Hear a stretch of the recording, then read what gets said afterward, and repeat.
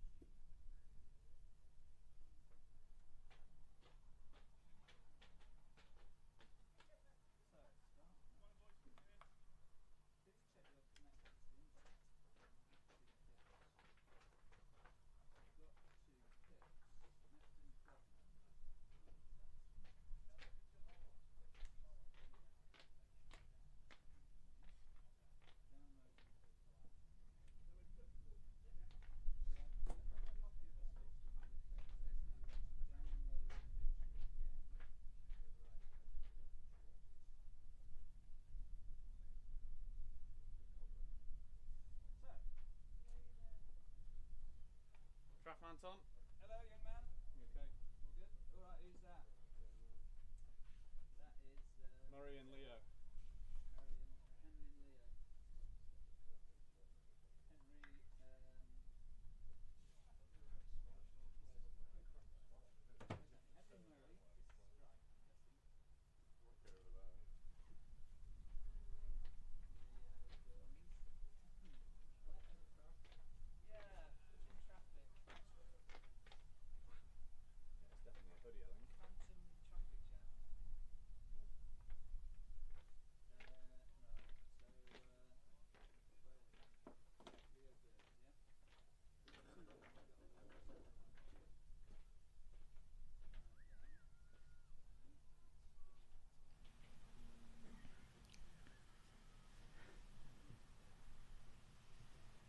Well, good morning. Welcome to Parkgate for today's ECB Cheshire County Premier League match against Alderley Edge. The players are out there. We're getting ready to start. We've had some rain in the last couple of hours, but it came and went. Quite heavy for a while, but greened things up a little bit. But it's dried out and we're all set to go. News of the toss is that Alderley Edge have won the toss. They've decided they're going to have a bat. This is, of course, a pink ball 50 over win-lose game. And quite a crucial one for Neston, of course. With just 4 games to go in the season, and we are still relatively precariously placed third from bottom. So we'll be keeping an eye on all the other games across the County League as we normally do. We'll be keeping an eye on the second 11 game at Brooklands. I've not seen a live feed from there. Brooklands normally do, so hopefully that will come online and we can keep you up to date with any highlights that are going on there. The third 11, they'll be starting at 1 o'clock there at home on the back pitch against Barrow. I think it's Barrow. It is Barrow.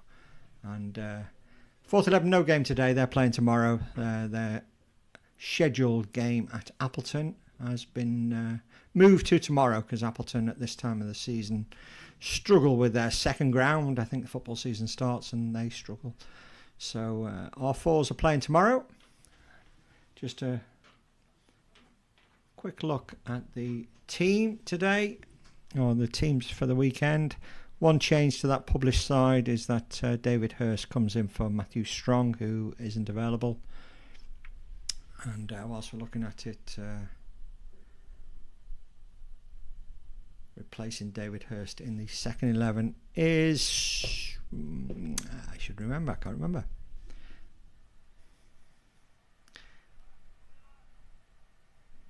I say third 11, they start at 1 o'clock.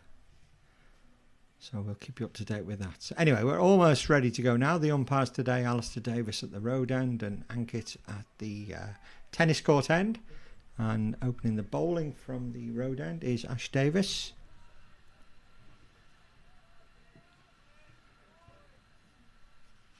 Certain who the batsman is at this stage until it appears on the screen for me.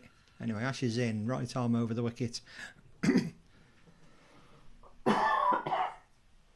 Left alone, outside off stump.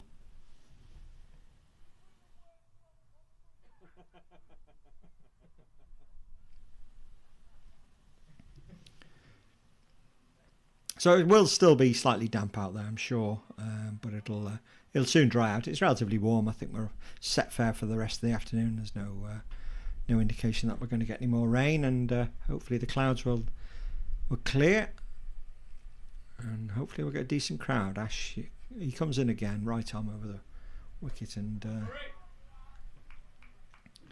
batsman has to play that one.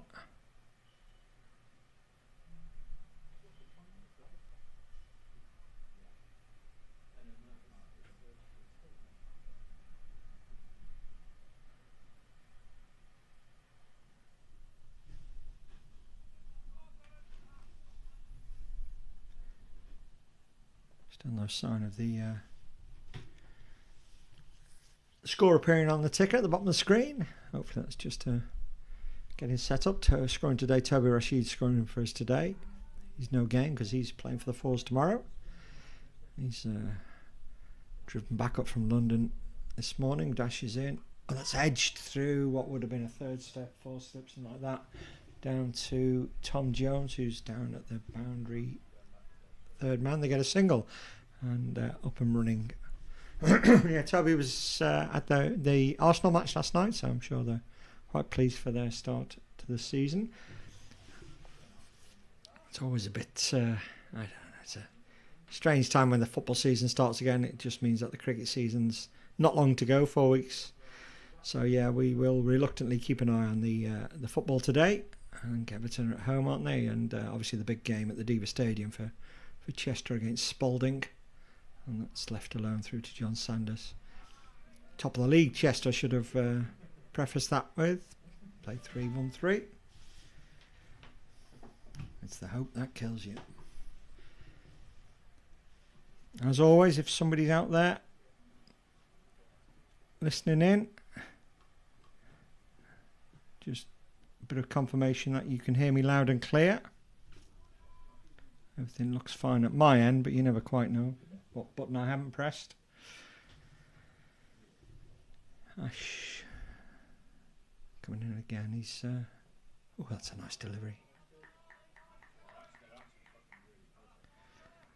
A little bit of trouble with his little finger on his bowling hand, Ash. He's it's an old injury, but he's had it sort of x-rayed, he was telling me, and it is confirmed broken, and not so certain there's much they can do about it, but it's just causing him a bit of discomfort.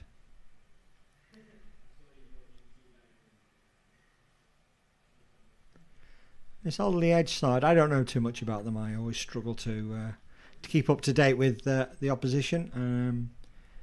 Let's just watch this delivery from Ash. Left alone outside off stump again, and that's the end of the first over. Just the one off it. Yeah, I can only go on the Alderley edges. Skipper came in while I was talking to the umpires to hand his team sheet over, and he didn't look very happy. He said, not the strongest of sides we've got out today. I think he said words to that effect anyway, but that probably doesn't mean anything. But there certainly aren't many names in this side that I particularly recognise. Not that I would normally recognise too many from the Alderley Edge squad. Chris Sanders is skipper, but beyond that, they've got a few youngsters in there. So we will see. They've chosen to bat. Matthew Stewart's going to open the batting for the bowling from the tennis court end. Still nothing on the score. I'm just going to nip out and check that Toby's up and running.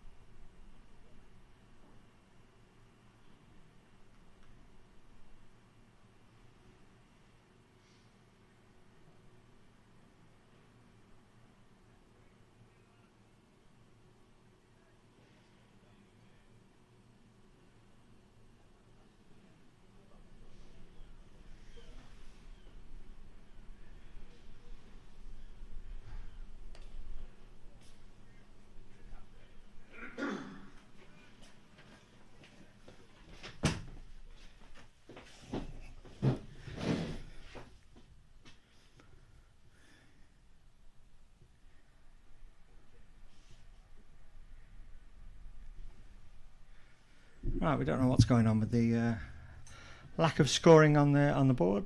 I'll give it some thought as to what we can do. Nice buzz. Nice buzzer.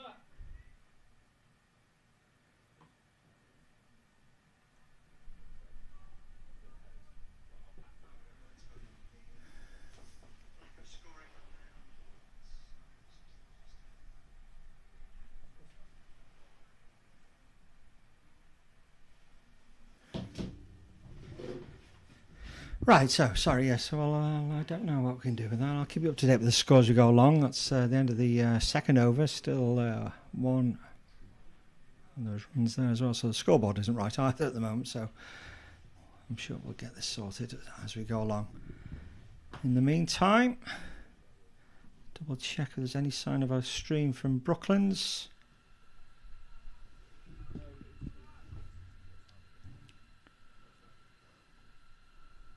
I can't see one either, unfortunately, so maybe we'll keep an eye on the Brooklands game via Play Cricket. And Dan Wakefield's here. Hello Dan, how are you? 10 minutes. Yeah, he's playing this afternoon on the back pitch, so... Yeah. What's happening? Well, we've had 2 overs. I think the score is more than one, but at the moment we've got technical issues. Oh, right. Can't get the score on the ticker. Other than that, and the bit of rain that we had,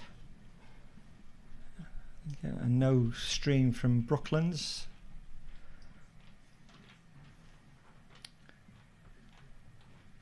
And I've already upset one of our listeners. So. Oh, right. Who's that? Jessica Renton, who's kind enough to comment. It's always nice to hear comments on YouTube. Well, I didn't. I have upset Jessica or anyone from Alderley Edge. It certainly wasn't intentional. I just mentioned. She's asking why. Dan, you wouldn't listen. I was just saying that I don't recognise many from the Alderley Edge side, and all I can go on is that when a team sheet was given to me, that the captain said something, which I repeated. Oh, right. Well, in fact, I toned it down, if the truth be known. Mainly to give an indication to the majority of our listeners who are Neston people who want to know what's going on, who they're playing, where the stars are, what the chances are, things like that. Yeah. It wasn't a disparaging remark. Right, okay.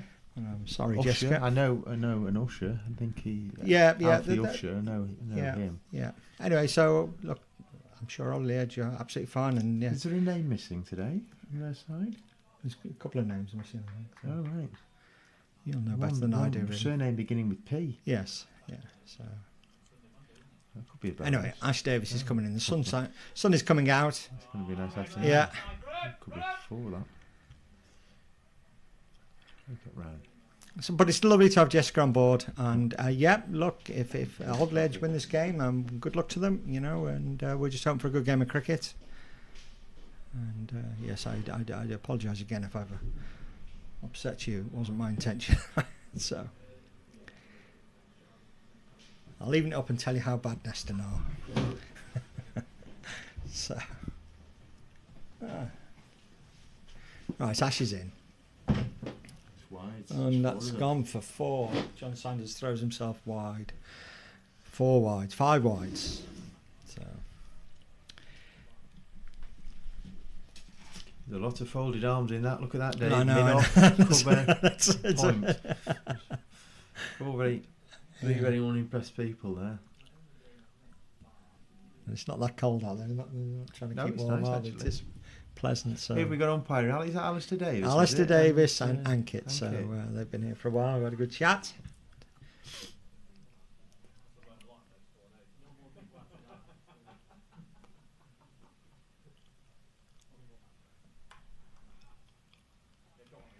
But I don't know why. What can I do to get this scorecard working, Dan? Should definitely check the settings. Turned it on and off. Well, I've got it on here as well. It's not showing up on here either. Refresh. It's showing up on Play Cricket. Right. So the score pad is working. And it's linking up to Play Cricket. Just not... hang on a second. Have I switched Click the... the right button.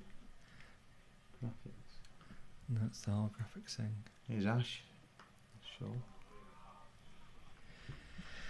I think we may have to. I don't know whether Toby hasn't sort of clicked on the, or we haven't clicked on the live streaming link to Frogbox All right. button. It's too late to do that now. I think, I'm not certain. I don't like messing around with it. I think there is a button you can press that may work. Mind you, there's scorers there. We have a scorer. So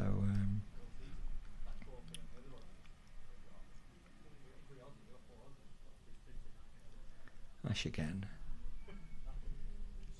Oh, that's, it's up. it's up. It's going to be everyone to Tom The Jones. second one that's gone through that gap in the air. It's only single down to Tom. Yeah. Not certain if Tom's fit enough. You got any update on No. that? Will he be No. bowling? No, You don't no, know. no, no, don't know.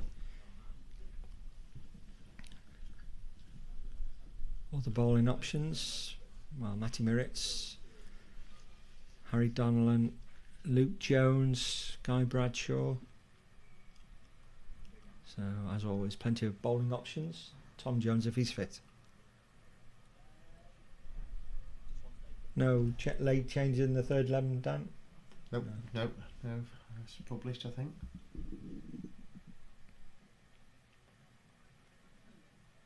Into the over. 12 for none. 3 overs gone.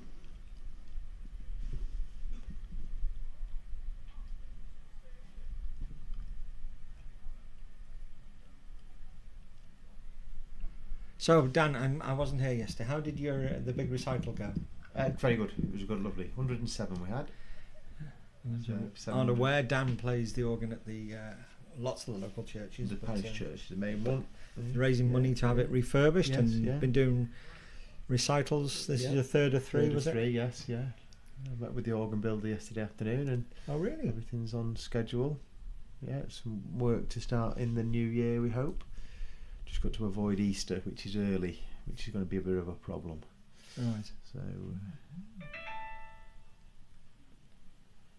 And can they do it in pieces, bits, and keep the they thing can, working? they yeah, can, so- but we'd Okay. rather try and get it done Yeah, in one go.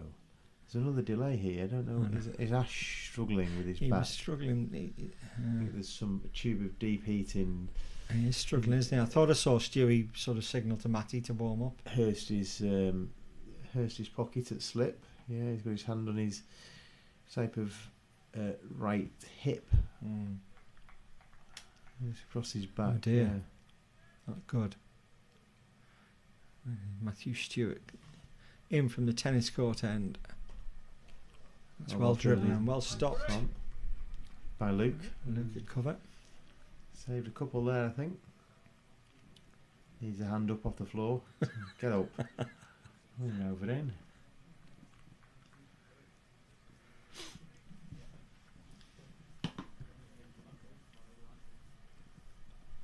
Twos are batting at Brooklands, we know that.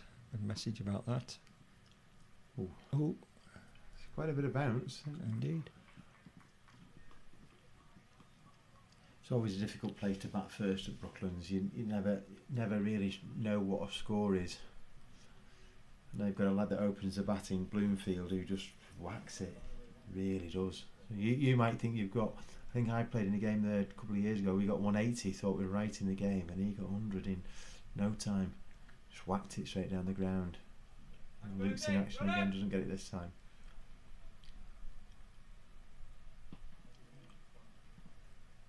There has been a wicket at Brooklands, and Ian Gill Right, is out. I think I brought him into my fantasy team as well today. Oh dear. He's gone for 8. And Jake Chrisley and Matt Brooks. So score at Brooklands, Neston are 10 for 1 off 3 overs.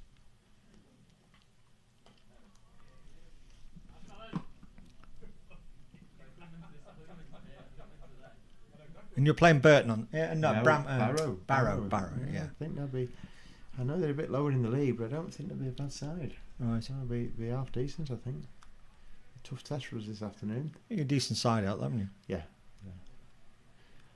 No Hack, no John Clark, which is a shame, but Yeah. decent enough beyond that. Rockland back in.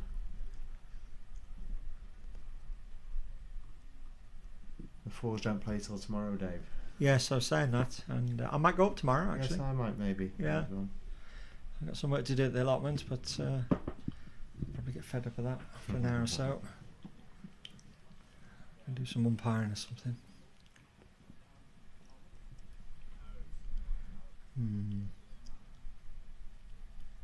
Stewie in. John Sanders standing up.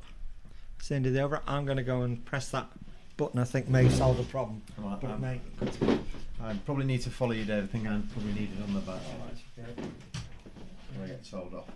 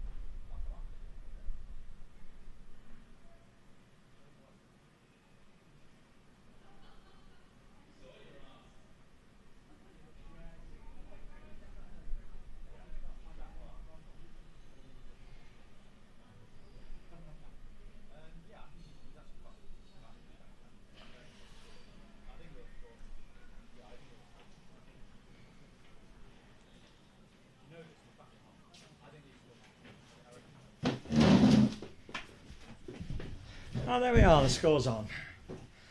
Right, so we just had to go back out in the meantime. Oh, that was a slight chance there. In the meantime, yeah, our fears about Ash being carrying an injury and not being okay to bowl. He's been replaced by Harry Donlan at the road end. And that one's gone for 4 by Murray. So, not the start that Neston wanted here, losing Ash Davis. And if Tom Jones is injured and can't bowl, we could be having an afternoon of spin. He's been in good form, Harry, with the ball. He's bowled really well in the last few weeks.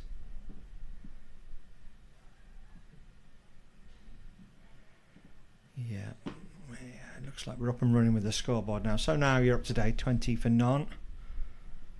We're okay. Oh, and Harry's bowled him. That's gone through him.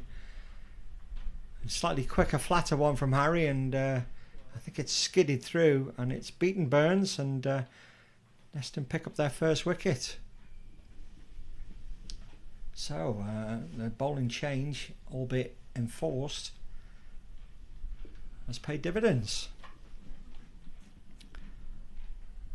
Let's see.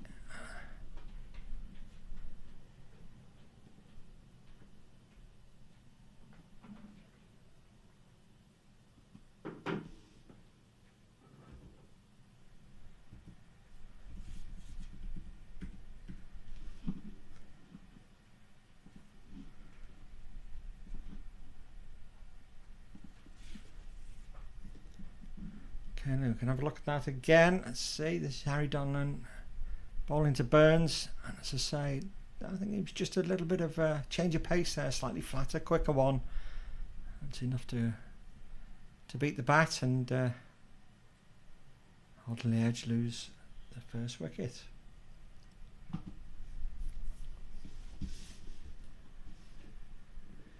New batsman is Alfie Usher.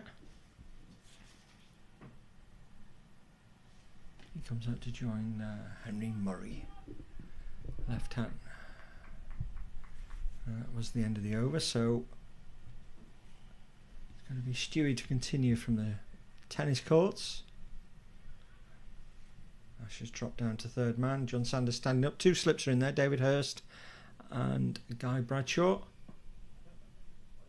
Matty Moritz is at point. Luke Jones at cover. Harry Donlan's at mid off. Tom Jones at mid on. Chrissy Lacey's at mid wicket. And that will leave Zach out there down on the cover boundary doing the sweeping up.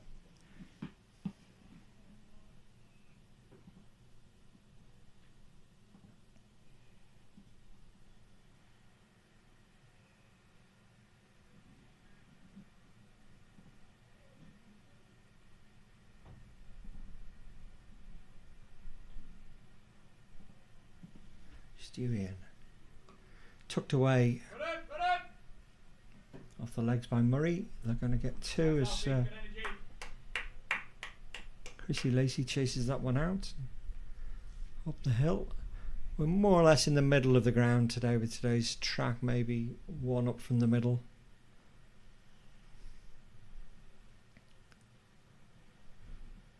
And the blue sky really is starting to take over now. It's looking like a really nice afternoon.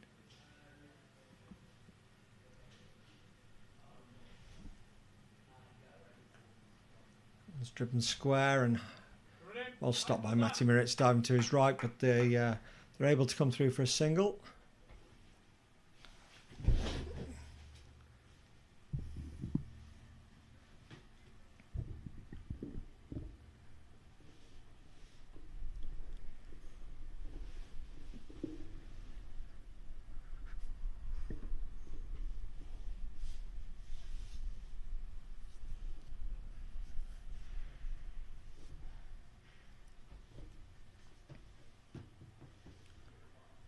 Brings the left-handed Usher onto strike.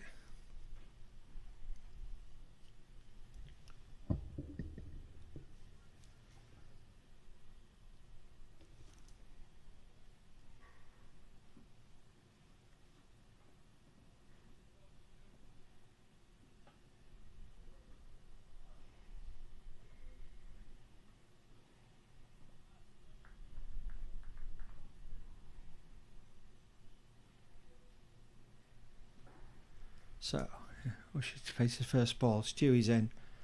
And just jumps a little bit, but very well played. Angles it down through the slips, gets off the mark with a single, down to third man.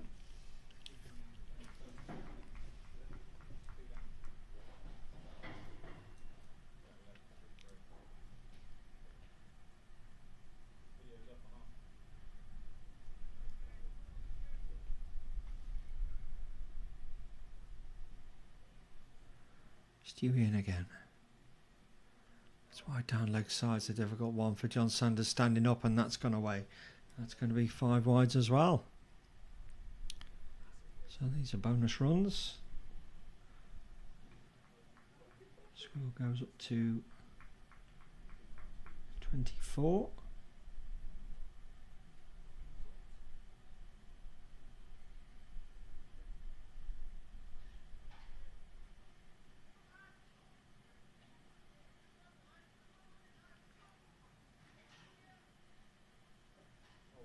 Up to 29 the score is.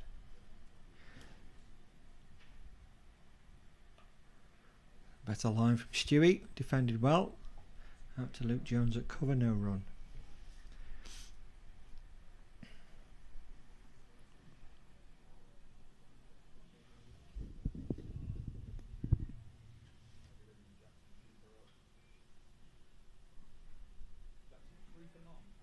Twos have moved on to 19 for 1 off 6 overs. There'll be a single here. Sharply run, and Matty Moritz does the fielding. That's the end of the over. The score goes up to 30. 6 overs gone. A quick look around the County League. Obviously some important games going on top and bottom. Chester Boughton Hall there playing Oxton, and Oxton have started well there. Chester are batting. Chester 19 for 2 off 5 overs. Didsbury, Cheadle are the visitors, and Cheadle have started well, 35 for none off 7 overs.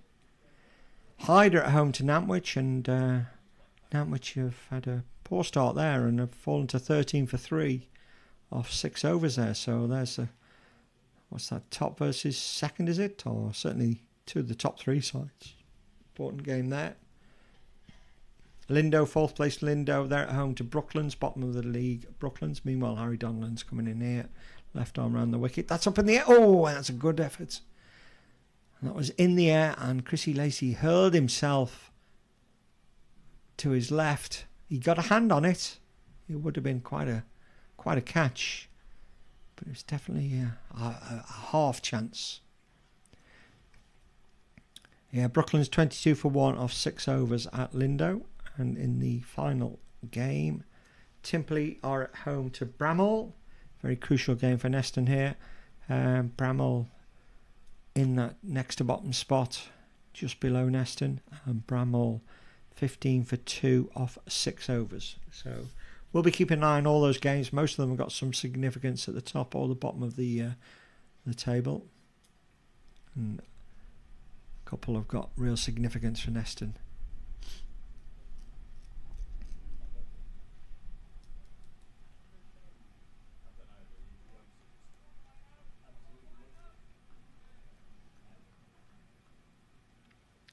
Right, Harry's coming over the wicket to the left-hander.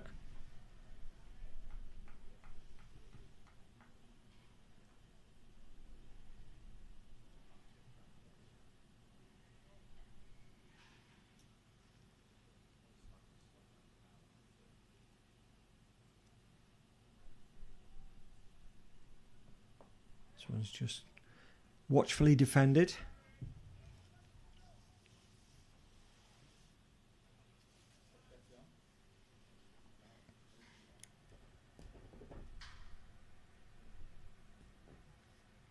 He's come down the wicket. He's gone for a big hit there, and he's got it. He's not quite got all of it, but it's going to go out one bounce for 4. So that was an. Oh, it's gone for 6. It has made it all the way. It's just out of sight, right up to the far corner, up by the gate at the entrance to the driveway, and that's a big hit today. And very confident shot from Alfie Usher there, taking on Harry Donlan. And he picks up 6 runs for it.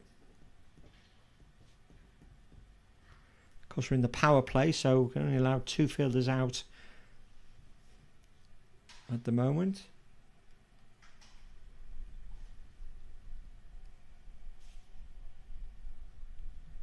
This time, Harry just darts in a little bit quicker.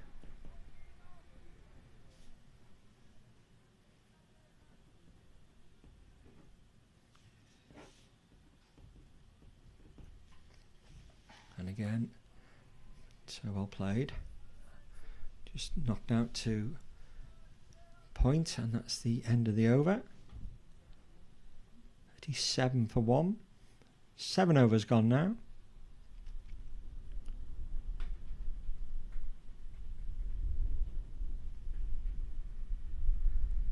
The wind's getting up a little bit, but it's blowing the clouds away, but there is a bit of a breeze out there. It's reasonably warm. A great problem if you're in the area. Nice afternoon to come down and sit and watch the game. The bar is open. I say at 1 o'clock the 3s will be starting on the back pitch as well, so opportunity to wander around there and keep an eye on that game. Hopefully somebody will keep us informed. Regular intervals from the back pitch.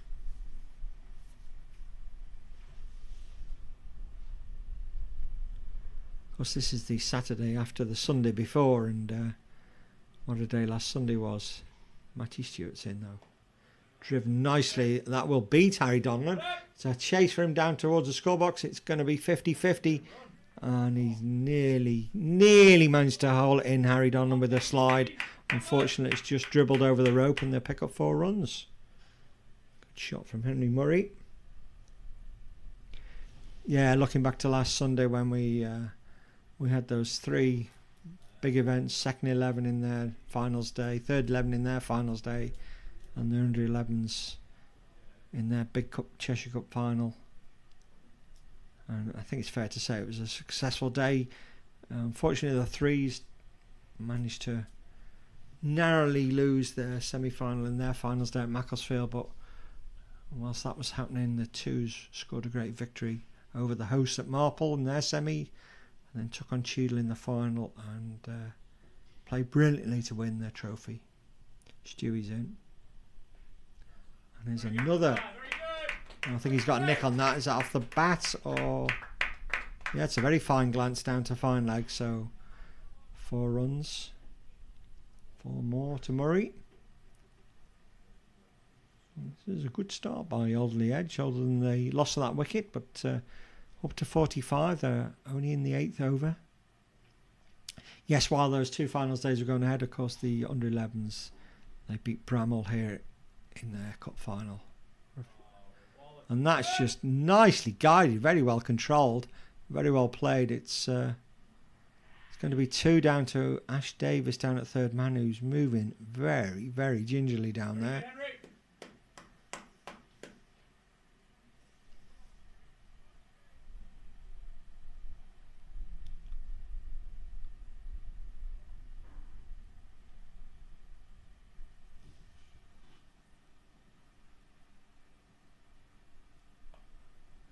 Short and bit of bounce. They've dropped it and looked for a single. They looked at each other a couple of times and they've gone through and they've got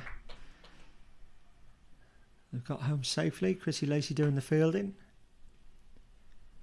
I think we're resigned to the fact there's not going to be a feed coming from Brooklands for the second 11, unfortunately.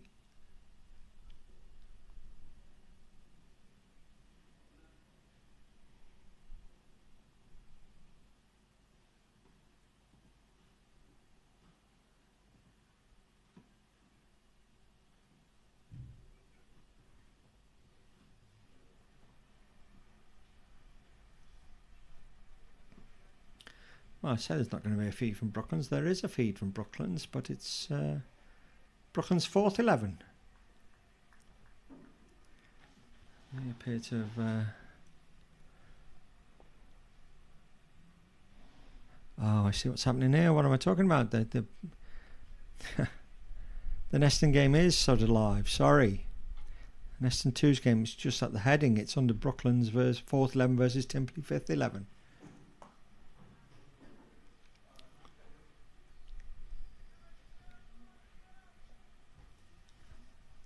Right, so that's the end of the over there, but that's good news coming in from Brooklands. Well, I say there's good news coming in from Brooklands. This is the scene over at Brooklands, so it's clearly the Neston game. Matty Brooks, Jake Chrisley there. Neston 30 for 1 in the 9th over.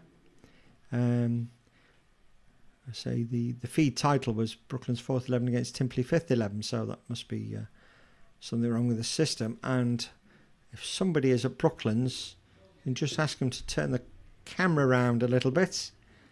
That would be handy.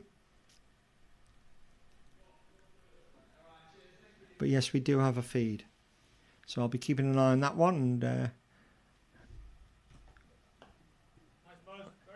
meanwhile, Harry Donlan's dropped his first ball of this over short, and that's very well put away by Henry Murray. He picks up another 4, and he's moving on rapidly up to what's that? Up to 34 now.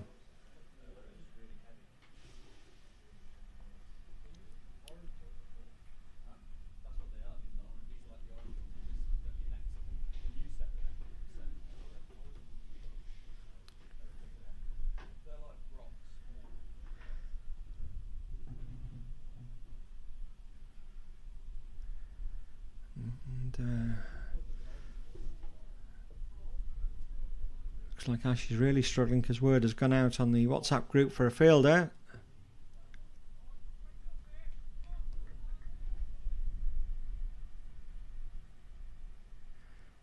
We're going to end up with Louis Davis Oh.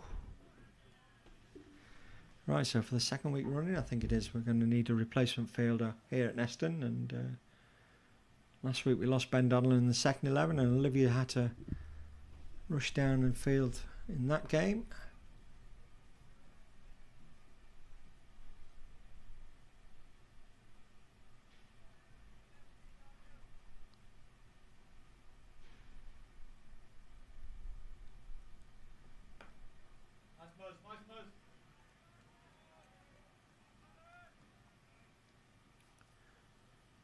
Okay, so Louis on his way, sorting a bit of kit out for him. And, so it's a worrying loss for Neston to lose Ash Davis, not just today, but backs tend to have a habit of being more than 1 week.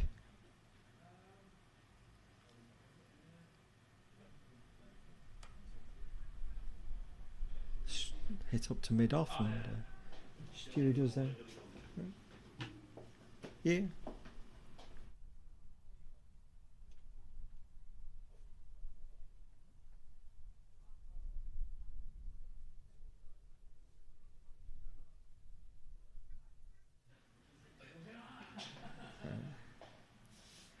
Right, so going to be a change of bowling at the tennis court end, and Matty Moritz is going to come on and have a bowl. And, he's picked up some very useful wickets this year, Matty.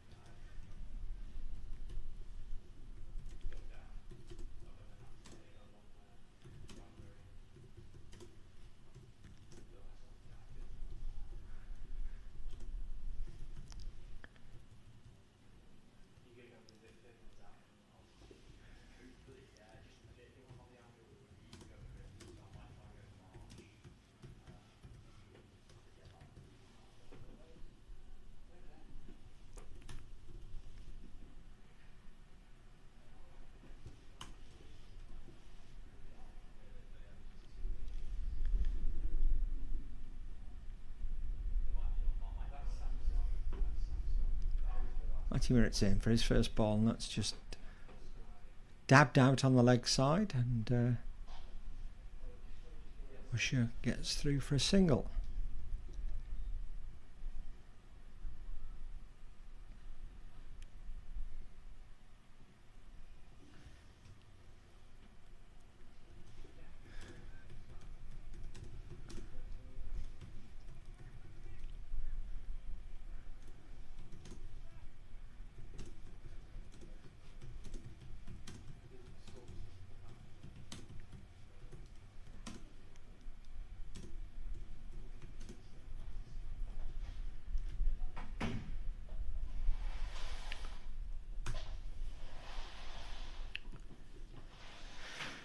Right, so sort of half keep an eye on Brooklands. I've sent a message asking if somebody can move that camera around just a little bit. I'm not certain if it's fixed on the building or on a tripod. It won't be on a tripod, it's a bit high, I think. Just needs easing around a little bit onto the to get the full square, full pitch in, please. While we're there, Matty Brooks 20 not out. Jake Chrisley 8 not out, and the twos are 38 for 1 off 10 overs. Here Matty Moritz is coming in, and that's driven or attempted drive from Murray. Didn't get it, it's just dribbled back to the bowler.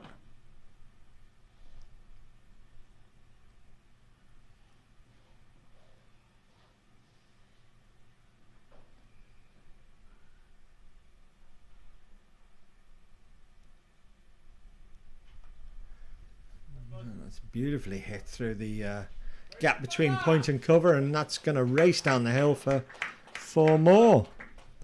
Murray moves up to 38, the score goes up to 57, and our first bus of the day goes up Station Road. This is the 10th and final last over of the power play. It's been a good one for Alderley Heads. They lost that 1 wicket, but they've moved on. They're going to go at 6 and over through the power play, so pretty good start for them.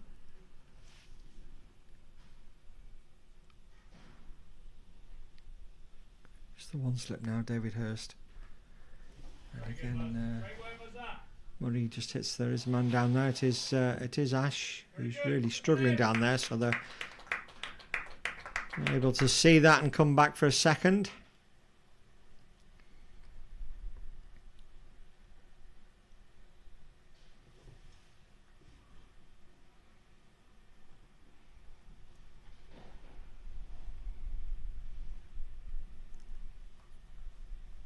Again, that's hit out. That's going to give more work for Ash, and he can get round and get it, but they'll get 2 more.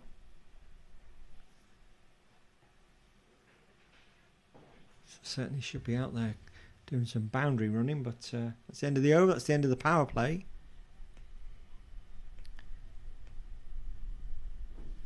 And it's a good one for Alderley Edge. They've gone to 61 for 1 off 10 overs.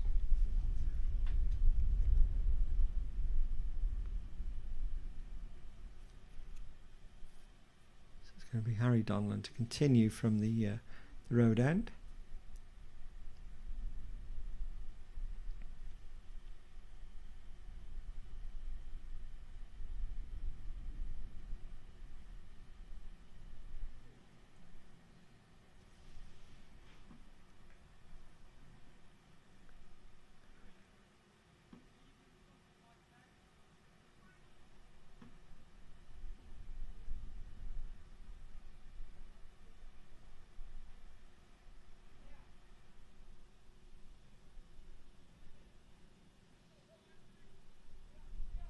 Oh, and while we wait for the over to change, and Louis Davis arrives and comes onto field, just watching the second 11 game. I think what's happened there is Brooksy's just hit one up in the air and was almost walking off, but off camera, I assume it was dropped. So looks like an escape for Brooksy there. He's up to 25. Meanwhile, single off the first ball here.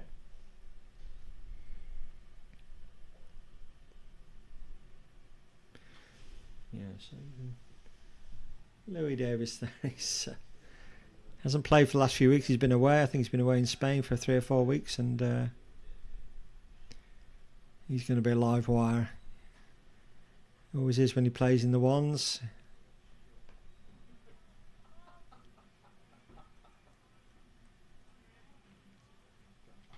So the field, let's have a look, has moved out, and man down at mid-wicket on the boundary. Long on is out, and I assume there's somebody up on the cover out of sight of me here. Very good, bud. On the cover boundary in front of the outside bar. Still got the slip in there. David Hurst. Luke Jones at cover. Guy's at backward point. Stewie's at conventional mid-off inside the circle. Harry comes in again. That one's clipped away off his legs, and that's going to be a single out to Zach Rogers. Out on the mid-wicket boundary.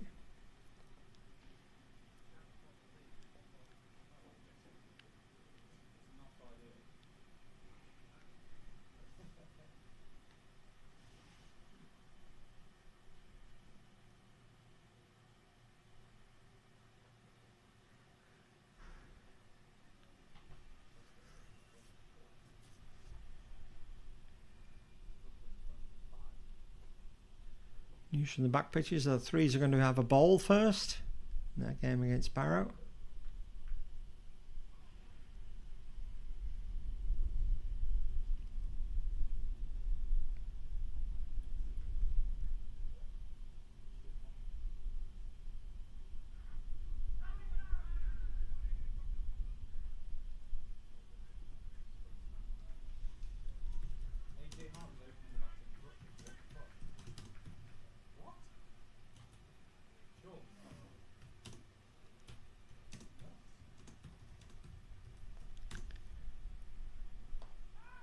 Oh, that's it back at Harry. Don't think it was in the air. No run.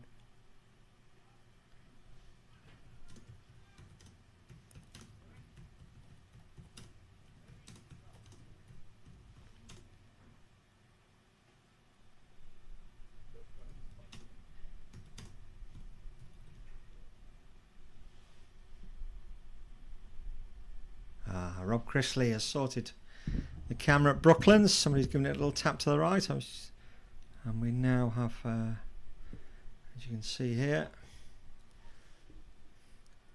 we can see what's going on. So I can keep a better eye on that as we go through the afternoon and bring you a couple of highlights. Thank you, Rob.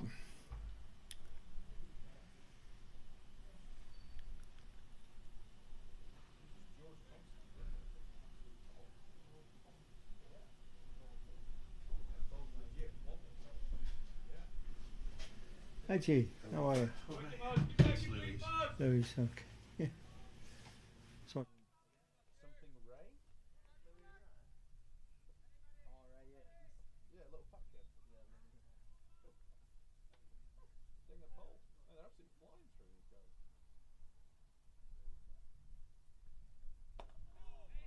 Great run in, great run in. Very good, Murray.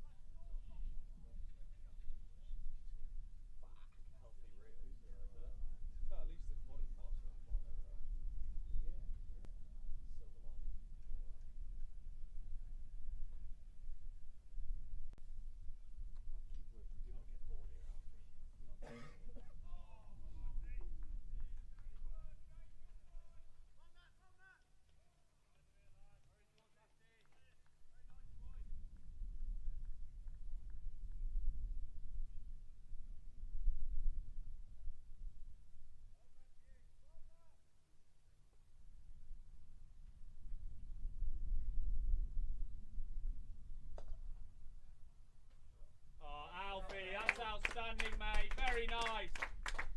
Great shot, Bobby.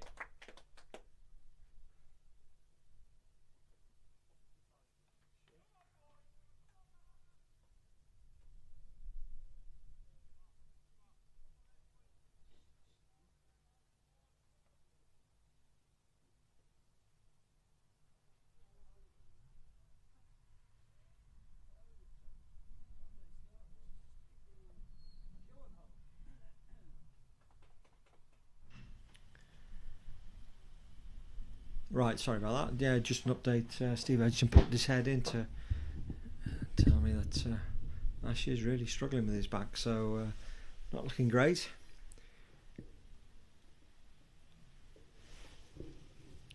And in the meanwhile, Alderley Edge have moved up to 68 for 1. We're in the 12th over.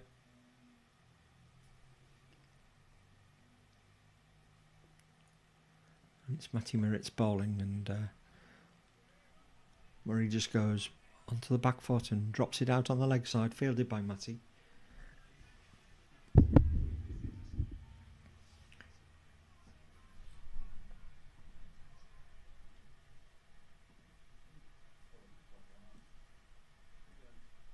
That's nicely driven through the covers. It's going to be Harry Donlan racing in from the top boundary to field it and keep it to 1 run. End of the over. 6 off it.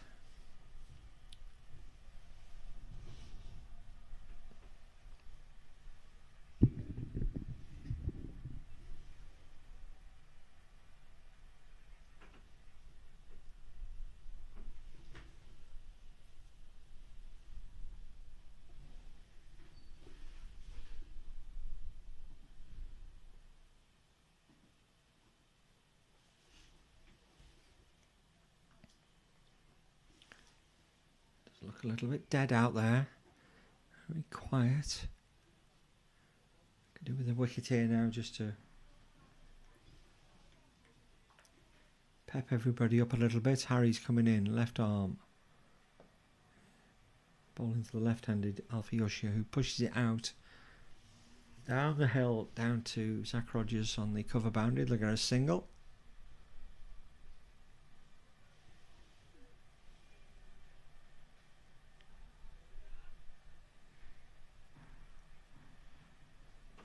Well, it's well ball by Harry. He's turned that one up the hill, I think, and it's beaten the bat, and yes, it's a good delivery.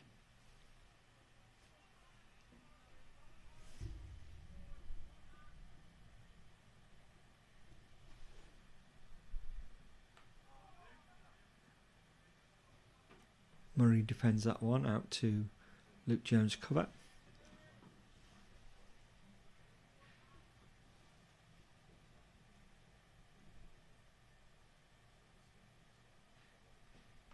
Oh, that's slightly in the air, but in the gap. Just be one. Good energy, lads. Very good. Matty Miritz is up here on the cover boundary at the top of the ground.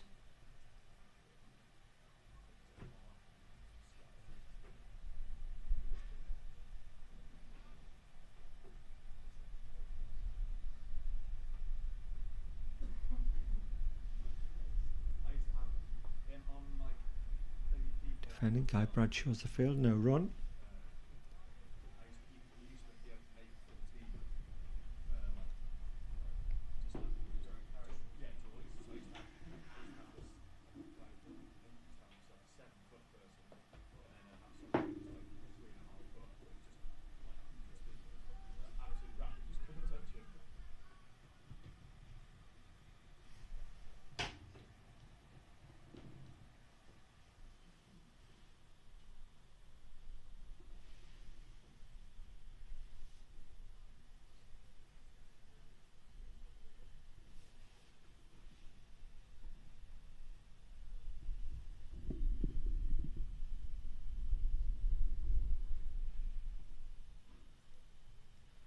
Update from around the grounds at Chester. Chester are now 35 for 4 against Oxton after 11 overs. Cheadle 68 for 1 off 13 overs against Didsbury. And Nantwich recovering a little bit, 41 for 3 off 14 overs at Hyde. And at Lindo, Brooklands, they're struggling, 55 for 5 off 11 overs. And Timpley, the big game with Bramall. Bramall 31 for 3 off 12.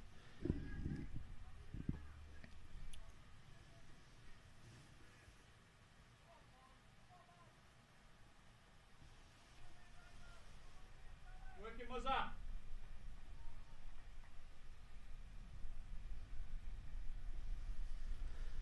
Matty in from the tennis court end.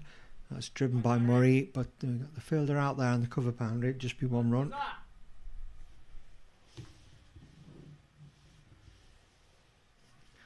And the right and left hand combination means the field changing around a lot and scattering out to the boundary. Louis Davis is down at third man. Harry Donlan out on the cover boundary. There's a man down at deep square leg under the trees. I think that's Chrissy Lacey. Matty Miritz is in and well played by Murray. Sorry, Usher.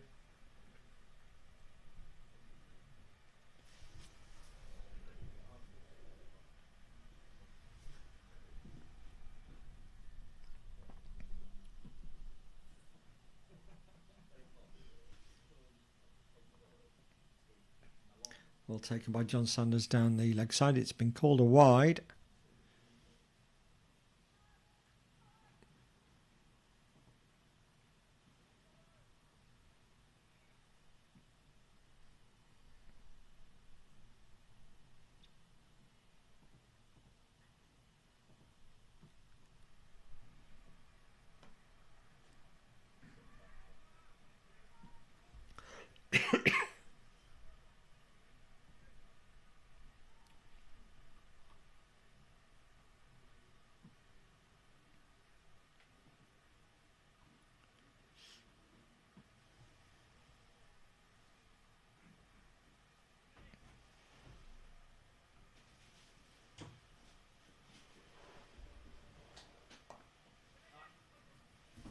Driven out to Tom Jones at points, but through for a single. Scoreboard continues to tick over.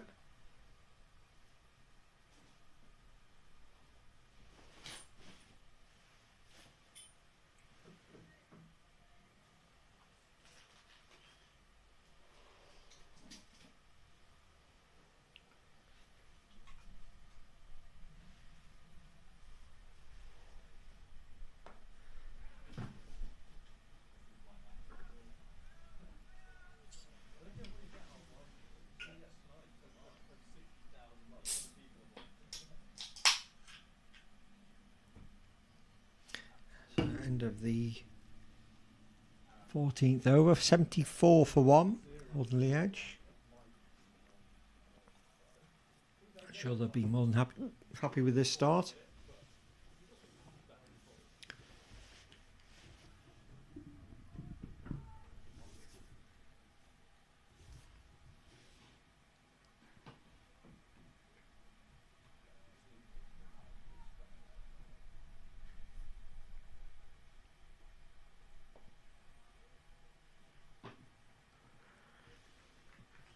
Alderley edge currently sit 6th in the table, 226 points, and they've had a pretty good season.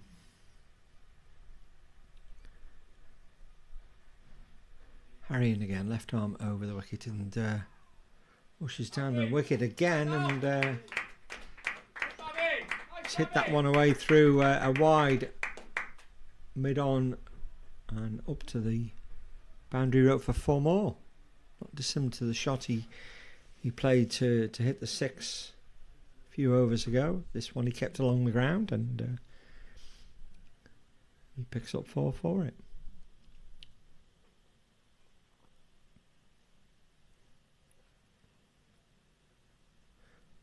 Again, Harry just a little bit quicker.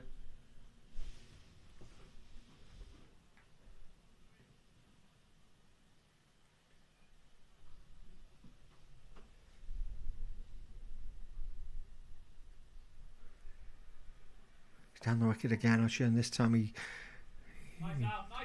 cleverly just drops the bat on the ball and takes a single out to cover.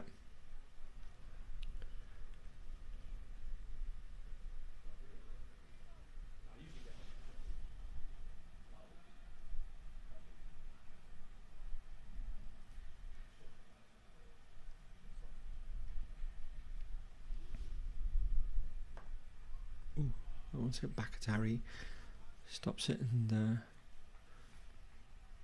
no run.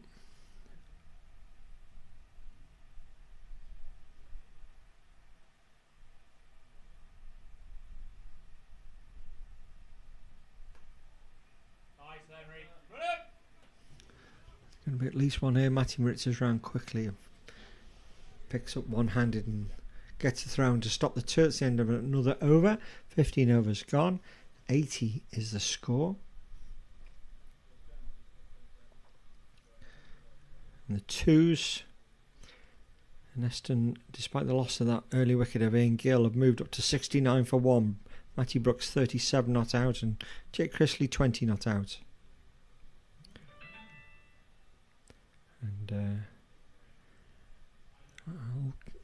from the commentary box when Brooklands play here, Luke Matra, he's bowling there, I can see that, so he always enjoyed coming in and having a bit of a go on the microphone when he's here. You're more than welcome to do so.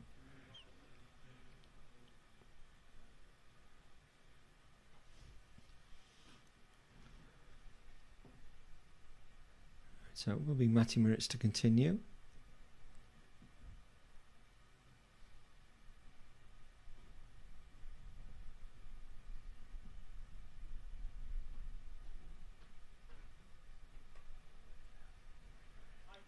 Cut away down to Zach Rogers for a single.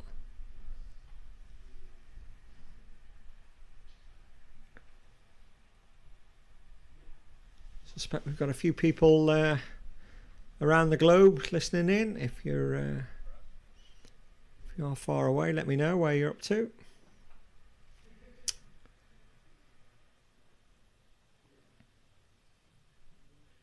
Oh, that's well bowled by Matty, and well taken by John Sanders.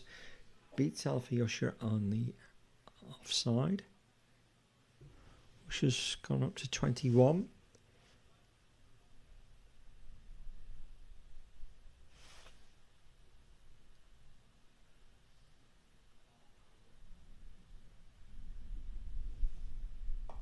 This one he solidly defends.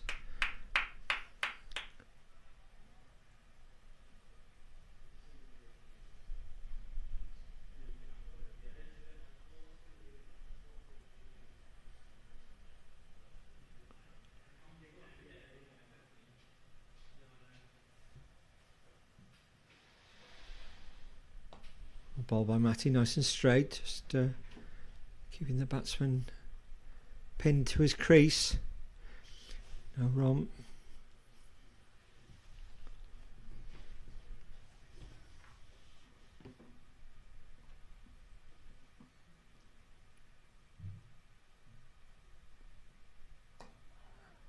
And again, Bush can only just push it out up to skipper Matty Stewart at mid-off.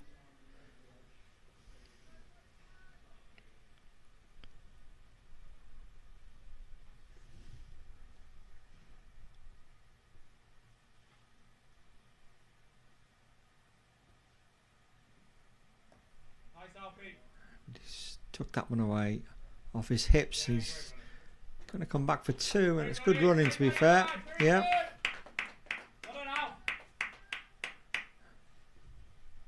End of the over.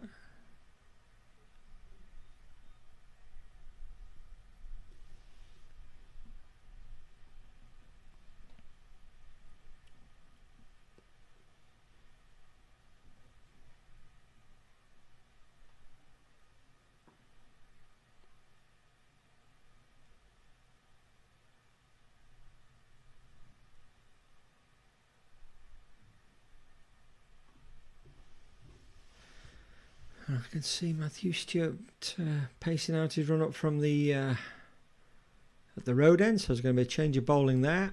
Stewart's going to come and have a go from that end.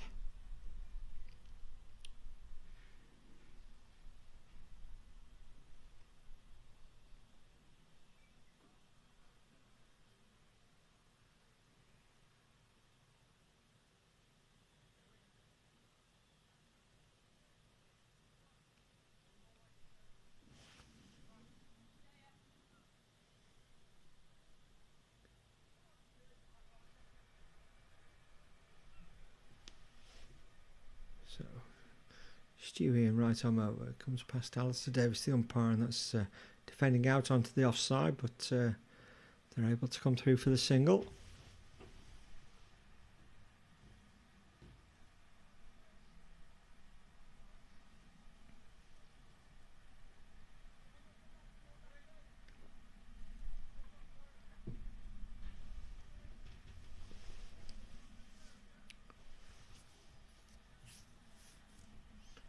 Doing an adjustment on the sight screens and pushing them together.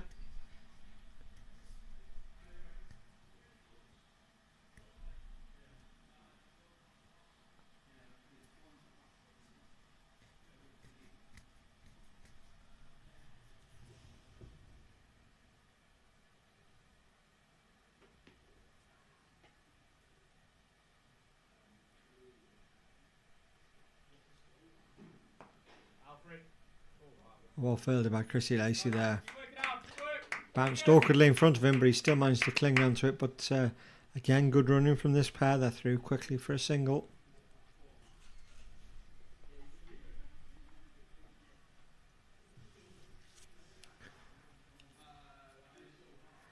Louis Davis off camera here in front of the commentary box. He's got the unenviable task of switching over from third man to third man for the right and left handers. That one's hit straight at Kai Bradshaw up to his familiar position at backward point. He feels it and no run.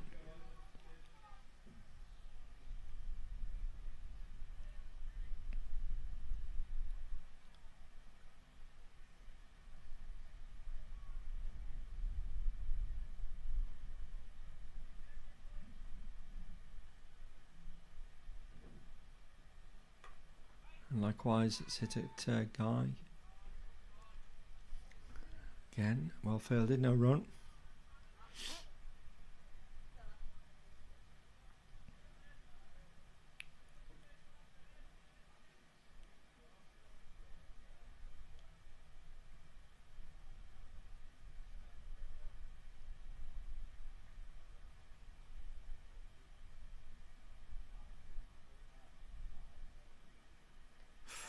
Oh, has I got a nick on that? Oh, it's a no ball.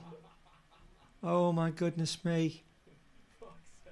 It's a rare thing for Stewie to bowl a no ball, and it looks like he's nicked that one. It bounced a bit. There's a good take by John Sanders, and he's kicking the turf there, and he knows that that is a big opportunity. And that's Murray, who's 49 not out, and it's going to be a free hit to make things worse. But yep, I think we can safely say there was a nick on that one. A good catch, and blimey, it's as I say, it's not very often I see Matty Stewart bowl no balls.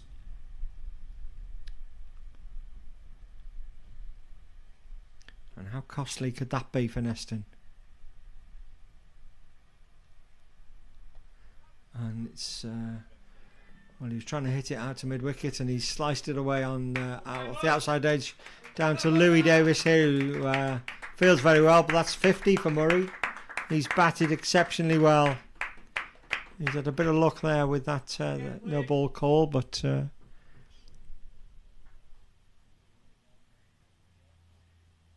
yeah, very good knock, and that could have been a key wicket.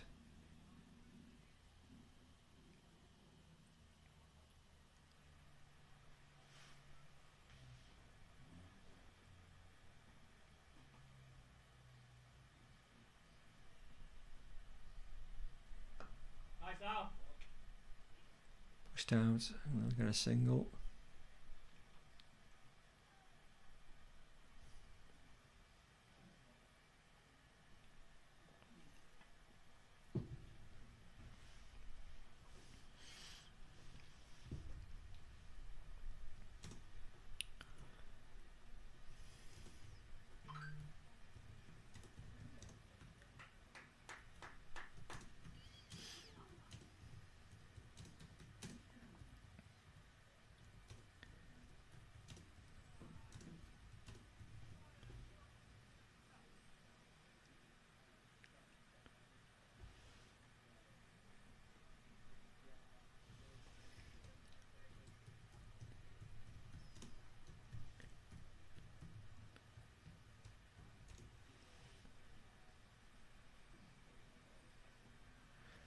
Okay, so Matty Moritz, he's coming in from the tennis court end, bowling to the left-handed Usher, who drives that one out to Stewart at mid-off, no run.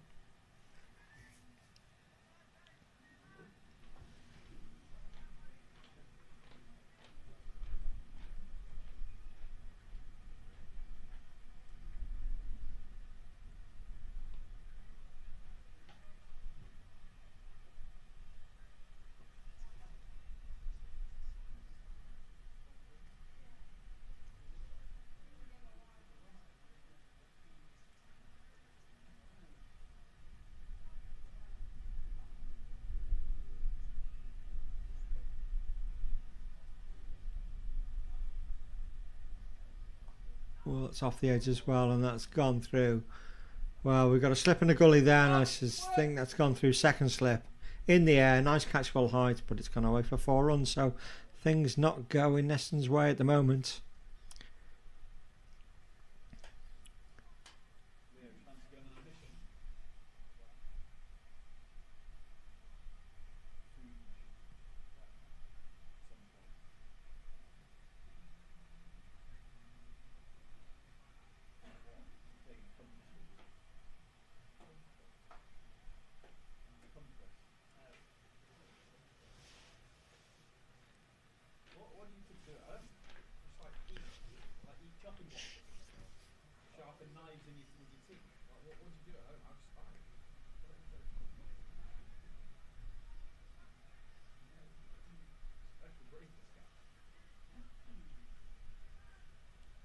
Twos have moved up to 77 for 1.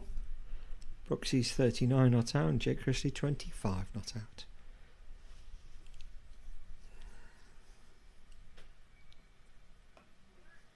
Let's cut away. Tom Jones will field that at point no run. Yeah, of course the twos, they are in the relegation zone, and generally they've had a good run of form over the last 6, 7, 8 weeks. They're still going to need to win probably 3 of the last 4 matches if they want to avoid relegation. That's wide outside off stump, well taken by John Sanders. End of the over.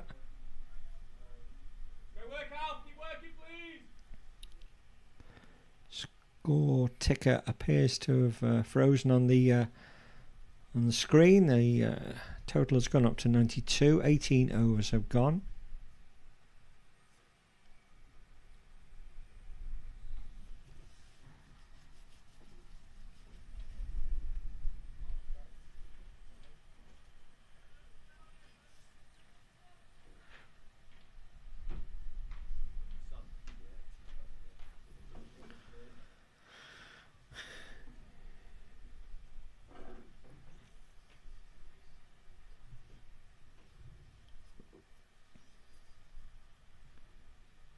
That's hit driven straight at mid wicket. Chrissy Lacey gets a good hand on it, but it bobbles away and then get through for a single. And Chrissy is up quickly to make sure there's no chance of a 2.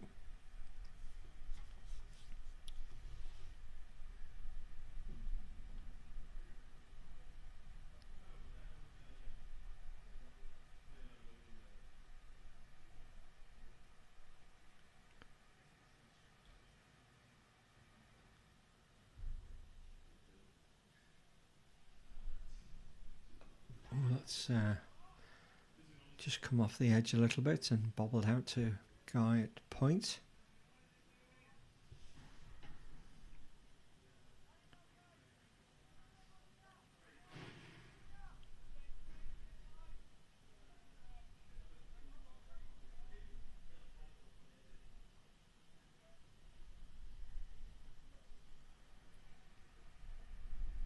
Stewie in again.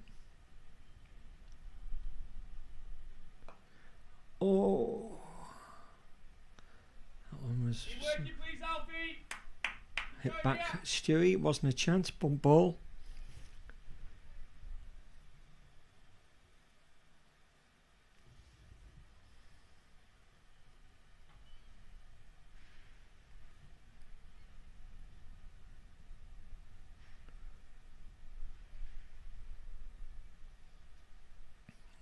Stewie just double checking his landing spot for his front foot there, and Alistair Davis, the umpire, is obviously a little bit concerned. He's getting closer and closer. It's already cost us a wicket with a slight overstretching.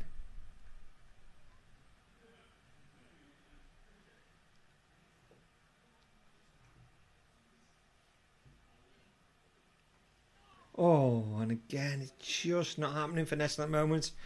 Usher there tried to drive that one through the covers. It was wide outside off stump. He's got an inside edge. It's dribbled out past leg stump down to backward square leg. David Hurst runs around from slip to field. And again, on another day, that one crashes into the stumps. I just need to keep plugging away Neston here, and hopefully it'll change a little bit.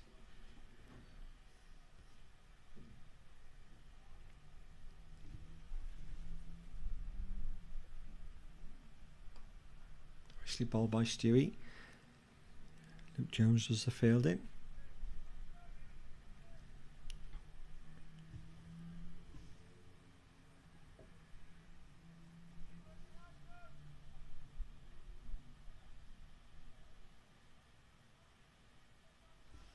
And C22 goes down Station Road on its way down to Parkgate and off to West Kirby. Didn't look too busy. He's just guided down. Louis Davis is down at third man. Fields, and it's the end of the over. 95 for 1. And the ticker just needs to do a little bit of catching up at the bottom of your screen. 96 for 1 off 18 overs is the score. Decent start this by Alderley Edge. It's a good base to go on and post a useful total. I'm sure they'll be hoping for that. And Neston will be looking to somehow pick up a few wickets and just change the momentum of this game.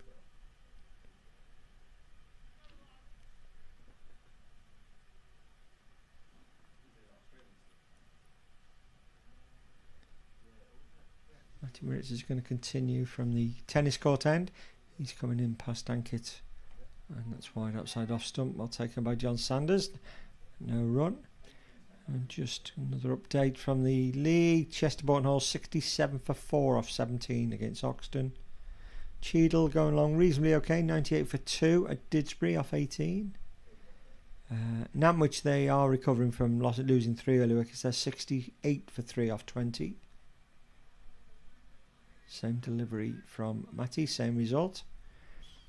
And Brooklands, blimey, they're having a difficult time at Lindo. They've slipped to 75 for 9 off 14 overs. So Brooklands, bottom of the league. They had a good win last week against Bramall, but they're struggling today. 75 for 9 off 14 overs there.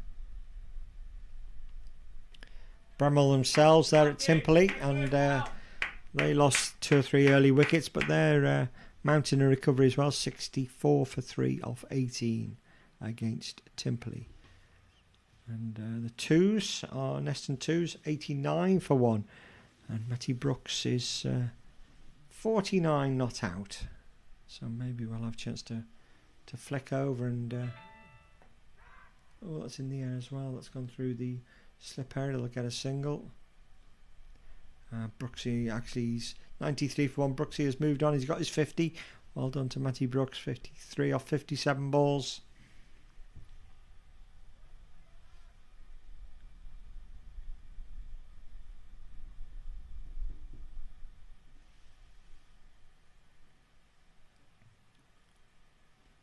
Jake Chrisley, 27 not out there.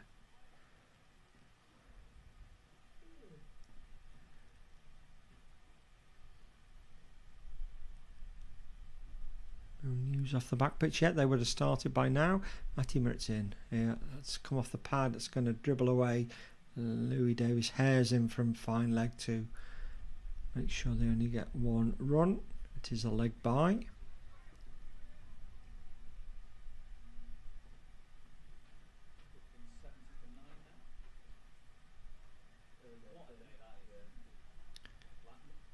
And, yeah, so no news from the back, but we know the threes are bowling. If anybody is out there and around, send us through the score please regularly. Nothing appearing on Play Cricket at the moment, so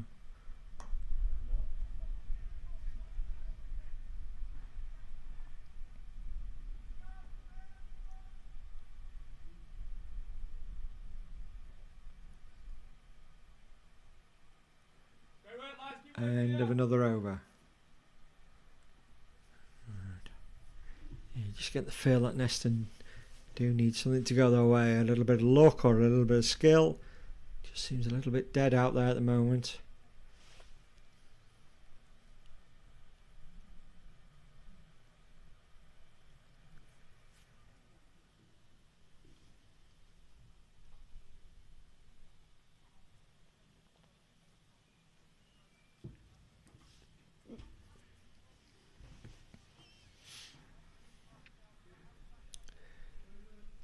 There are 20 overs here, 98 for 1's a score.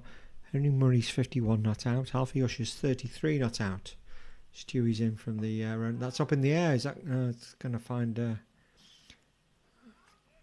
gap? Zach Rogers comes round and fields. It was in the air, but quite a long way from where Zach was positioned at backward square leg. I'll get a single.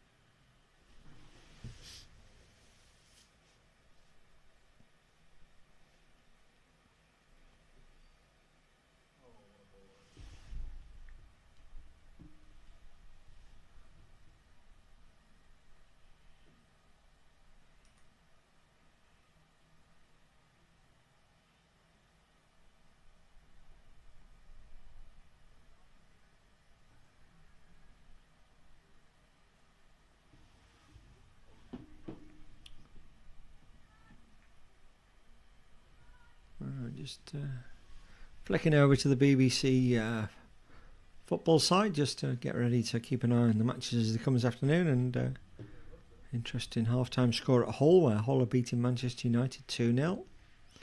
Could be a few people out of the last man stands competition at the first hurdle. Suspect a few have picked Man United maybe.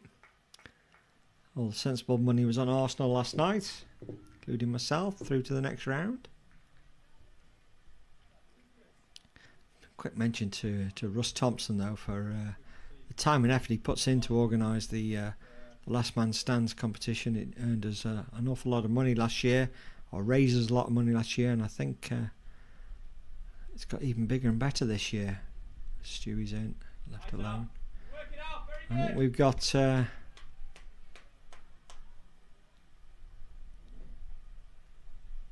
think it's over 100 entrants and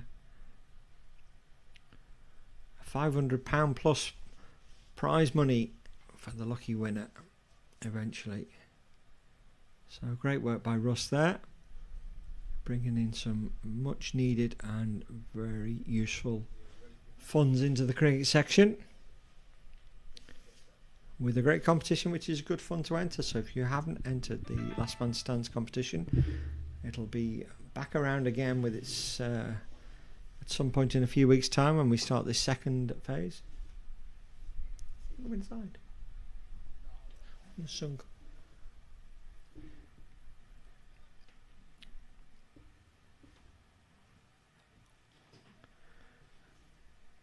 Alright, so I'm just going to leave you for a second. I'm going to get some drinks ready, I think.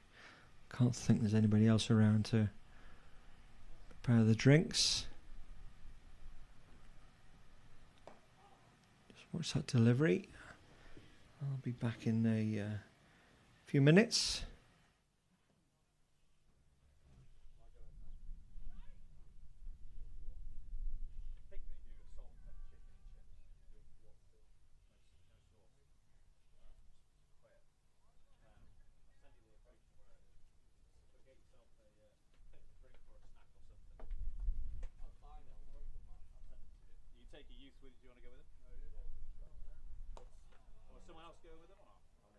Don't everyone go. Oh yeah, Raz needs food as well. Yeah, what's good?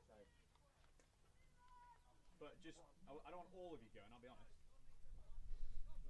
Because not where you're not allowed to go. Because you probably take 40 minutes.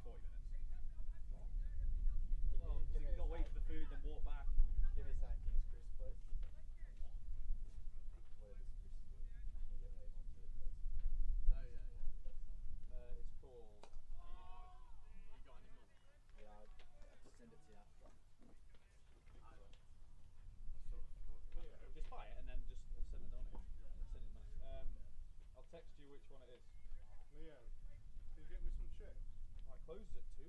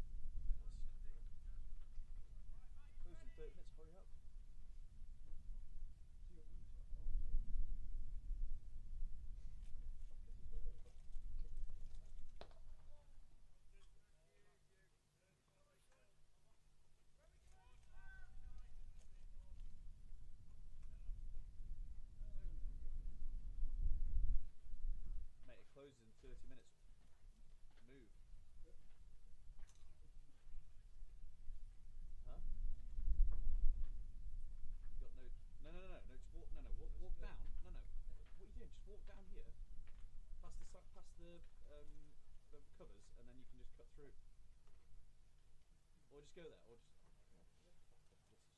this is just retarded on another level. Honestly, it's like, what is going on?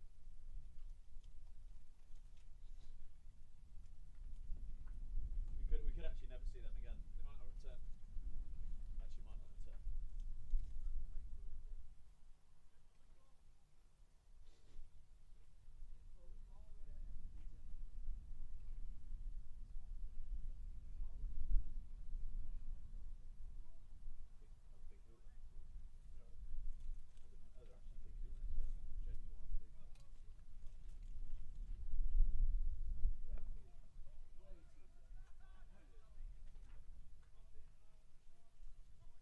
Working out.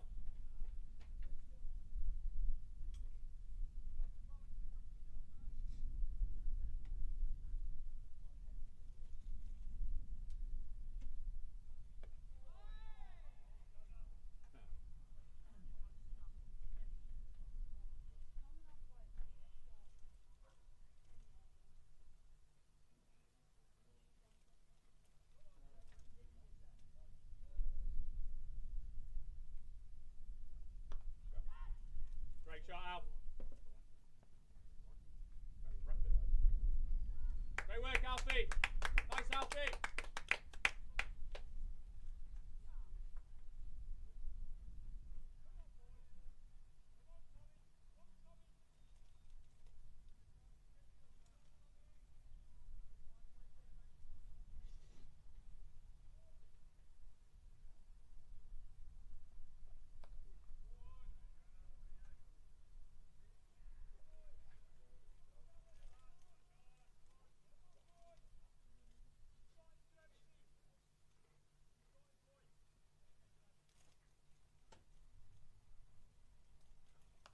Oh my word.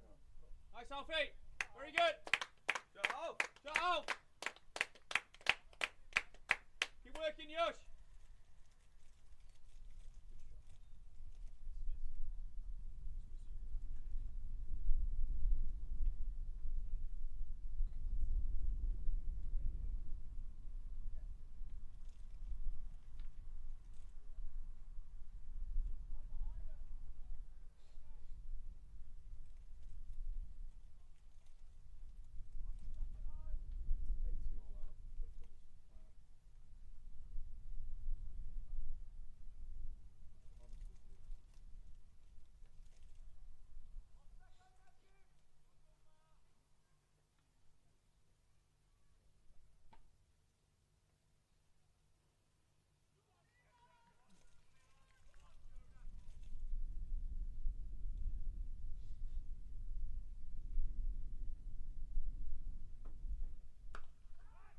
Alfie, very good. Great stuff, Al. Nice goosh.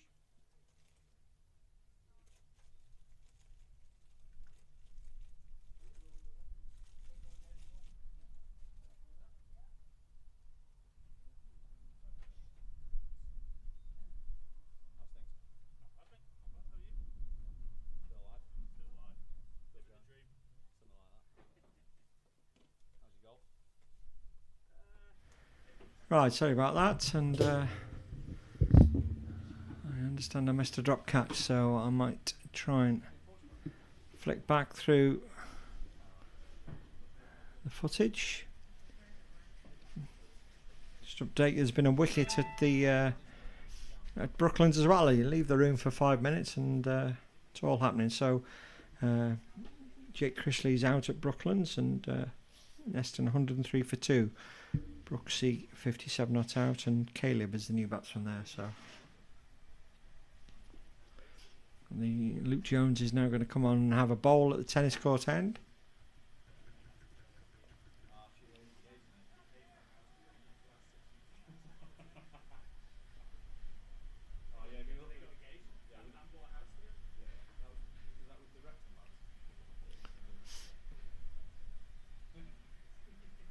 So Luke, left arm around the wicket.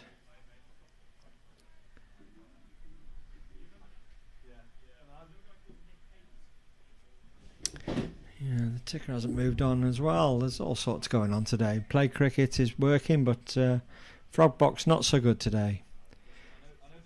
So I can tell you the score is 111 for 1. We're in the 24th over. And Alfie Usher has moved. That's out. That is out. Finally, Luke Jones gets the breakthrough. That one's hit straight at cover. It's been taken by Chrissy Lacey there. So yes, finally the wicket that Neston have needed. Henry Murray has gone. He's batted really nicely. He drove that one very hard, but in the air, and it was straight at Chrissy Lacey, who took a nice catch in his midriff. And finally something goes Neston's way, and hopefully they can build from that. And Murray, he's batted really well there. He's out for 53. And just going to have a drinks break now. So, yes, Luke Jones gets the breakthrough. I'll just go and back out and see if we can sort out the ticker. Always something.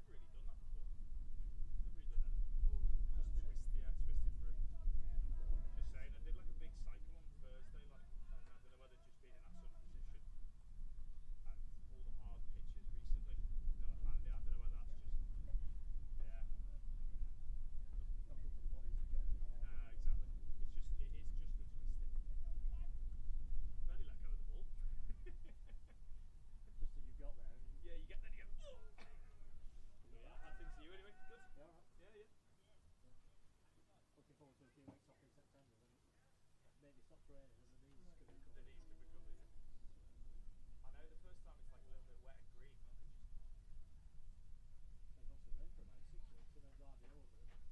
Lashing it down. Bad man. If Lindo and Shaw manage to get it, they'll still be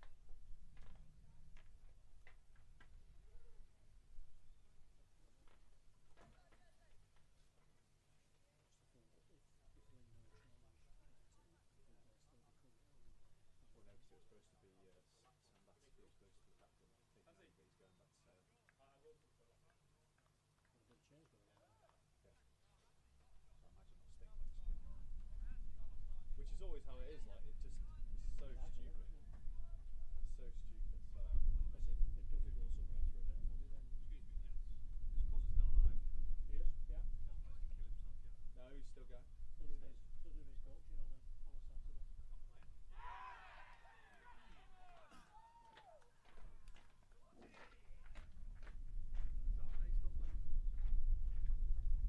he's not getting for the two, but he's playing away. He's the ground It's back just in time to see that wicket go down. Tom Jones bowling from the road end has picked up the wicket there. 113 for 3 now the score. So those 2 wickets in quick succession. Neston looking to haul themselves right back into this game.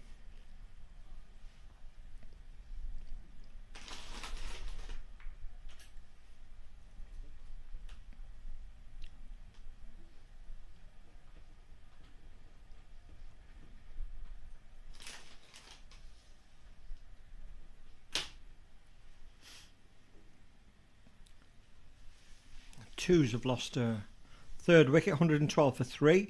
Matt Brooks has gone. I don't quite know how many for, but it would have been in the 50s. Finney Scullion's the new batsman. He joins Caleb Bradley as the twos look to build on that score. So here,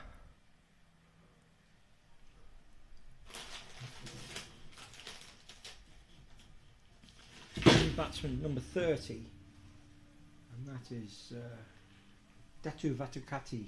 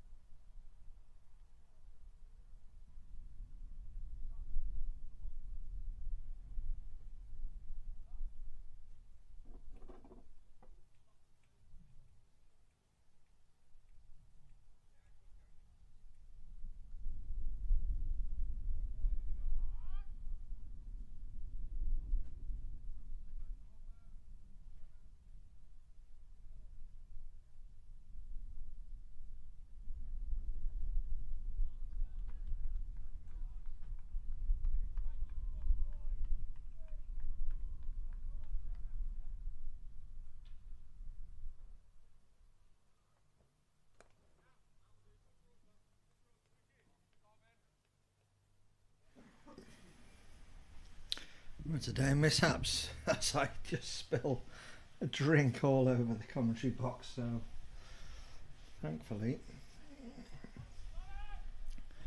not too disastrous, just a bit messy. Sorry about that. Right, focus, concentrate, come on. Luke Jones.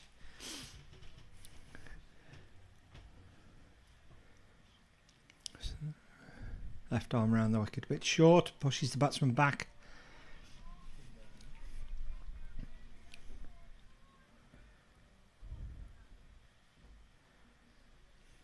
Ticker's up to date now as well, 118 for 3 is correct. Alfie Usher closing in on his 50, very good 50 it will be as well.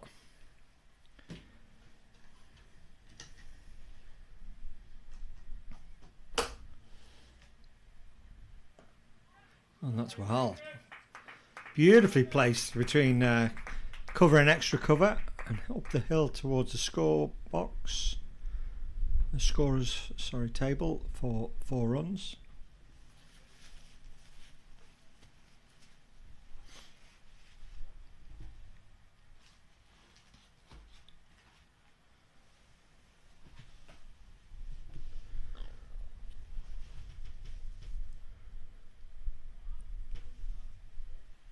End of the over. 26 overs gone now. 122 for 3.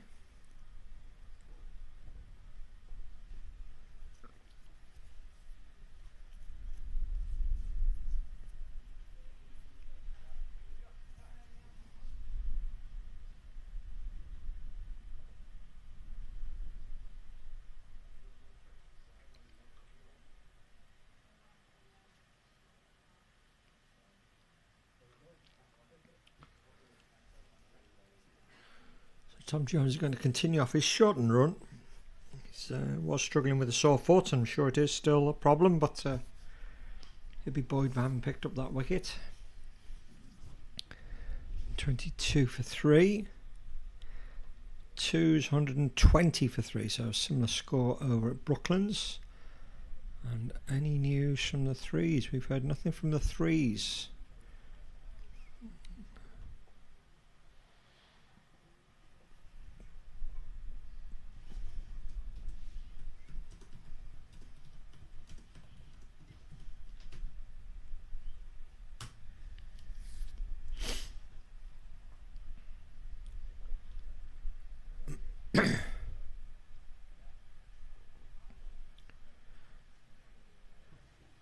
County League, Chester Boughton Hall now 92 for 6 against Oxton. Cheadle are 135 for 2 off 27 against Didsbury. In the big tie in the top 3, 99 for 3. Nantwich 99 for 3 off 26 at Hyde. That's going to be a wide. At Lindo, Brooklands 84 all out in the end, and Lindo, they've already started their reply 27 for 1 off just 3 overs, so I have a feeling that one may not last too long one way or the other. And at Timpley, a big game for Neston, Bramall, they recovered well having lost 3 early wickets, 107 for 3 off 25 overs, so they're actually going along quite nicely. Here, that one's cut away down to Louis Davis at third man. He's round very quickly. He's just a little star, Louis. He's fielded that one and he's certainly kept it down to just a single.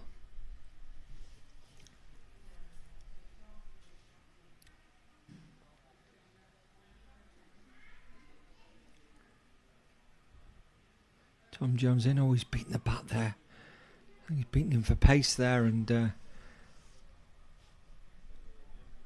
just past the outside edge.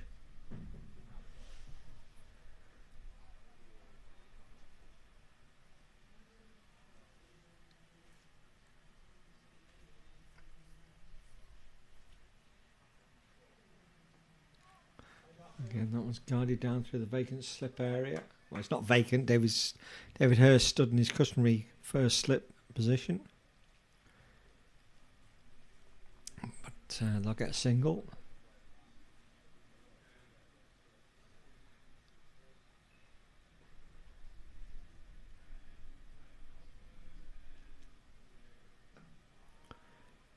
batsman just rushed a little bit and forced onto the back foot.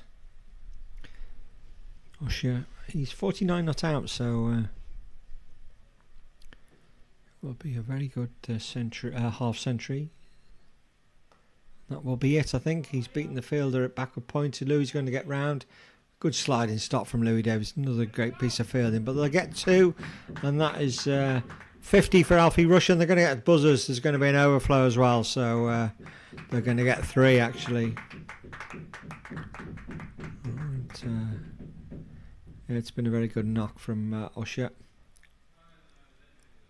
He came in after the early loss of the opener. Hit that one big 6 right up to the corner of the ground.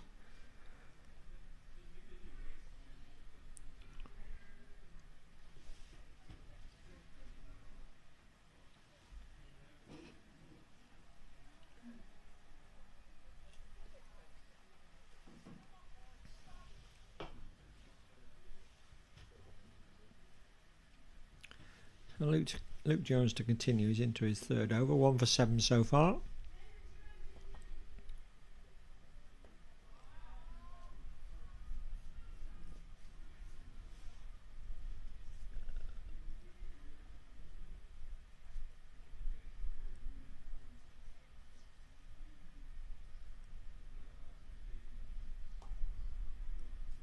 Clipped away through mid-wicket, and Zach Rogers will do the fielding. They get a single. Again, the throw a little bit waylaid.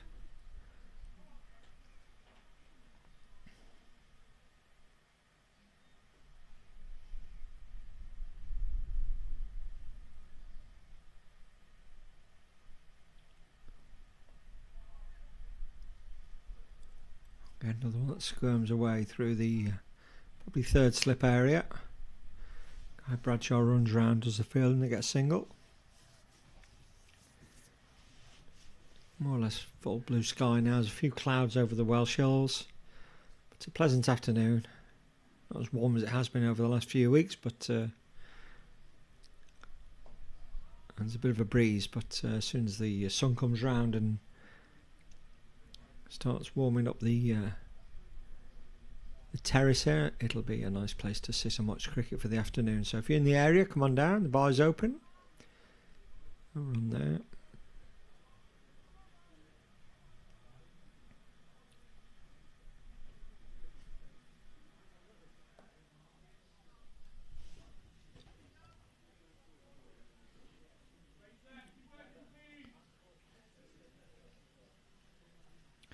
Roving report on the back pitch. Sean Jackson reports that Barrow 2s are 42 for none off 10 overs.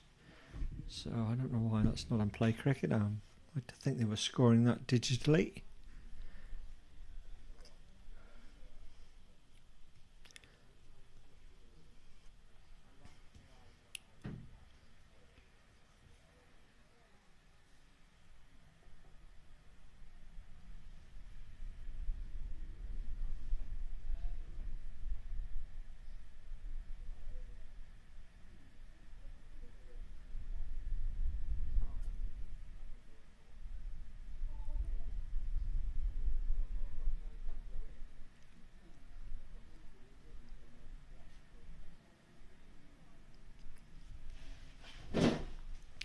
Tom Jones again from the road end. Field just settles into place. David Hurst meticulously positioning, who's that? Is that Matty Moritz? At that sort of 3rd stroke 4th slip position. The ball's gone through a couple of times in the last few overs. That one strikes the pads, and he's just getting it to skid through, is Tom Jones.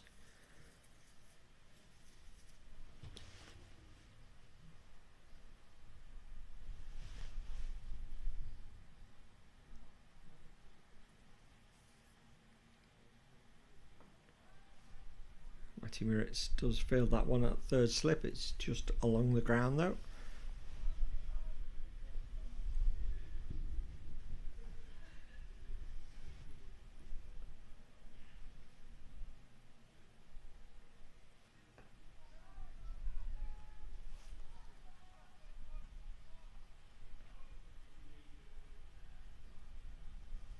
There's 4 men behind square on the offside. There's first slip, third slip, backward point.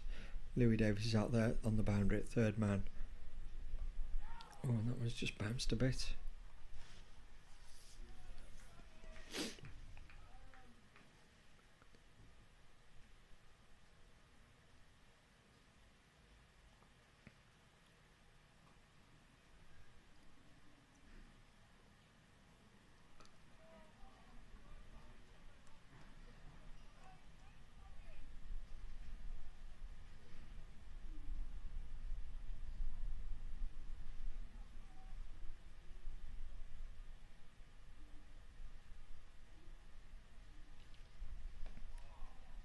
It's a good over this from Tom Jones.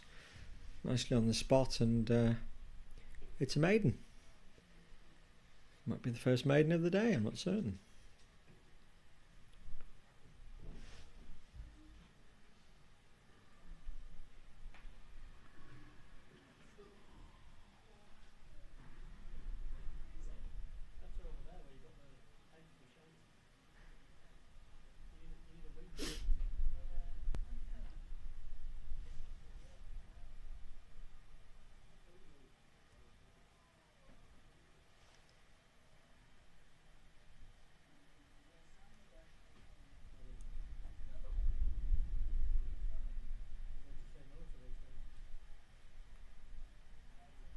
So Luke Jones from 10 to court end. Around the wicket, that one's just driven slightly upish for a second. Only as far as Matthew Stewart at mid-off, who does the fielding. No run.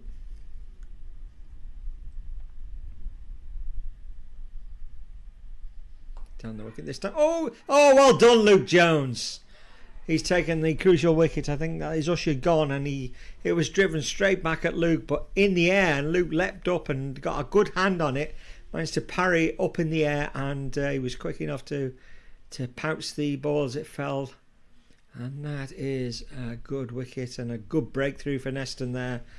And I'm going to see that's going to show up on the screen, isn't it, as on the replay? So we'll have a look at that one.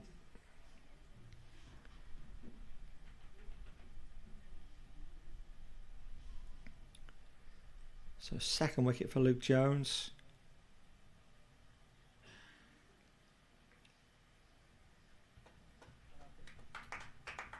And a good innings from Usher. Batted really well there. 53 he's scored.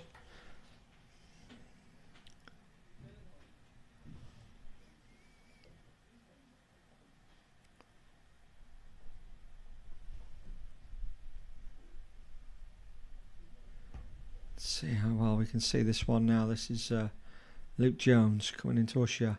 Driven straight back, and it's a good left hand. Managed to parry it up in the air and get the rebound. So yes, excellent work from Luke there. He picks up his second wicket.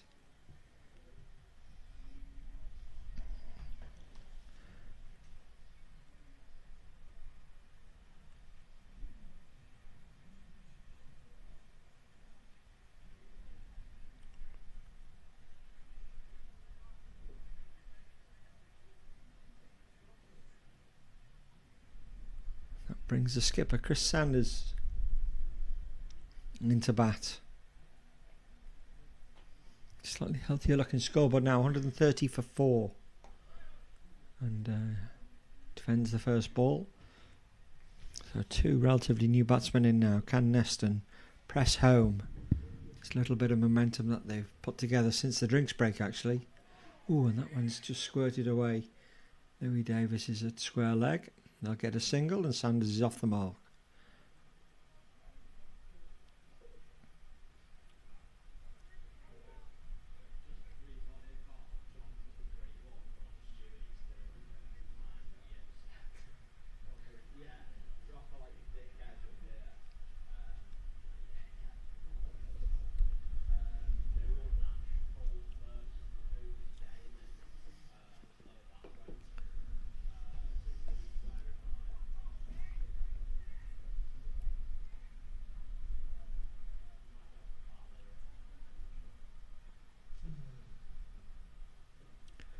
Right, so Luke in. Oh, that's well bowled as well. He's beaten him outside off stump, and Yeah, great over from Luke Jones there. Just the one run and a wicket from it. And that's 30 overs gone, 131 for 4 Alderley Edge. 20 overs to go. Which way is this game going to go now? If Neston can continue to pick up some wickets, we'll be looking to keep the total less than 200. If that would be a great result for them from here. With 20 overs to go, I think Alderley Edge will be looking to push on up to 250-ish. So it's going to be intriguing to see how this goes. Tom Jones is going to continue. The Jones boys bowling in tandem. Picked up 3 wickets between them. Tom just adjusts his fine leg a bit finer. Louis is out in front of the commentary box. That's clipped off his legs down to square leg, but Zach Rogers is down there. And gets a good throw back in, and they'll get the 1 run.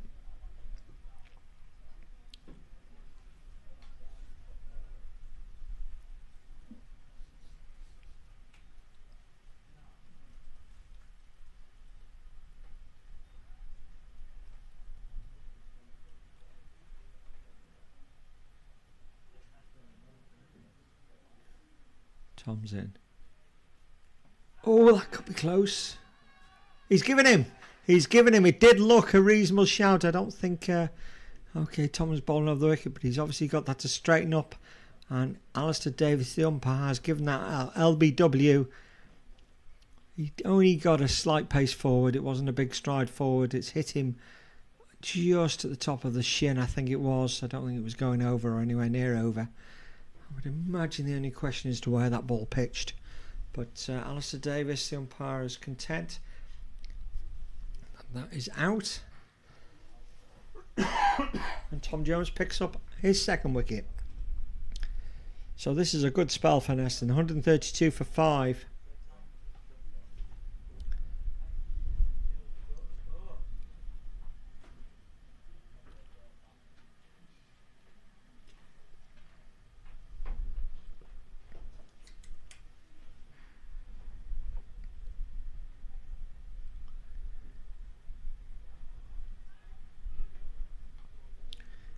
Can Neston press home this advantage? 2 new batsmen in. 2 bowlers picking up wickets.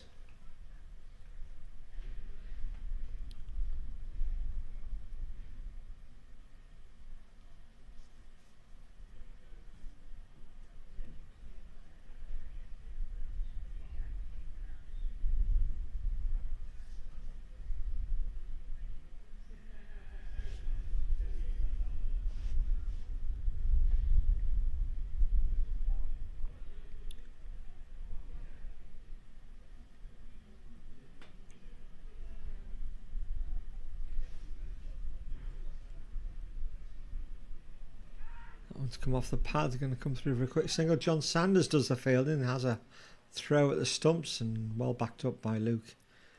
But they'll come through for a leg bye. In fact, it's a no ball as well, so it's going to be a free hit. Tom overstepping there.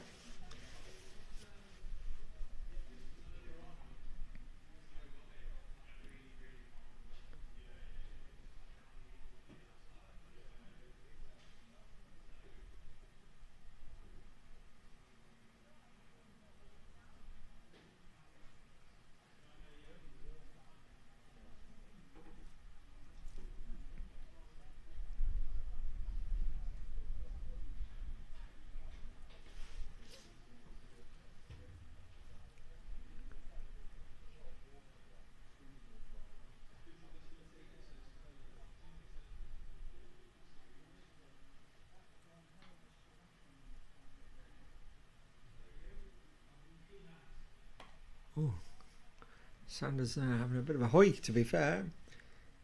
It's gone up out too long on. The fielder is Matty Stewart. 3-5 for 5. Of course, it was a free hit, so entitled to have a hoik at it. This time Tom's in. That was clipped away nicely, quite fine. It's a long run round for Zach Rogers. He's very quick. He's going to get there and he's going to keep them to 2 runs.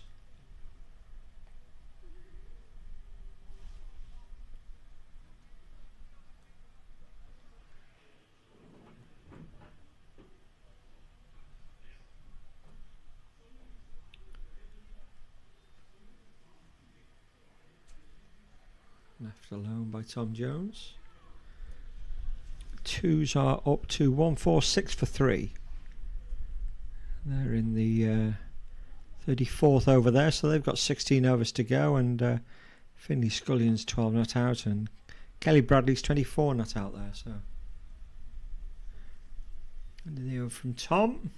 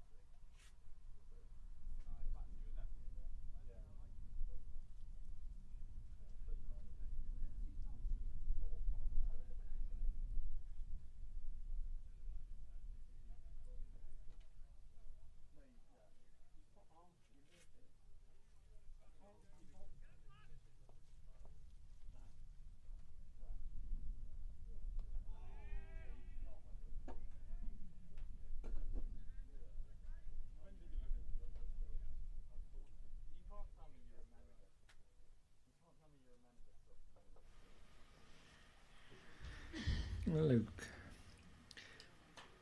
Oh, and that could be close as well. Oh, blimey. Pushed him onto the back foot. It's gone through a bit quicker. No. Certainly. Again. Sanders onto the back foot. It's a risky game. Luke can just sneak one through.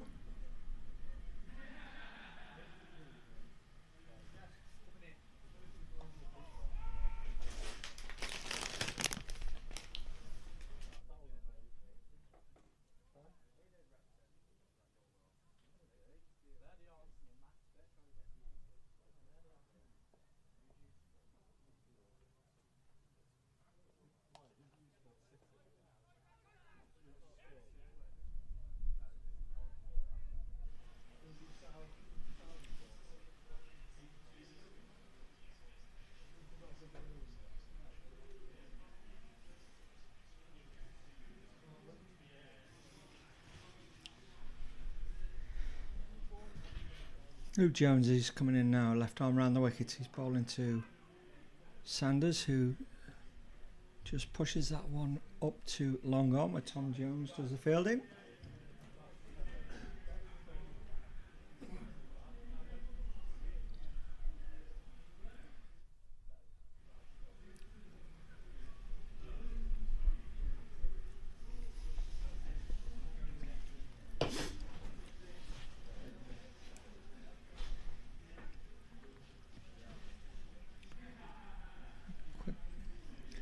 See if anything exciting is happening in the other games in the Premier League. Just keep me up to date. Chester 116 for 8 now, 31 overs. Ah, David. Hi. Good to see you. You're coming in for a chat. I can say I'm not on air.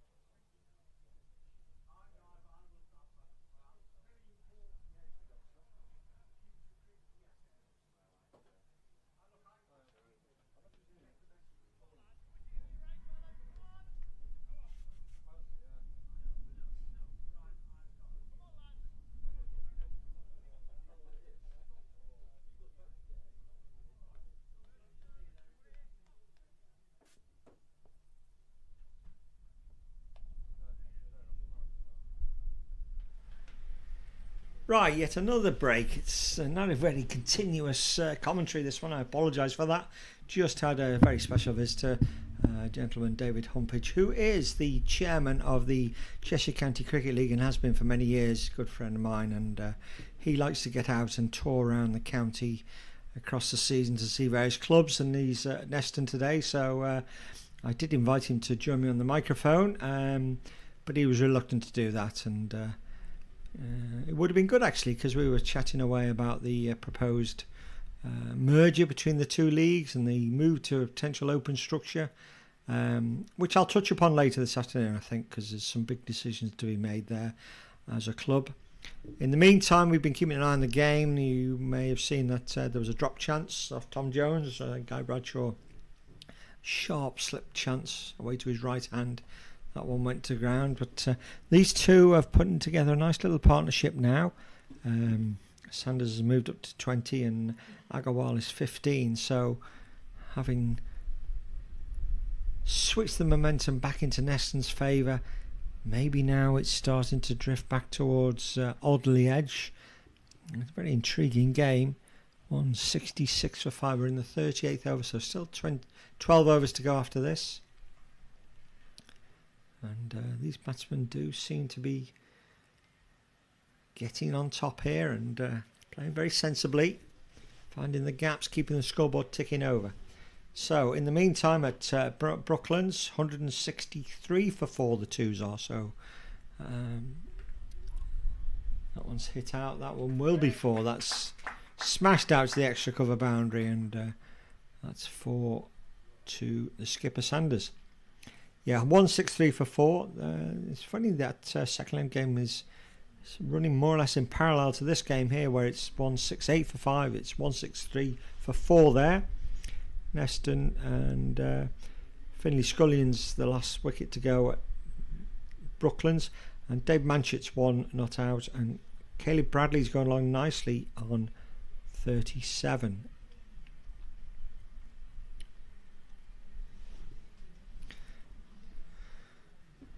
And in the County League, one game has finished already. Poor old Brooklands, rock bottom of the league. They were dismissed for 84 at Lindo, and Lindo have knocked them off the loss of 2 wickets in just 8.2 overs. So early finish over at Lindo. That's over long before any other game has reached the halfway stage.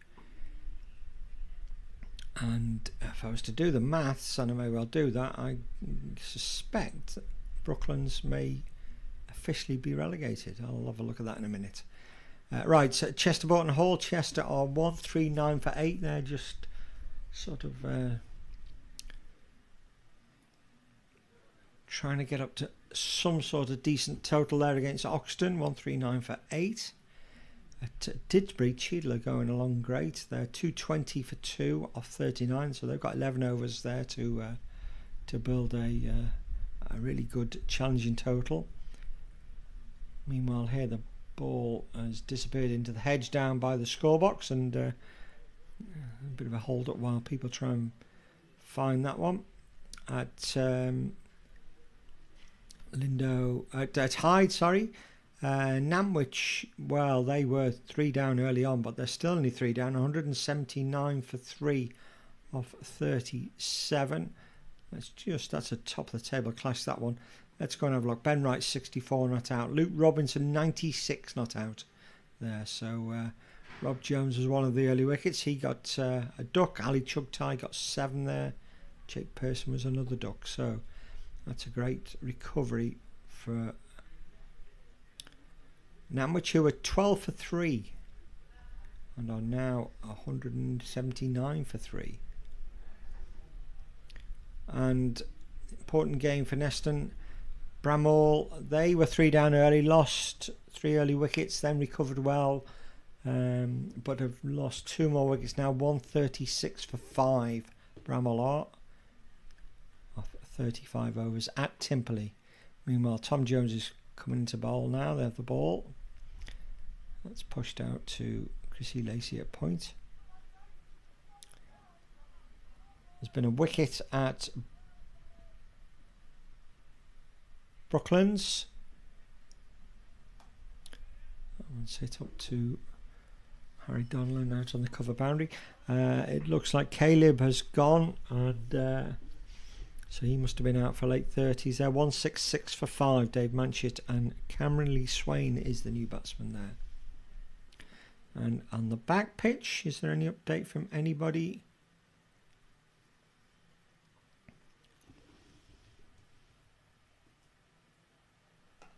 That's driven straight. That's going to beat the fielder at long on and go into the sight screens for 4.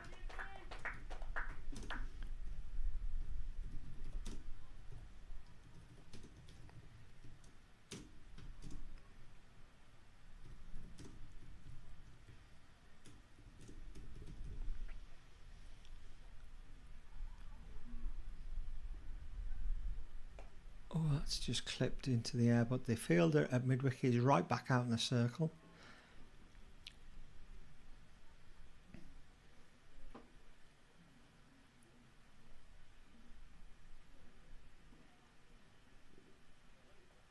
Oh, well taken by John Sanders, wide down the leg stump, and it's a very good take by the keeper. Yeah, so no details about the 3s on the back pitch. Let's see if somebody else can give us an update. That's an easy signal. So this is good batting again. Still 12 overs to go, so plenty of time to significantly add to this total for Alderley Edge. They're 179 at the moment, and Neston's hopes of maybe keeping the score to around the 200 marker fading fast here. But as we've seen, one wicket can bring others, so if we can separate this pair, try and pick up a few other wickets. A long way to go yet. So that's the end of the over. That's 39 overs gone, 180 for 5.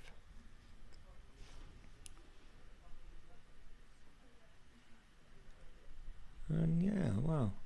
So, only in the interest of our Neston cricket section last man stands competition, it would appear that Manchester United have lost their opening fixture away at Hull. Great result for Hull, and I'm not certain how many people had pinned their hopes on United for the first. I could probably have a look actually. Who were the suckers who were out there?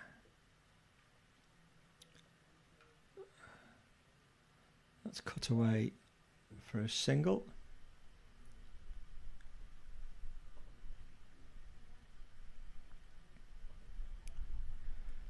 Right, so there's quite a few people who'd chosen Man United. Dickie Thorne, edgy. Goodness me, edgy. Oh, that's hit hard and oh, that's a great catch. Stewie's out at long off there, and he came in, and for a second he panicked. He didn't know whether he set himself, then panicked as to whether it was going to carry to him, but it did, and he took it, fingers pointed to the sky. It was hit very flat at him. It was a difficult one to judge, and in the end he's done a magnificent job there. And there's a crucial wicket, and that is the skipper Sanders who goes. He's 29 off 28 balls, and as I was just saying, that's a sort of breakthrough that may well now hopefully see a few more wickets through, and maybe Neston can start thinking again about keeping that score to a minimum. Fabulous breakthrough there. Another wicket for Luke Jones, and a great catch from the skipper. And Sanders, the Alderley Edge skipper, he comes off, and he's a bit frustrated with himself. He batted very nicely, and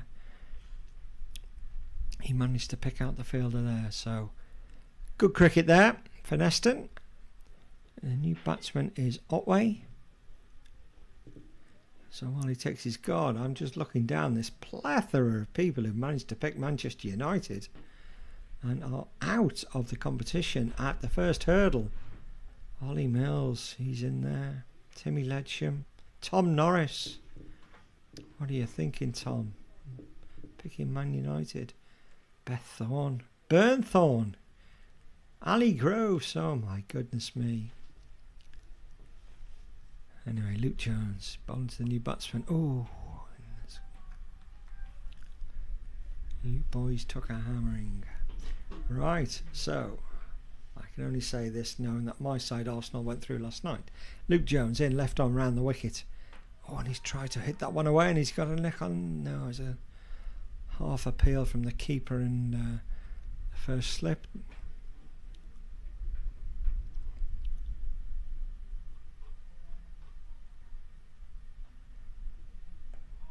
Whipped away. Hasn't got much on it. Matty will come round and keep it to 1 run.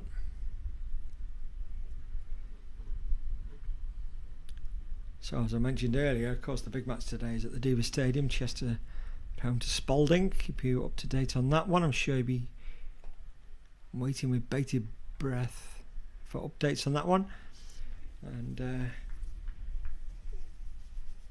one or two others will be watching those fixtures in the Premier League, if only with, like me, an interest in the last man stands. Everton at home to Crystal Palace. I'm sure some of our Everton fans are making their way there. I know Scooby was going his way there.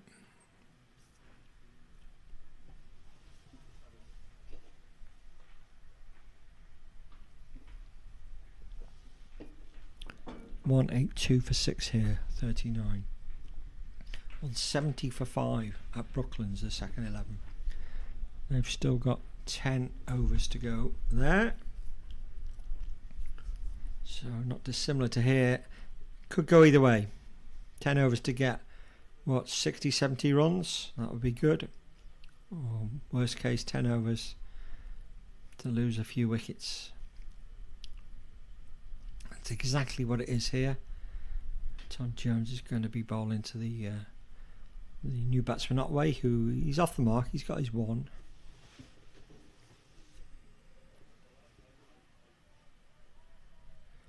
And wind appears to be picking up. A few of the leaves from the trees at the bottom of the ground blowing across the outfield. Tom Jones is in. That's sliced away down through the slip area. Louis Davis is in action again, and he fields.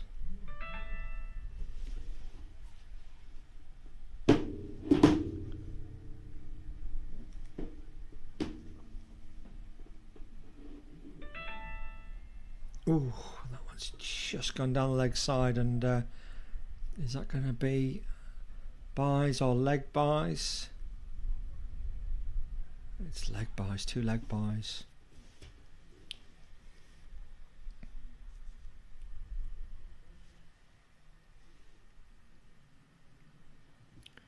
Use from the back pitch. 47 for 1 Barrow. No further details.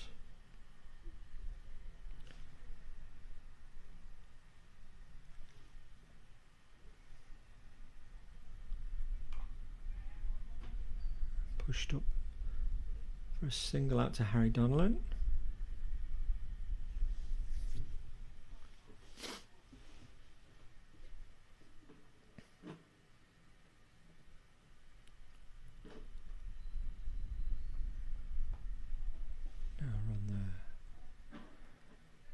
Let's do a little bit of looking around. 1 or 2 of the other games we like to keep an eye on.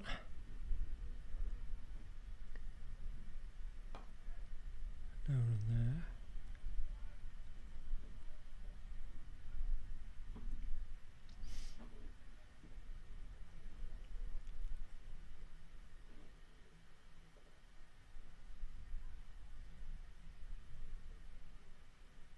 Tom Jones. Ball's right, and he's beaten the swishing bat of Otway through to the keeper. End of the over. Tom Jones 2 for 52 off 10 overs.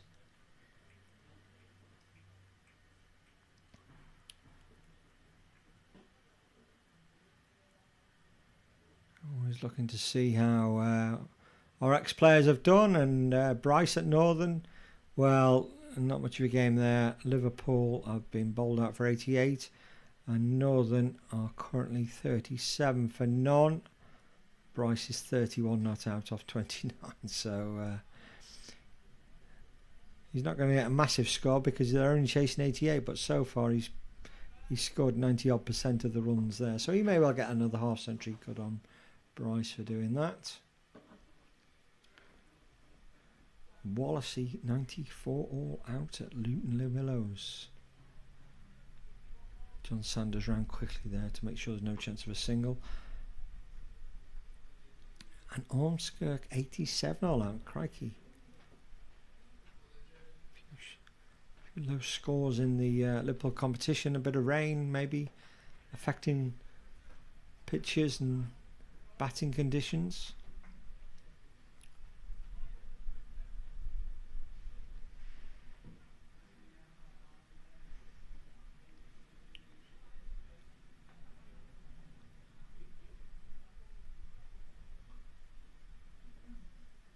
So Luke Jones just held that one back a little bit. The batsman had to wait for it.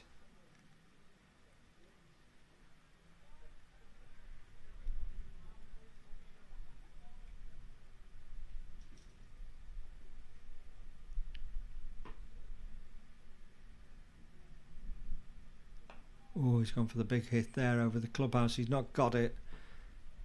Just got it out to mid-wicket, no run. Looking at the game at Chester, just seeing if Addy's playing for the first team, which he's not. So, Alex Money 60 not out there. 60 out, sorry, in Chester's total of 159 for 8 so far.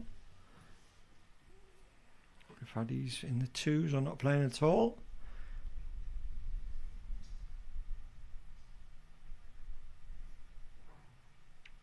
That was a slower ball. Where's he got that one? I think he's... Oh, he's hit that out to...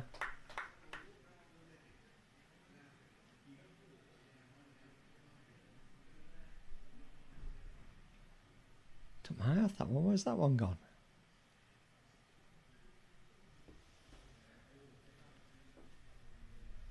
Huge hit. It's gone for 6, I assume. You can see the signal, yeah, but it's gone for 6.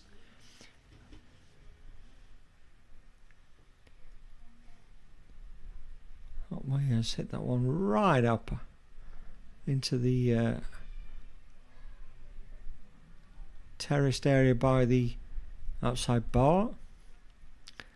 So the C22 on its way back up Station Road is actually stopped at the bus stop there. It's a very rare occurrence. And is he letting somebody already off, or is somebody getting on? Somebody's getting off. So, and C22 continues its journey onwards to Chester. So, 8 overs to go here. 193 for 6. Which way is this game going to go?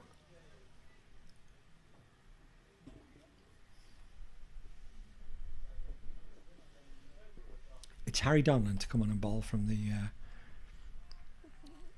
road end. He took a wicket, 1 for 26 from his first spell. That one's short. Pulled out straight at the fielder down at deep square leg.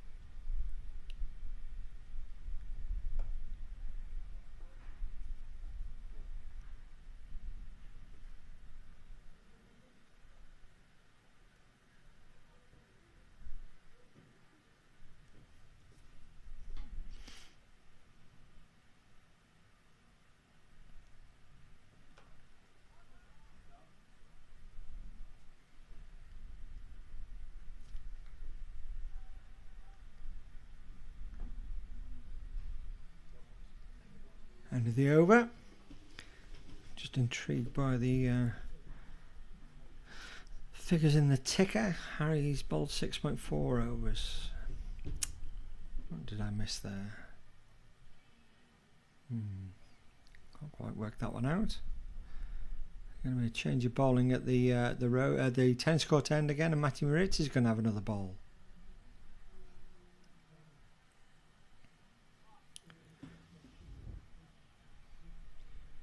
So just 7 overs remaining, 197 for 6.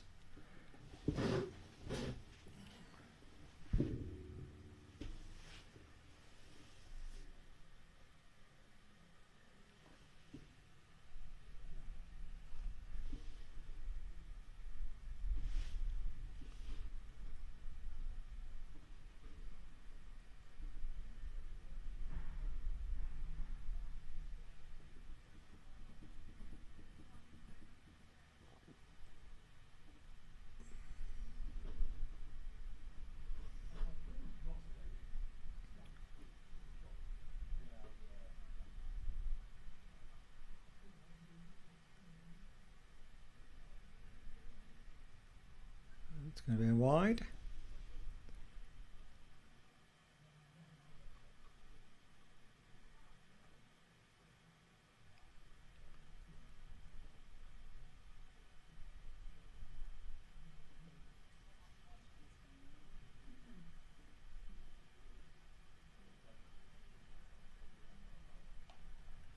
Driven out to deep cover boundary. Zach Rogers, he's been down there all afternoon.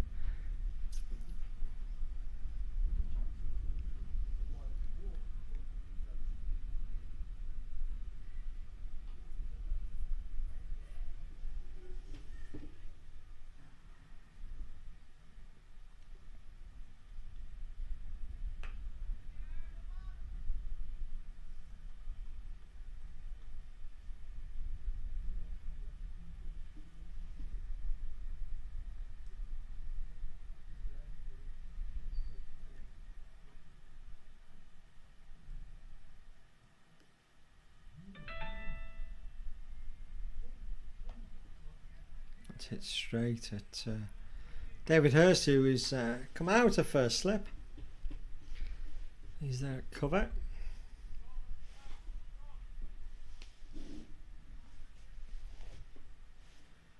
Update from the back pitch. Barrow are now 85 for 1 off 22 overs. And that one's hit square. It's hard. Oh no, Zach Rogers ran very quickly again. This time they will get 2. There could be buzzers here as well. No, Tom Jones is in quickly to stop that happening. Had the batsman been more alert, they would have got an extra run there.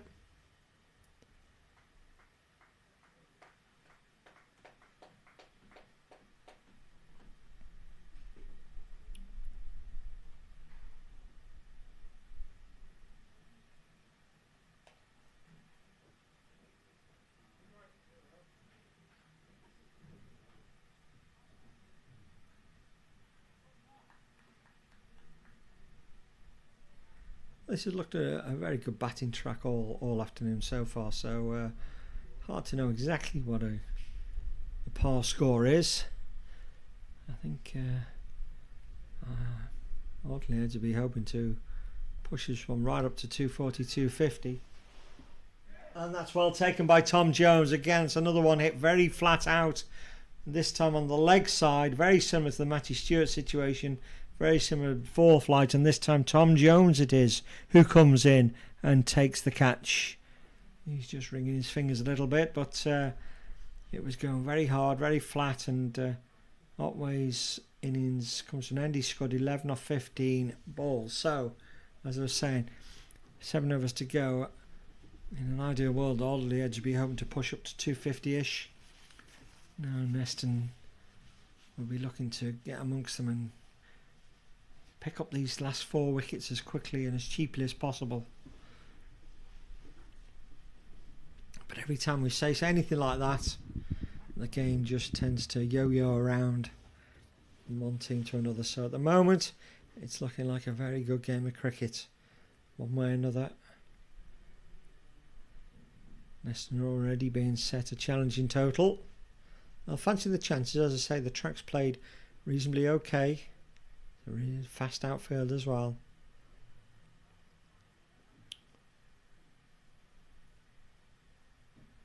With another wicket at Brooklands, where the seconds are now 190 for 6. And Cameron Lee Swain has gone. So Isaac Bradley is the new batsman. He joins Dave Manchett, who's 18 not out. And there are 6 overs to go there.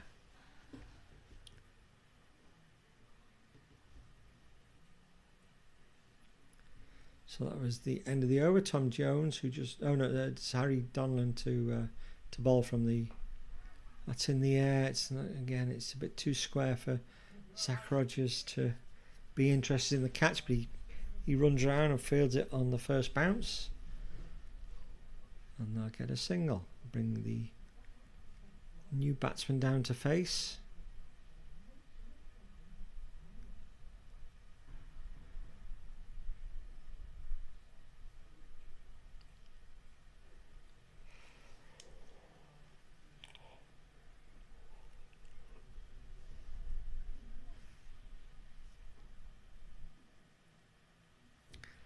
Okay, Harry Donlan in. He left arm around the wicket.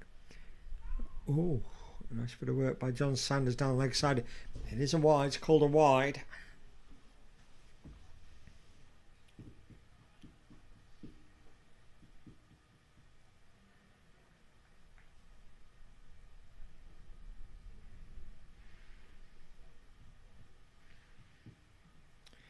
Now, for those of you, those geeks out there, like myself out there, just that one there, I'll come back to it in a second. Harry Donlan's in. This time it's just fended away. So that was a wide, and John Sanders nearly effected with stumping, and it got me wondering the other day, just double checking. Well, that's in the air. That's going to fall safe though, but I get a signal to Luke. Yeah, if you're a batsman and you face a wide, the question in my head was, does that count as a ball that you face? You know, when you say he faced 10 balls or whatever it was, does the wide count in that stat? And the answer to that is a definitive no, it does not. If you face a wide, it does not go on a tally of balls that you have faced. Which led me on to my next question. Just watch Harry Donlan here again. So if you're a new batsman and your first ball that you face is a wide, but you are stumped off it, you will go down in the scorebook presumably as stumped without having faced a ball. That one's clipped away. They'll get a single. Oh no, yeah, they'll get a single. Does that? Yeah, so in those circumstances, I mean, you would have faced a ball. Well, it looks like you faced a ball because you've been out stumped. But the stats will show that you were out without facing a ball. And likewise, if your first ball that you face is a wide, but you're not out, but then you are out the next ball, the stats would effectively show you as having got a golden duck. Neither of those two things seem right to me, so if anybody out there has any views on that or knows any better, but from what I can make out, that would be the situation. If you're stumped off a wide off the first ball you face, you'd be stumped having faced 0 balls. Matty Moritz is in. And if you're out second ball, that in theory you're there for, when the first balls are wide, the stats would appear to show you, if anyone looked in the history books, that you were out first ball for a golden duck. Ooh. And he's bowled him. Oh, I thought it'd come off the pad, but no, he's bowled him. Matty Moritz has got through. It's a good Yorker, actually. A good Yorker, and it's gone through and it's hit the stumps, and Matty Moritz picks up his second wicket. Which is good news for anybody like myself who's put him in the fancy league side. And that is 7 wickets down. 207 for 7. Now, have Neston got an opportunity here to really keep this score down to, oh, who knows, ideal world 220ish, or Alderley still have 5 overs to go, so they could still get it up to 230, 240.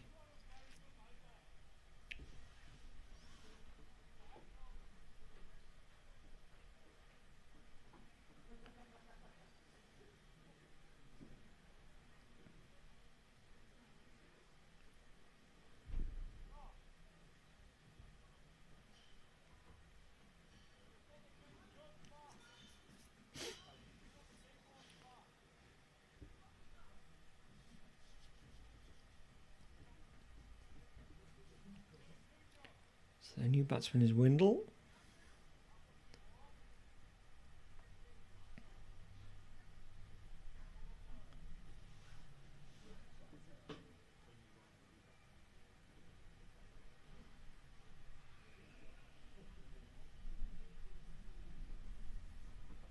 $200 is opposite Brooklands.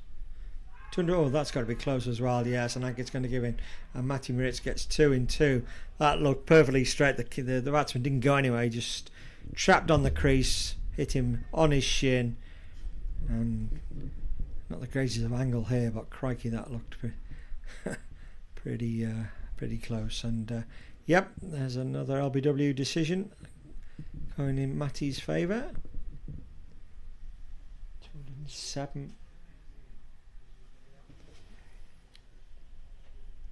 207 for 9 now. Sorry, I was a wicket behind. The scoreboard was 1 behind, so 207 for 9. So can Neston finish this? This would be a good result to get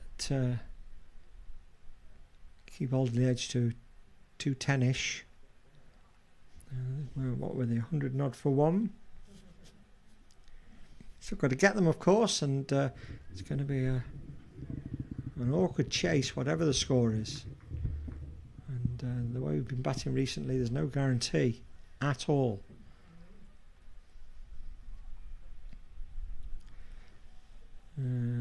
Quick look around the grounds. Chesterport and Hall are limping their way. They're 198 for 9 off 44 against Oxon, so they too are sort of giving themselves a bit of a hope.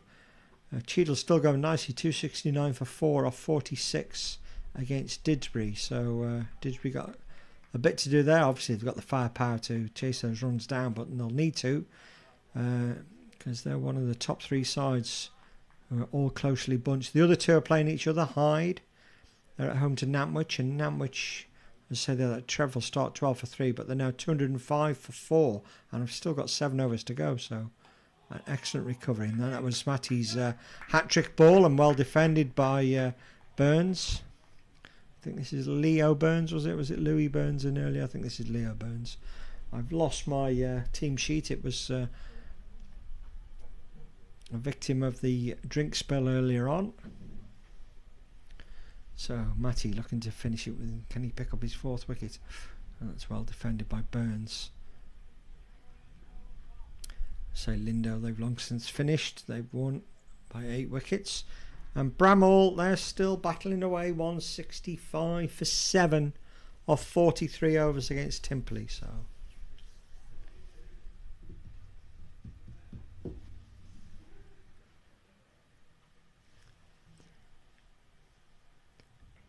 is wide outside off stump. And that's the end of an over. A double wicket maiden. There's been another wicket at Brooklands, 202 for 7. And Isaac Bradley's out. So Paddy Woodland, skipper, is in with Dave Manchett, who's 26. Not out. I'm just having a look at the situation with Brooklands. Add 60, and Brooklands. Well, if Neston pick up 1 point, then I'm afraid Brooklands are technically, mathematically relegated. They are 117 points with 3 games to go, so the inevitable relegation of Brooklands will be confirmed. Well, it is confirmed already, because Neston will pick up either of these two sides will pick up a bonus point at least. That's swiped out to Matty Stewart at long on. Yep, so Brooklands are the first team to be relegated from the Premier League this year. There's another wayward throw. We've seen buzzers once already today, and there could have been 2 or 3 other times when, had the batsman been alert, they would have picked up the extra runs, but not that occasion. Yeah, Brooklands have gone. They're relegated. We played them last game of the season. Hopefully, nothing to play for. Harry's in. He's be looking to pick up another wicket. Yep, we don't want to be going to our last game of the season with a worrying relegation battle on our hands.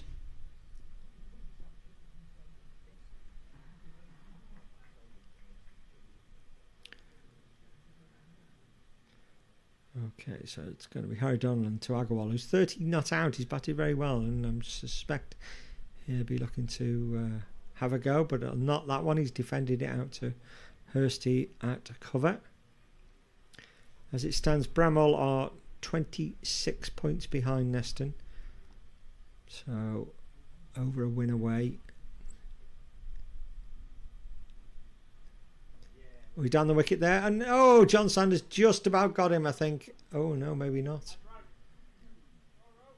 Well. Agarwal went right down the wicket, had a huge swipe, missed it, kept a bit low. John Sanders fumbled it, and by the time he'd managed to get it and take the bails off, Agarwal had just about got back. I think it was pretty close though.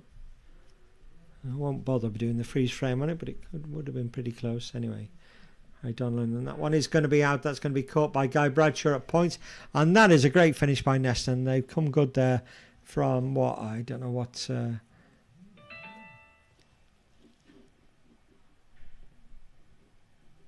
Let's have a look what Alderley Edge were at one stage, but they finish on 209, so I think Neston would take that. Yeah, particularly as Alderley Edge were 111 for 1 at one stage, so 9 wickets have fallen for 98 runs there. Let's see who's got what. I think Matty Merritt's picked up 3. Luke Jones picked up 3. Harry Donlan 2, was it in the end? Tom Jones 1. So yeah, a bit of an up and down innings there, but I think Neston will be content with that. Obviously, you know, nobody goes and chases 209 easily. They're going to have to knuckle down and bat properly. But it could have been a lot worse, so... Having lost Ash Davis early on to injury to finish and bowl the side out, that's pretty good going. Right, so we're going to have a bit of a break. I'm just going to keep an eye on the 2s. They've still got... Well, in fact, what I'll do is I'll switch the sound off so I can eat my sandwich, but I will put the second 11... I need to turn the graphics off there. Put that on there. Right, let's go to Brooklands. Let's watch the last 3 overs at Brooklands, where Dave Manchett is 31 not out, Paddy Woodland is 2 not out. I'll let you watch that while I just switch the sound down so I can eat my sandwich, and I'll be back with you shortly.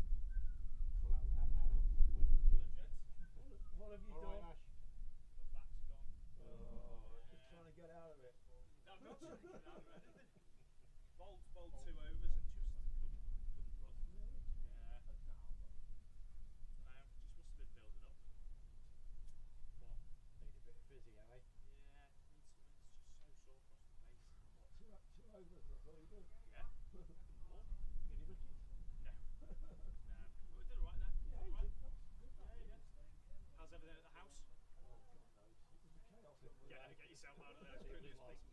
Yeah.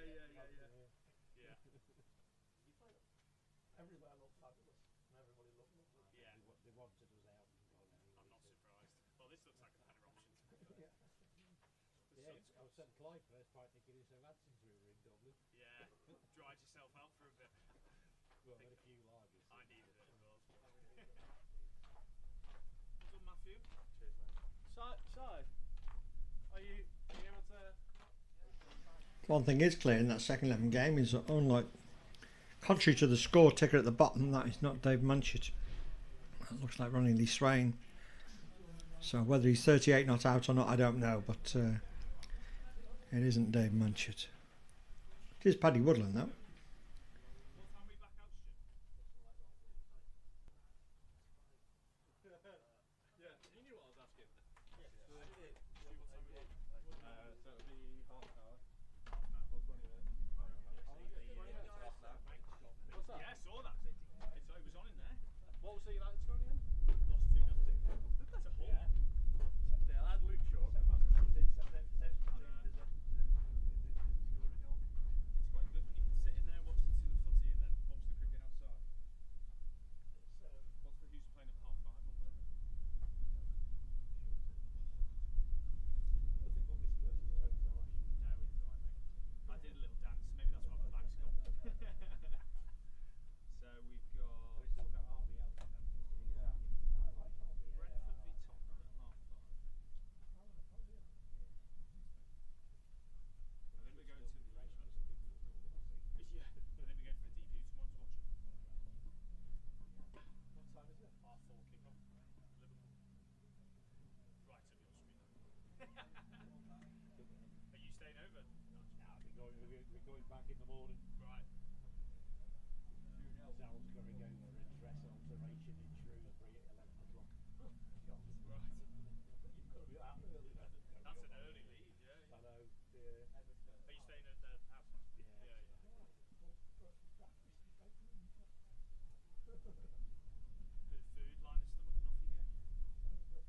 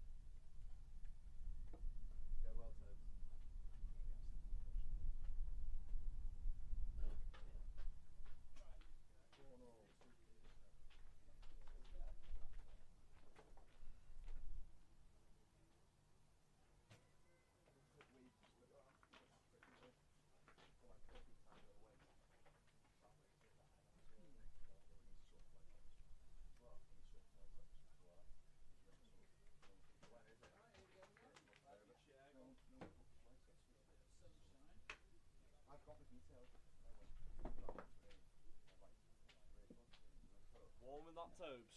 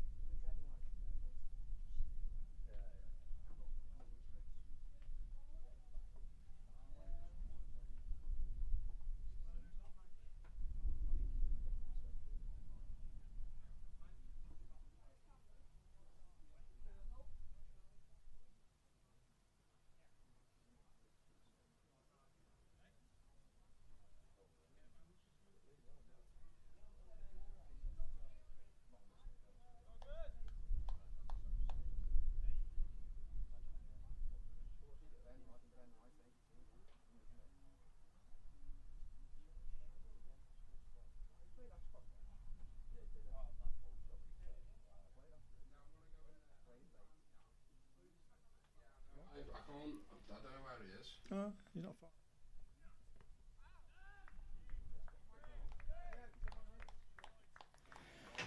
Right, we're back and we're just about underway. That was the first ball of the Neston reply that you've just seen.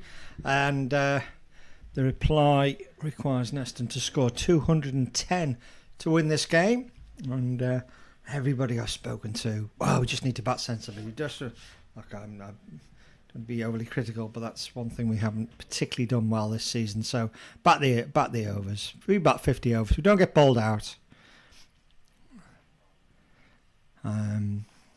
And we've got a good opening partnership here. Chrissy Lacey and Matty Merritt's made for this situation. No need to go mad. Forget there's a power play there.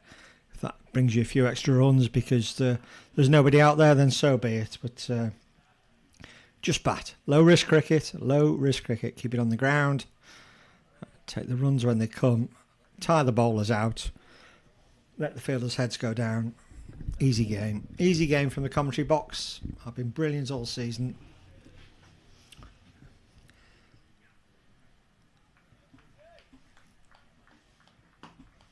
Yeah. Of course, I also know it's not so easy out there. And this is an opportunity. Bramall, they finished on 205. So the similar chase for Timperley as we have here.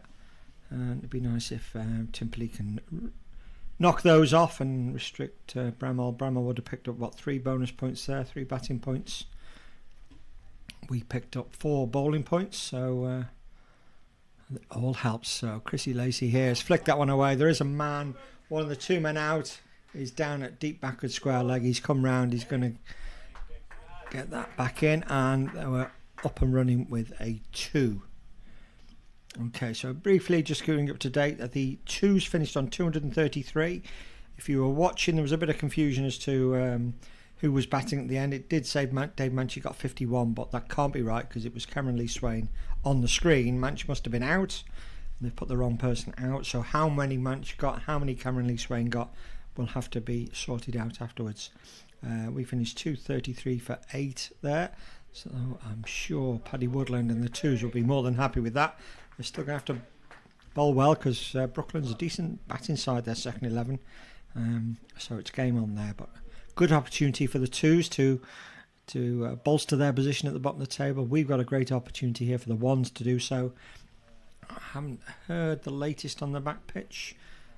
We had them 145 for 3 off 34. So off 34, so there's only 6 overs to go there. So that's pretty good.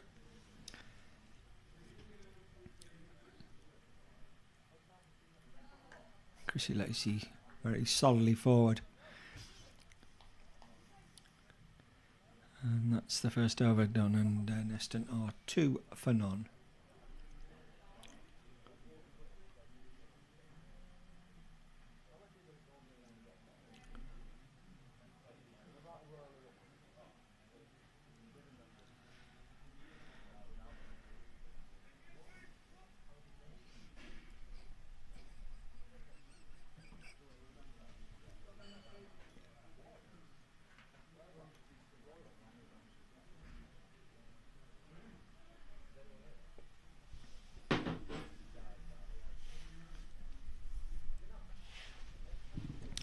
Right, so one other thing I've forgotten to do is to put the scorecard back on the screen. That should sort that one out. And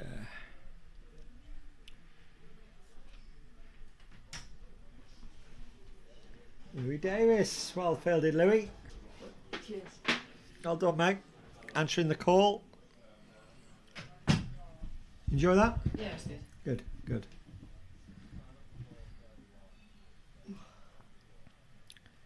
When did you get back?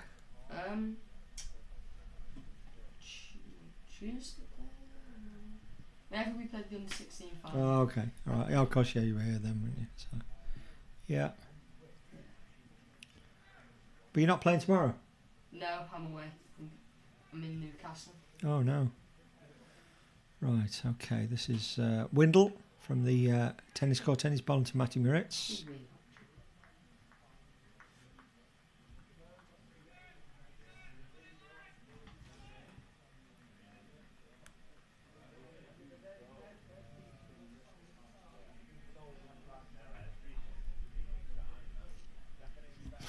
Windle again, right arm around the wicket. It's tucked away by Matty. Nicely done. It's going to run away down towards the boundary. It won't make it. It's going to hold in, but they'll get back for 2.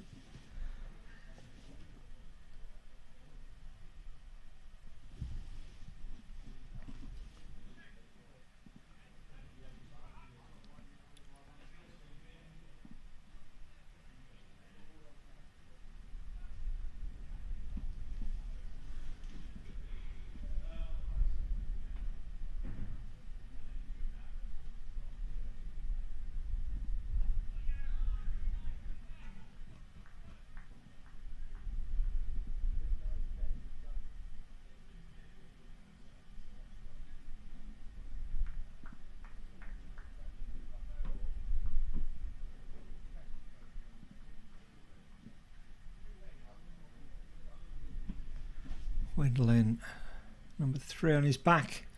Oh, and he's cut that one back into to Matty, and it just runs out onto the leg side. No run. And the weather's really picked up since the start of the game, and it is a bit breezy out there, but the sun shining bright, blue skies, and a little decent crowd gathering. This one's again tucked away by Matty, but only to the man at forward square leg. No run. At one point, it felt like we were struggling when I first came on the pitch. Yeah. The run rate was high. Yeah. It set batters, and I thought when Tom Jones came onto ball, changed it a bit. Well, we were a bit down, weren't we? We'd lost Ash, and they were 109 for 1. Yeah. That's beautifully put away by Matty. He just sat back and just waited and waited and waited for that one, and placed it beautifully through the gap, up the hill, all along the ground, and that's exactly what we're looking to do now. Just take the bad balls as they come. Don't take any risks, and that's well played by Matty Moritz.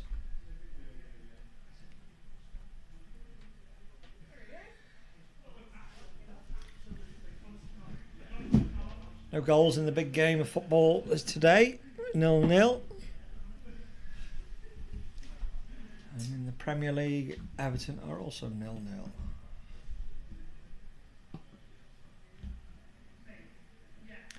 And the bus goes up Station Road. And haven't resumed yet at Brooklands.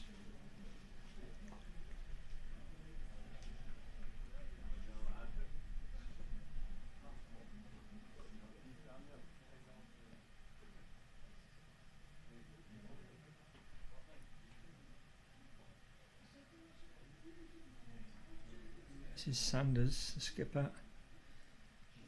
The road end, that's down leg side, and Chrissy's just missed out on that one. But it's going to be a wide. One more to the total.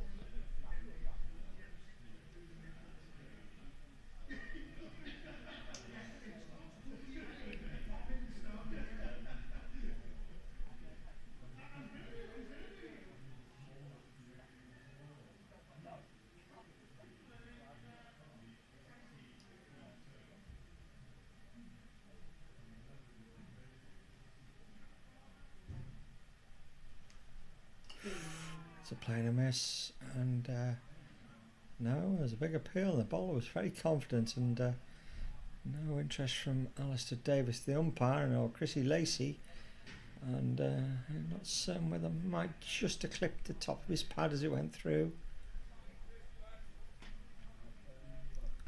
Made up Man United got these. Yeah, United losing 2-0. That's great. Not the start they would have hoped for. Right, so interesting delivery there. Certainly beat Chrissy. I got a feeling it just clipped the top of one of his pads on the way through. Chrissy walks as well. Yeah, Chrissy Lacey would walk, there's no two ways about that.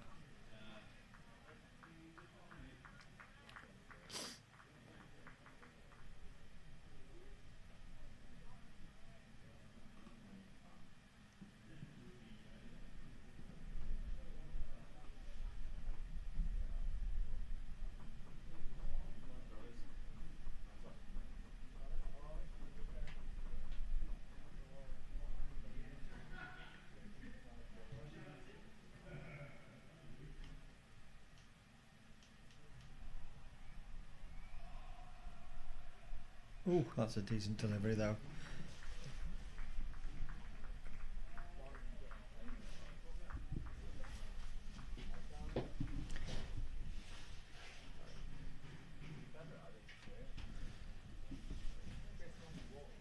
Okay, so looking around, who's that time of the year where people are all around the globe, and we've got a couple of photographs on the WhatsApp group. Hackett, Libya, and away in Spain, probably somewhere hot and sunny anyway. And Wendy's down in Penzance, having a nice day, I hope. Probably been to the beach, maybe had a swim. Hope your day's going all right, Non. Nothing better to do than listen to me now, then, is it?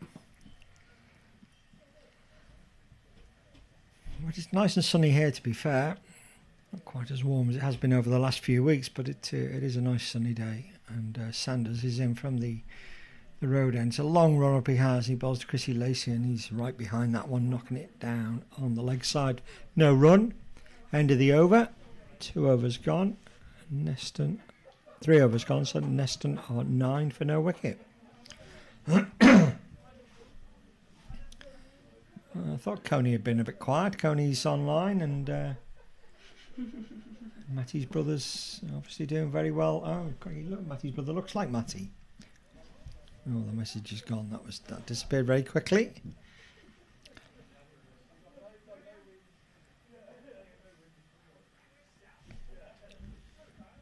Stimmo, where's Stimmo as well? Stimmo's away somewhere, isn't he? Probably he's playing today. Oh, is Stimmo playing, is he? Oh. Well, Stimmo's on the back pitch then. Yeah, Sunning himself on the back pitch.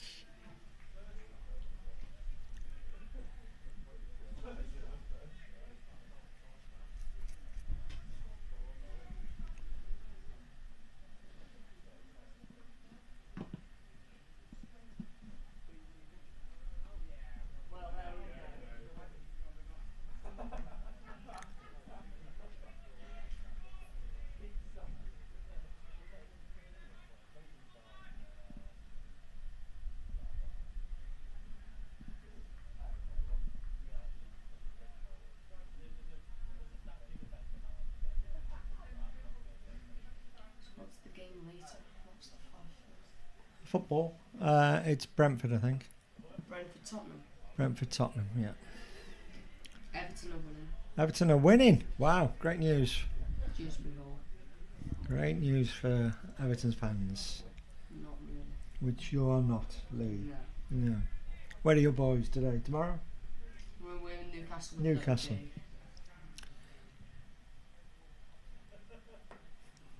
Tough start. Oh yeah. Well, wait. Me and Johnny are in Newcastle with Jake because he's. Oh, you're going the way? Yeah, have you gone? No. Oh, we're right, not. okay. I hope I can find the ticket though. Me and Johnny and our mum are going to watch Jake, who's playing against Newcastle tomorrow. Yeah. And then Liverpool play against Newcastle later. So. Time yet? No, I think it was a bump ball. I think. But that's why we can't play for the Fulls. Ah, okay. Shame.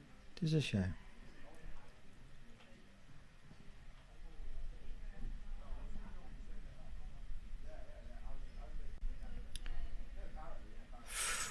No. Oh, no. I'm gonna go Okay. see where my food is. Your food, right, okay. I give it to Steve Edgerton. Right.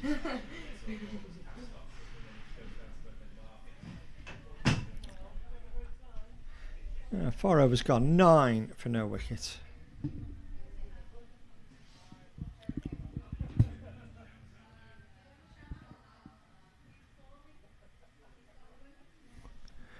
No, it's 3 overs, isn't it?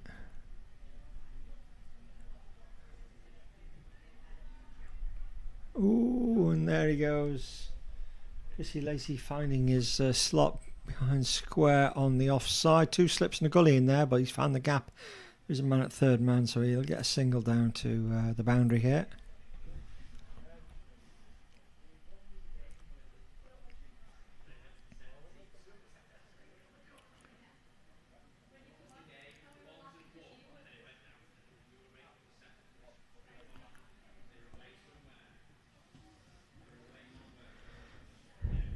Screen's been moved for Chris Sanders, going to come around the wicket to the left-handed Matty Merritts.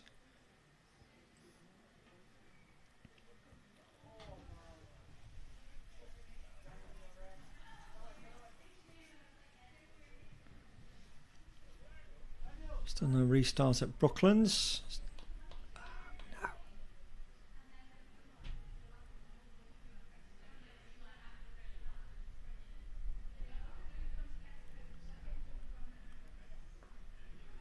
Matty just dabs that one down to the gully area. No run.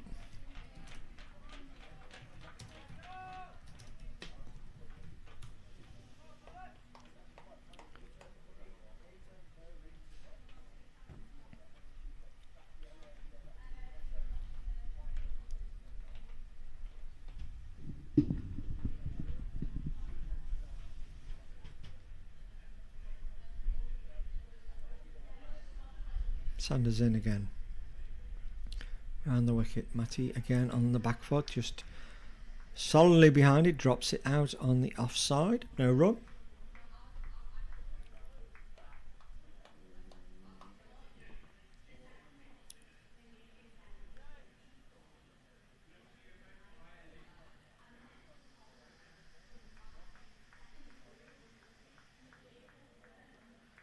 Yeah, so Coney has reposted the right photograph of Jaden Merritts. Obviously a very good swimmer. So hopefully you now got time to tune in and watch Matty Sears home to victory. That would be nice if he carries his bat through this one. For lots of reasons, for you, for Neston, and for my fantasy league side, of which he is captain today. He's already picked up, what was it, 3 wickets? Excellent. He's facing Sanders now, coming in. Right arm round the wicket, he leaves that one alone. That's good cricket.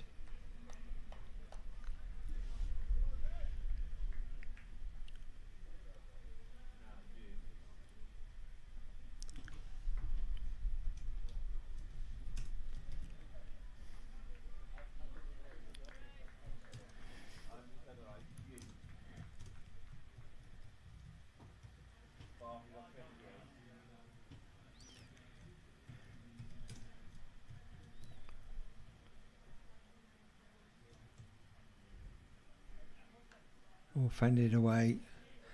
But very well fended away. Controlled and kept down.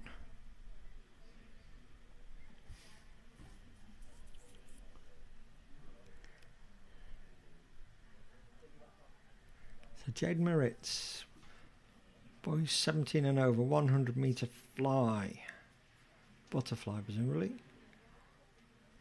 Second place, excellent.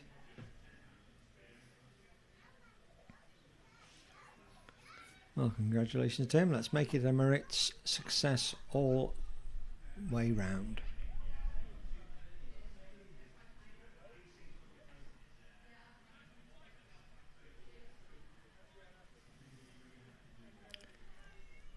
There's a hockey season starts today. Our first 11 are back in action. Meanwhile, Chrissy Lacey cuts that one away, and that's a misfield at point. It's gone straight through his legs, and they're going to get 2 for it, so there's a bit of a bonus there. Did bounce awkwardly, to be fair to the fielder. I seem to remember I saw it earlier. What are we doing? I think it's a cup match, semi-final, is it? I think we're one. It's one each. Oh, is this Mark? I would love a drink. Strong. What? Cold shandy would be lovely. Thank you. Mark Strong.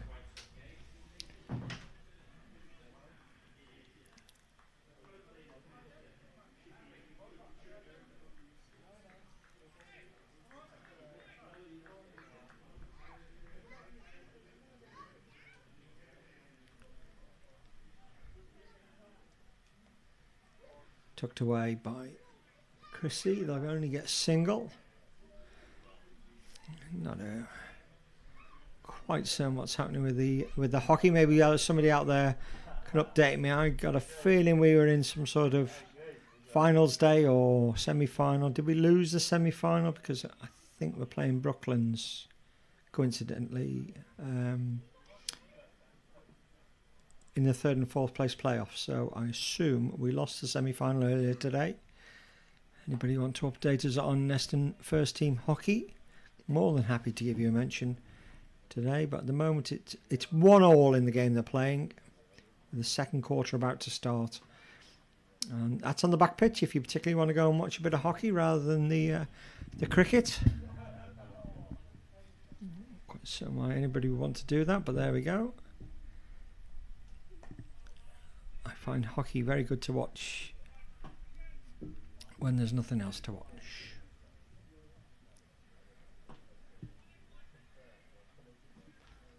But I will become a regular supporter again this coming winter. A regular supporter of Dan Wakefield's third 11 and particularly our first 11 as well.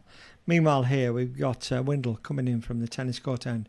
Matty's picked that one up, timed it beautifully all along the ground, out through the wide mid-wicket area all the way down to close to the score box, and that's 4 runs to Matty. The temperamental ticker, scorecard ticker on the live feed appears to have come to a halt yet again. It's done that a couple of times this afternoon. We have moved up to, well, just wait for the scoreboard to adjust. I think there's 5 overs gone and the score is 17.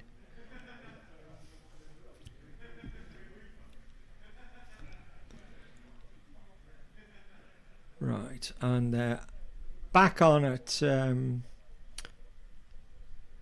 Brooklands. Let's just watch Sanders bowl into Chrissy Lacey. That's angled down the leg side. It's come off Chrissy's pads. They will get 1 leg by. No, I'm wrong. He hit it, so they get a single. Chrissy goes up by 1. At Brooklands, I can see Jake Chrisley's opened the bowl in there. And keeping a careful eye on that game. Huge game for the second 11. If they can pick up another win there, there'll be a single there, just dabbed out into the gap. Well run by these two. Yeah, I haven't had a look yet at the other games in the Second Level Premier League affecting the bottom of the table. Mark Strong is delivering my cause, Shandy. Thank you, Mark. You're very kind. Are you okay? Welcome. Yes, thank you. You coming in to have a commentate? No, he's not. Camera shy. I'm doing a David Humpage. Yes, he didn't want to go on the microphone either. Means I've got to talk for 7 hours on my own here still. Well, that's my body the cause. Yeah, thank you very much. You're very kind. Thank you. To wet your whistle. That's nice. Very nice. And Chrissy there tapped in the hook and it goes harmlessly through to the keeper. The umpire just signals that's the one for the over.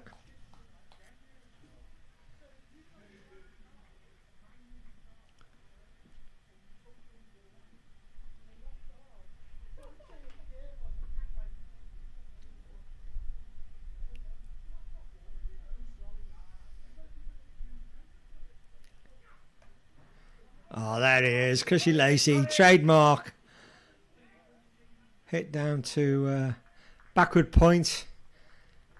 At the moment, there's nobody there. There is 2 slips there, and there is a man at point, but that gap between second slips, right all the way through to what is a backward point, is very much inviting for Chrissy's dabs, cuts, and guides through that area. We don't do wagon wheels on the scoreboard here, but I would very much like to see Chrissy Lacey's wagon wheels most weeks. Oh, and he's got it out there this time, but this time he was trying to work out the way on the leg side, and as he's tried to turn it away, it's come off the leading edge and has come out to this man at backward point, ironically.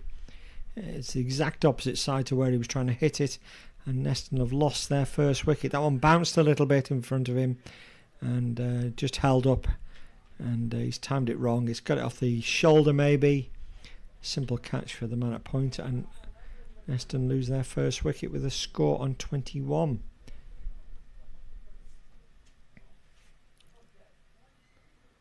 And the new batsman is going to be Zach Rogers. He makes his way out to join Matty Moritz. These two have shared a few good partnerships this season. And Zach, he's our leading run scorer in the league this year, and he's played really well. Always got to be careful about talking and saying these things because you don't want to jinx it.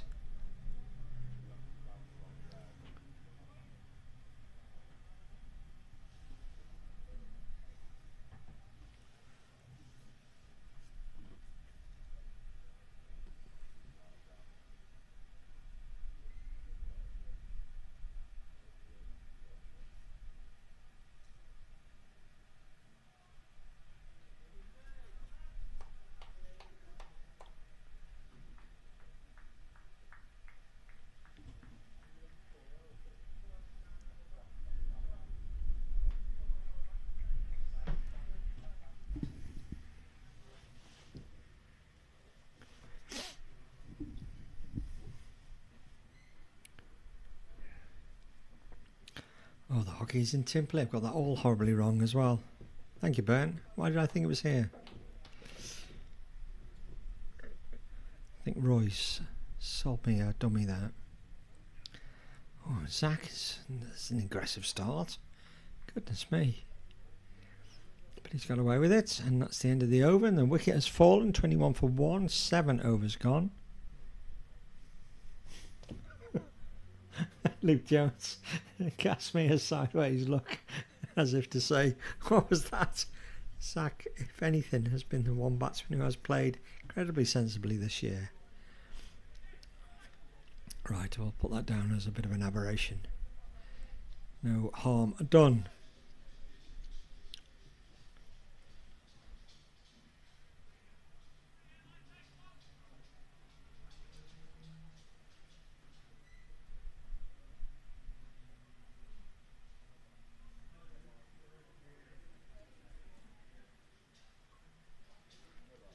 Meanwhile, this is Windle still from the tennis court end.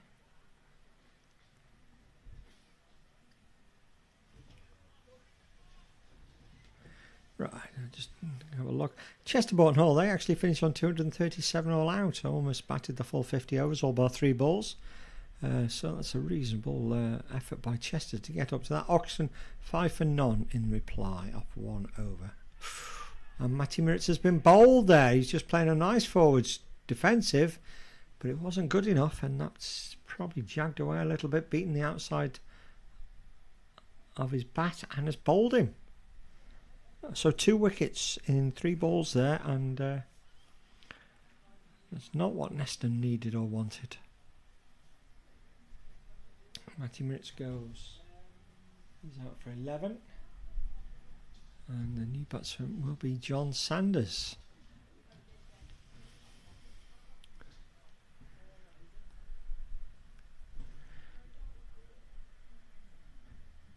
Didsbury, they're chasing 318 against Cheadle, and they've started 27 for 1 off 4 overs.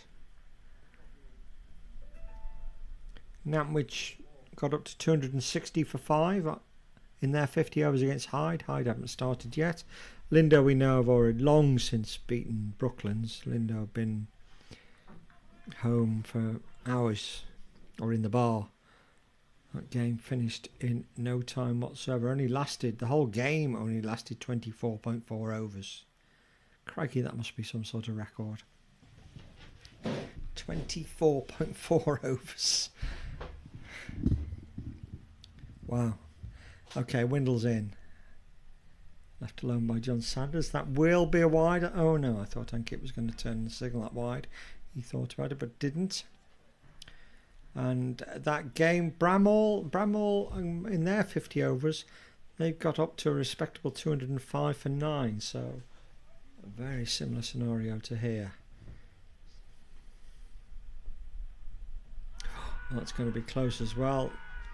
And Ankit said no to that. Crikey, it didn't get up. The whole... Oh, crikey, it looked horrible.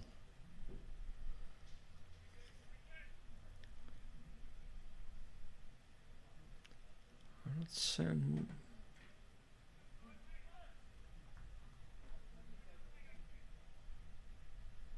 I think Ankit's saying that he couldn't see.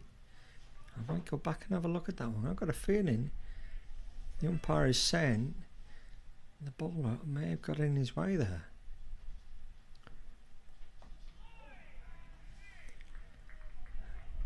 It certainly looked fairly adjacent.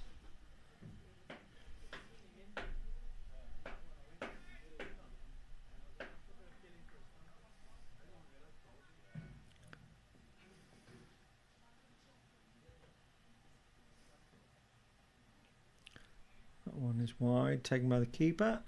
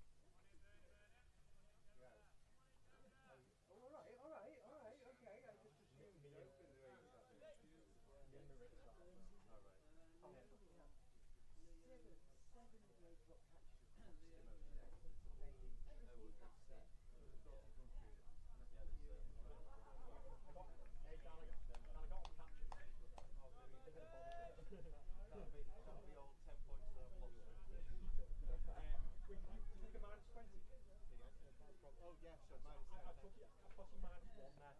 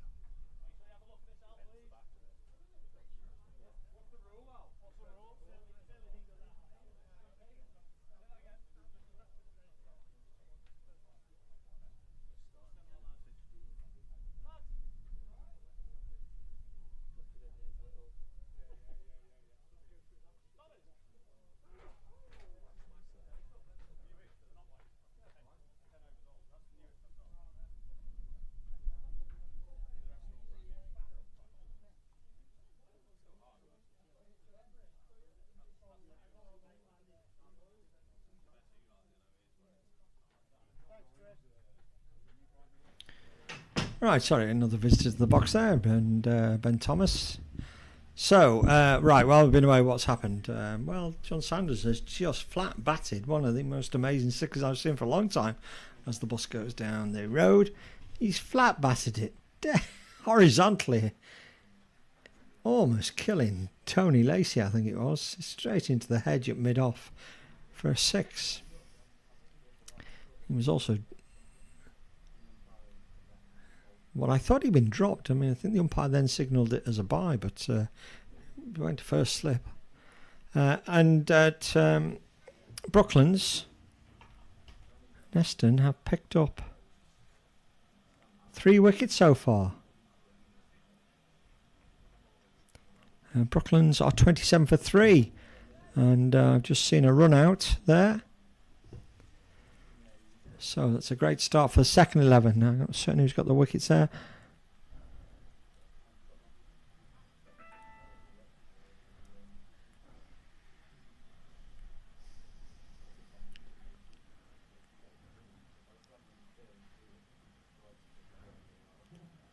Right, so they got the ball back to a bit of a delay while they were trying to find it in that hedge there. John Sanders has flicked that one off his legs. There's a man down at long leg, so it'll only be the one. The score has gone up to 44 for 2 here.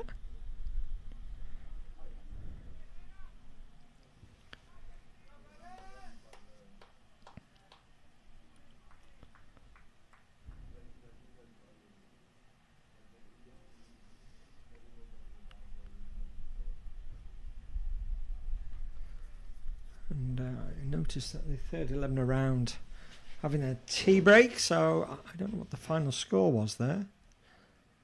That's left alone by Zach Rogers outside the off stump.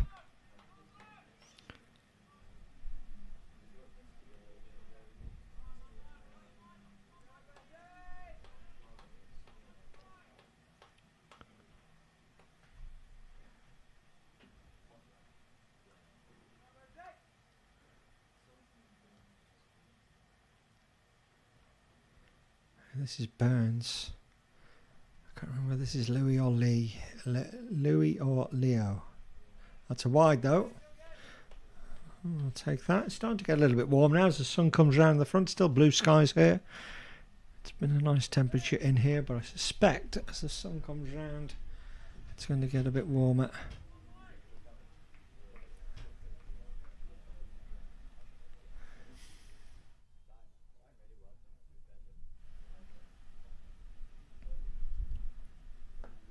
Zach Rogers has been dropped. Oh, he's hit that wide of the man at short cover. He flung himself to the right. He got two hands on it, but it's a bit of a let off for Zach there.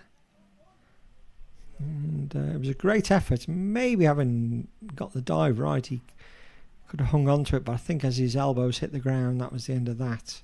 So another scare. This isn't 100% convincing from Neston so far. We've worked our way up to 46 for 2. We're in the 11th over. But both these batsmen have had let-offs. That's short. Zach has got above that and hit it down to the man at third man. Only the single.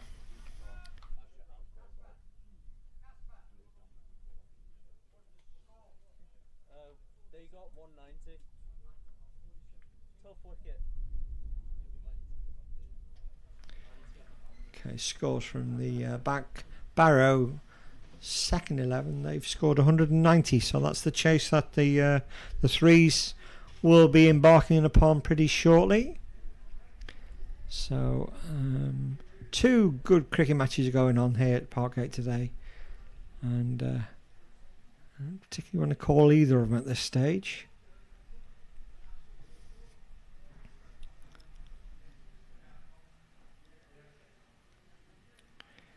The 2 wickets to fall. Well, 3 wickets have fallen at the at Brooklands, but one of them was a run out, and the other 2 are Jake Chrisley has taken 2 wickets so far.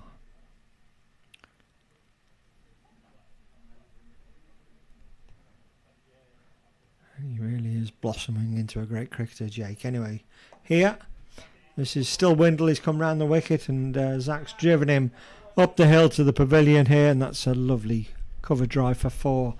Well played by Zach Rogers.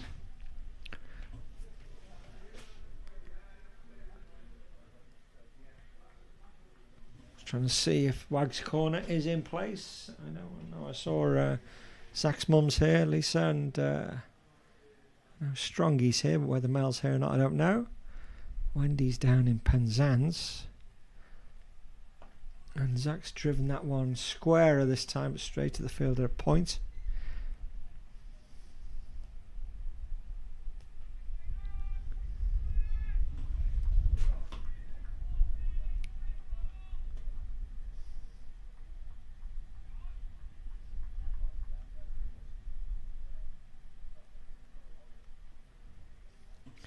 Middling again, that's driven. It's the exact same shot as he got 4-4 early in the. This time the fielder's got more of a chance, but it beats him. That's 2 boundaries to Zach in this over. 2 beautiful cover drives. And whilst he's keeping them on the ground there, then that's totally risk-free cricket. Exactly what Neston need to play. 55 for 2, 11 overs, so Neston just starting to develop a nice position here. The fielder here at cover's gone a bit more straighter, and this time Zach just dabs the short ball out to point again, but they get through for a single. Let's swap it around for the right-handed John Sanders. From 93 to win on the back pitch.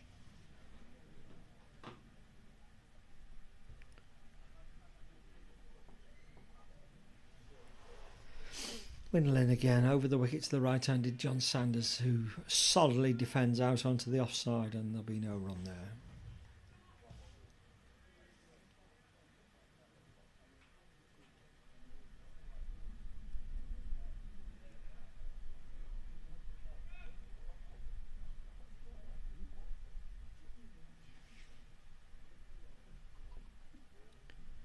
Oh, this time John Sanders hit on the pad, and not this time. That was maybe a bit high, that one.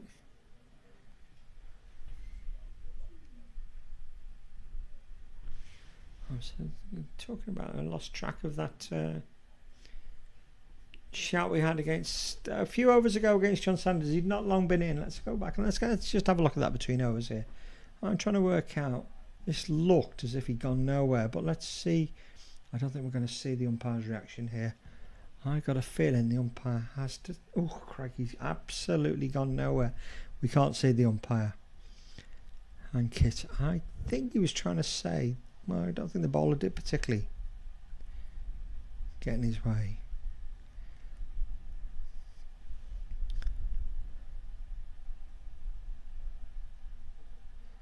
Oh, maybe he did actually. Right, back live.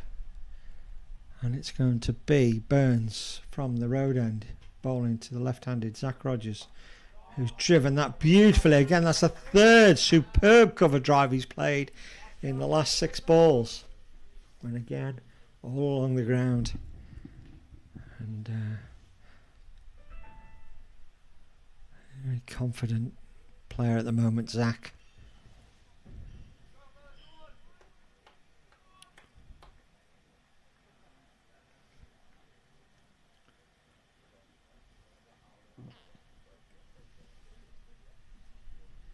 Benson again.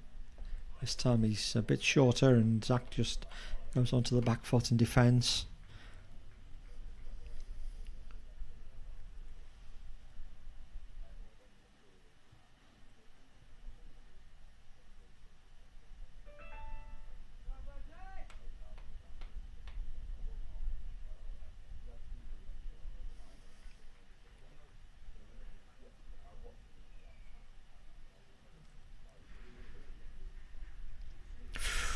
He's gone for that drive again. This time he's missed it and clatters into the wicket keeper, who doesn't take it cleanly.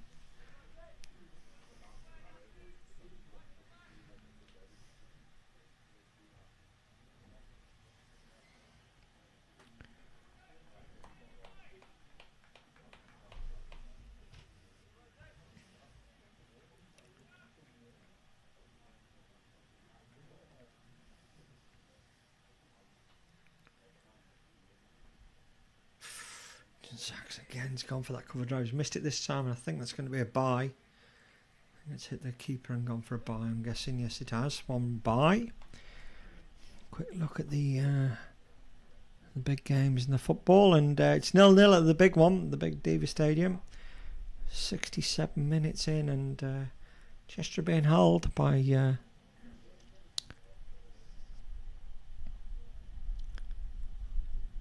0-0.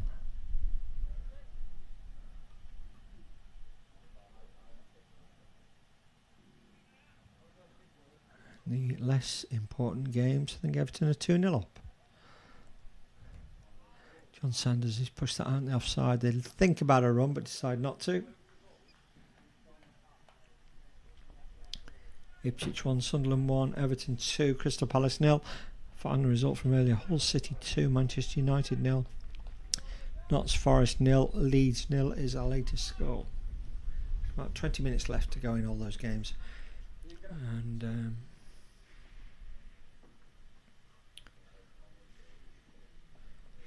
John Sanders, he's been given room outside off stump. He's cut that away nicely, but the man at third man is round right in front of me here in the commentary box.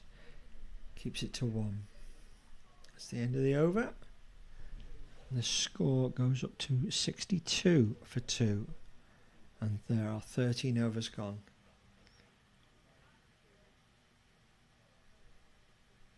So runs will come. I mean, yes, we're only just out of the power play, but runs will come. And the key for Neston is wickets. If we don't get bowled out, I can't see anything other than getting this total. But we know how often we've played on a Saturday and not batted the overs, so far from a done deal at this stage. Still Windle continuing. He's into his 7th over, 1 for 29 so far.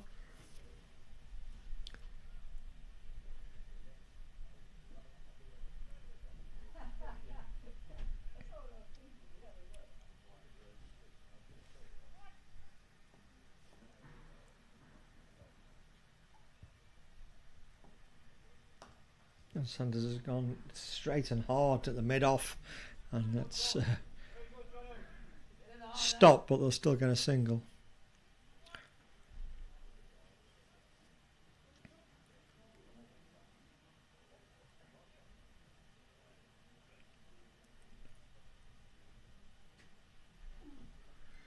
In the match at Chester, where Chester got to 237, Oxford 30 for 1 off 6. Grant Hughes is the man out there. It's a quick single here, but they'll make it, no problem whatsoever. And just looking through the scorecard there, Tim Crawford's not playing this week. There's been a bit of a fuss about his position. In fact, this week about his eligibility. I understand that the league are having nothing of it. They're more than happy that both Tim Crawford and McLean for Oxton are both perfectly eligible to be playing, but Tim's not available or not playing today. I don't know why. And they're chasing 237. Windle again over the wicket to the right-handed and forward defensive from John Sanders. No run. Didri, they've got their work cut out chasing a mammoth 318. This Cheadle side every week, goodness me, they apply every ounce of their talent week in, week out. In reply, 75 for 2 Didsbury are off 12 overs. And in the important top of the table clash between Hyde and Nantwich, Nantwich got 260 and Hyde 32 for 2 off 7.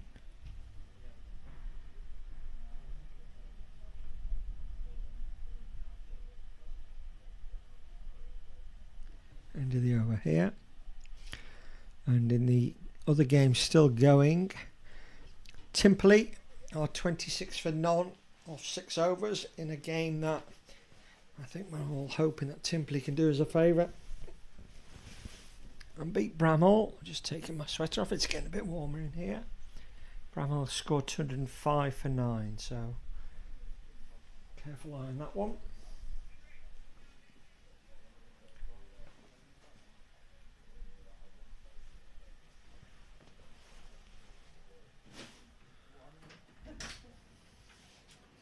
Akshay, how are you? Oh, come on in. Hello, you.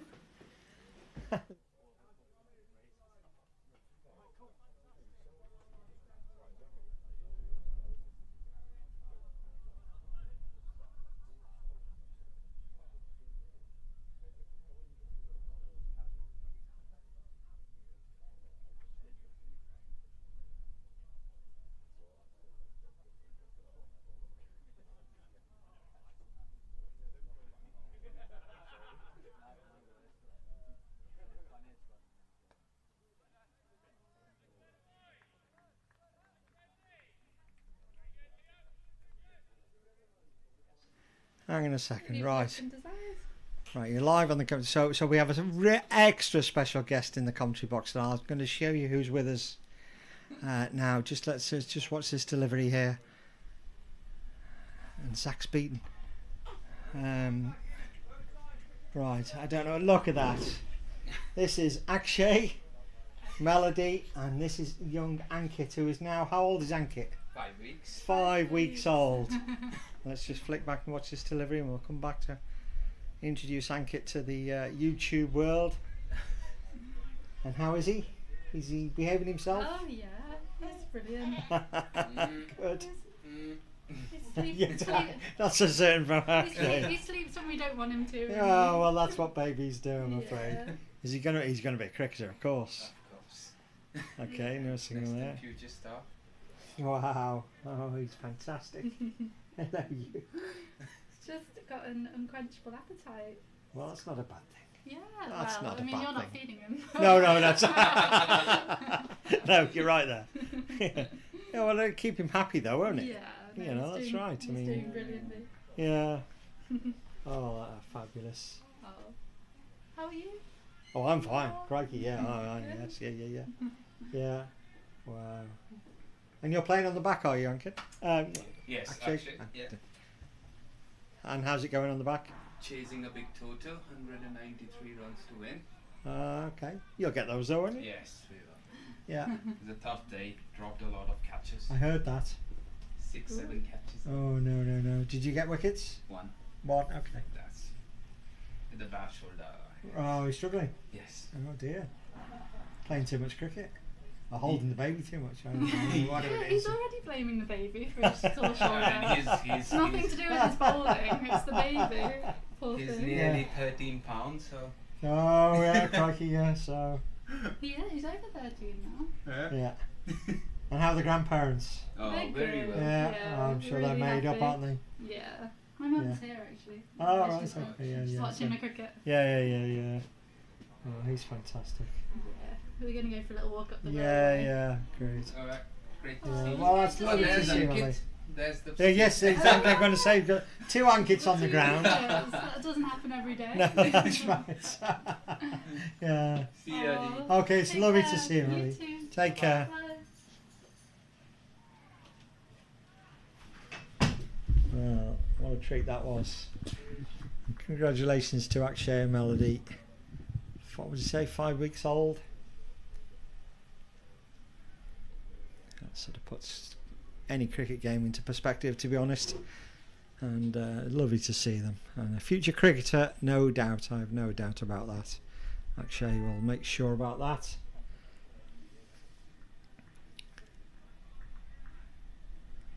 Right, back here the game. Let's just see what's happened. 65 for 2. And the 16th over.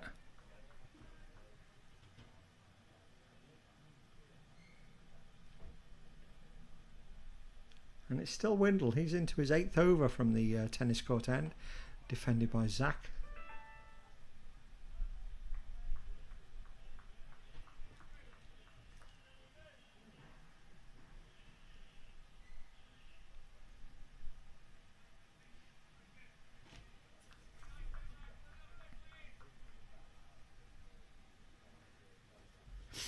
In again.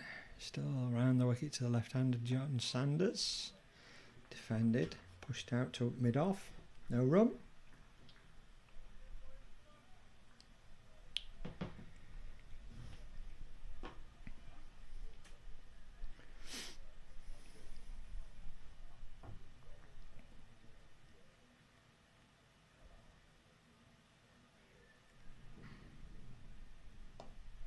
Driven straight at the man at cover.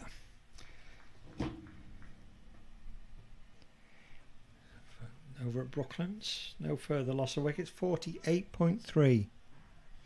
48 for 3, sorry. Or is it more than that? Sorry, I'm a bit out of date on that one. Let me double check.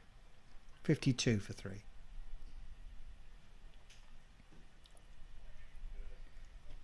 And that's just chopped away by Zach just for the single. That's the end of another over.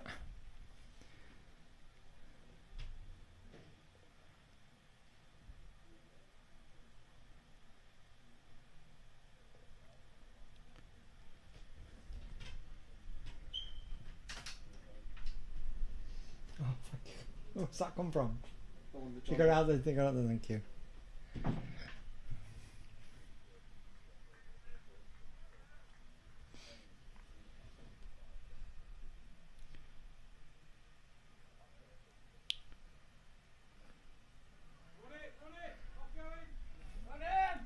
That's not going to go down the boundary. It's going to be close, but it's going to be hauled in, and they'll just get the 2.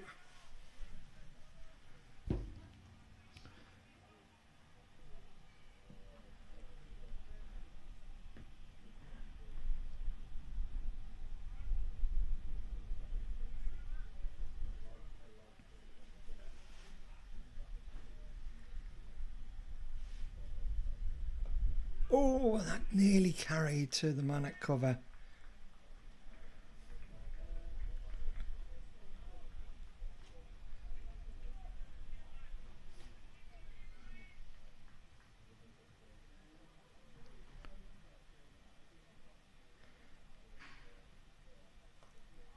That one squirted away off the edge.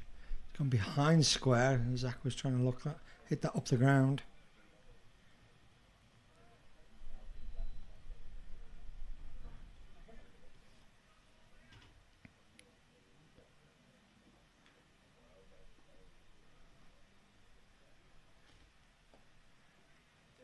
It's got that one. There's a man down at the backward point boundary. They'll just get a single.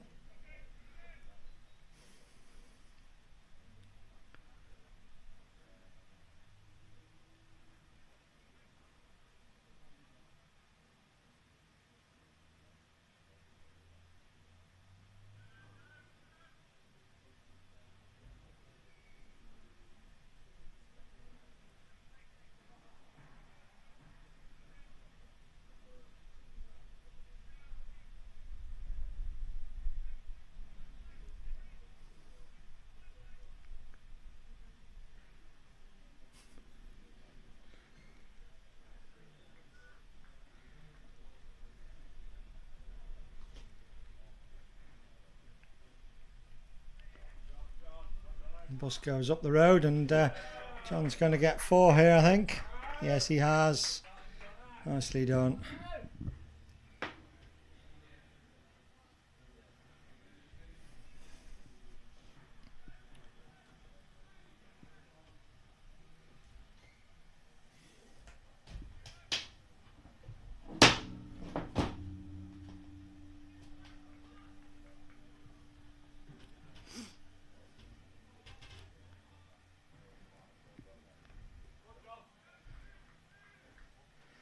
End of the over, 73 for 2, 16 overs gone. Right, Steve Edgerton has kindly pointed me in their direction. I've had a little incident going on at Brooklands. Let's just see what happens in this delivery. Just keep an eye on Nathan Twiddle. The ball's hit out on the off stump. No problem whatsoever, just a simple signal. There's nothing going to happen here. Nothing to see. Nothing to see. Oh dear. Nath, what are you doing? I hope he's all right. Steve, you didn't tell me he'd hurt himself. Oh, no, he's okay. Well done, Nath. Thankfully, there's no cameras or commentary team to pick you up on that. But a great spot from Steve Edgerton. Thank you, mate. We'll play that one back in the bar later, I think. Well done, Twids. Always something going to happen when Twids is around. Right, back to the real stuff. And it's going to be Burns. Oh, and he's gone.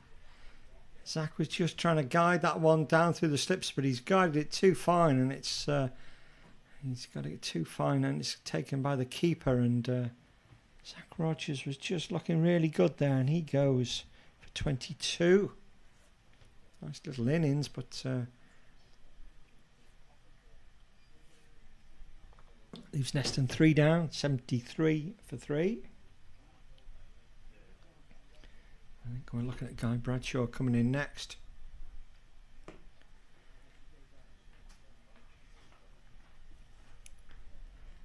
So, yeah, it will be Guy Bradshaw. So this game remains in the balance. We saw it when Alderley Edge were batting, that it toed and froed, balance switched back and forth. And again here, Neston 73 for 3. That's not disastrous, but certainly don't know, add 1 or 2 wickets onto that, and hopefully Guy and John can put a few runs on. Still loads of time to go. We're only in the 18th over, 50 over game, don't forget.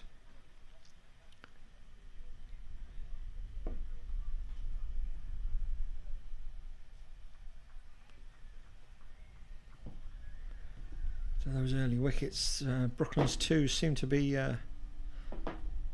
working their way back into the game up there. 59 for 3. They are. Having been 20 odd for 3.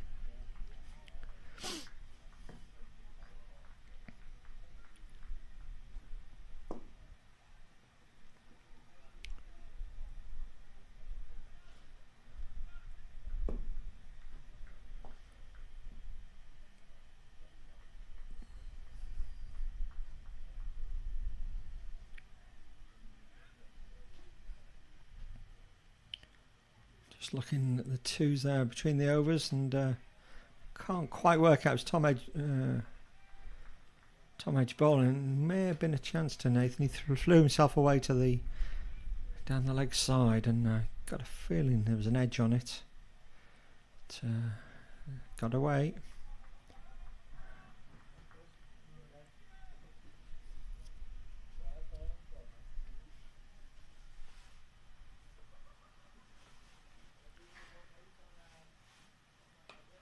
Solidly forward by Guy Bradshaw.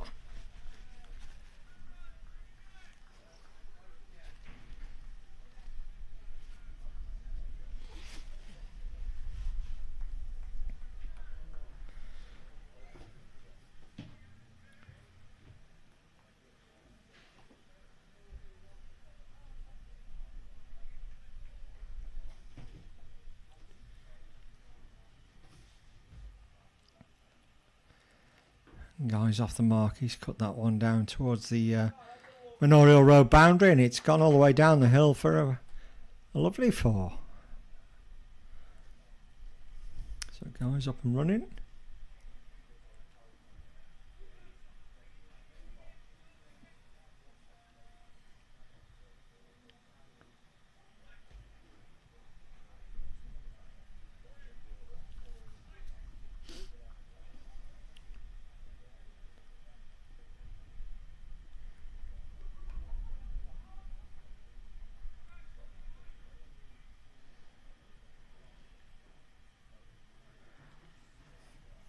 I hope somebody on the back pitch, now that we're batting, is going to keep us regularly up to date. Oh, in fact, let me double check. Maybe somebody has decided to score on the iPad now, and we might. Is there any sign of any live scoring on the back pitch? Yes, there is. So we can now get the full details on the back pitch, where Barrow scored 192. I can give you the. Can I give you the bowling figures? I can. Lachlan Lowe, 6 overs, 2 maidens, none for 22. Meanwhile here, it is Agarwal to bowl right arm over to John Sanders. Yes, Kai Jackson, 7 overs, no maidens, none for 32. Akshay, 1 for 48 off 10. Paul Stimpson, 1 for 44 off 10. And Dan Warner, just watch this ball where they're going to get a single. They're going to have to rush it. John's going to have to. That's fine, no problem. Dan Warner 1 for 43 off 7. So Neston finished on 192.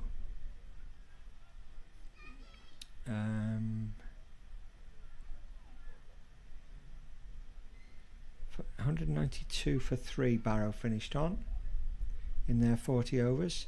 And in reply, let's just watch this delivery. Solidly forward by Guy Bradshaw. And in reply, Neston have already lost a wicket. In fact, they've lost 2 wickets. Jamie Escott has gone for none. and Congreve is out for 4. So not the start that Neston wanted in that reply.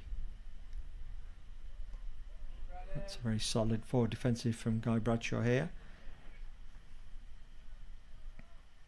So a long way for Neston to go, and somebody's going to have to make a decent score there.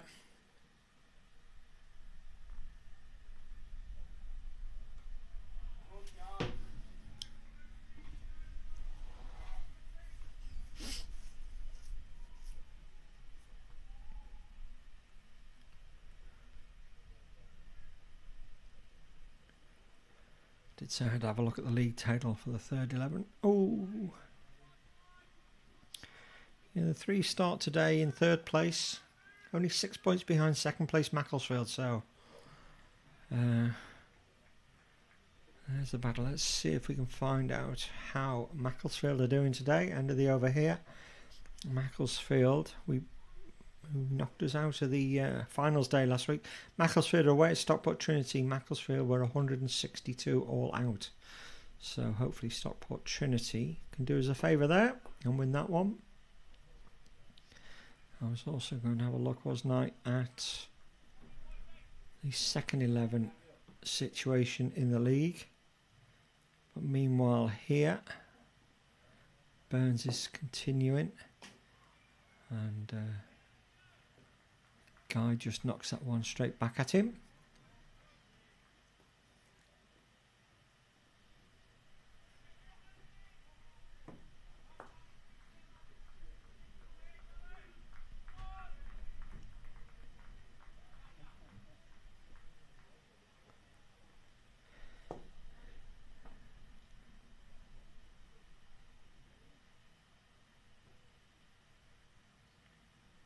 Burns in again.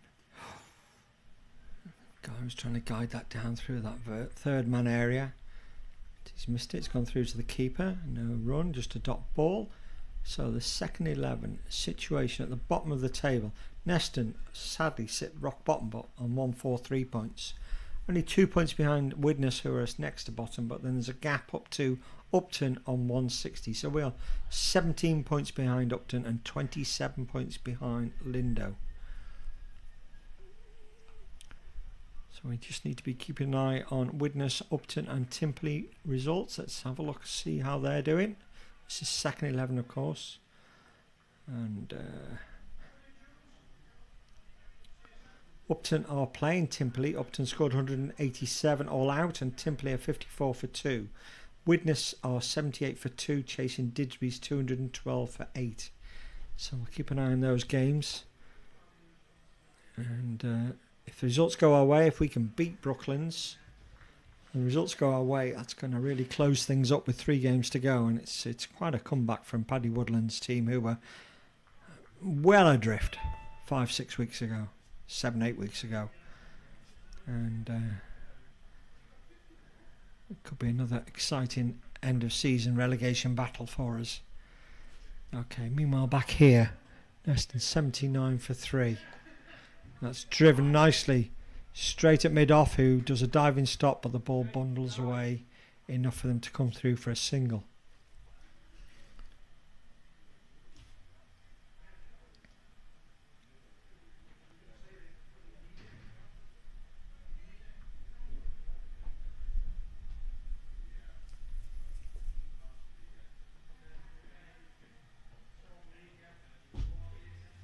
Burns in again. John Sanders is driving this time. There's a man down on that cover boundary, sweeping straight at him.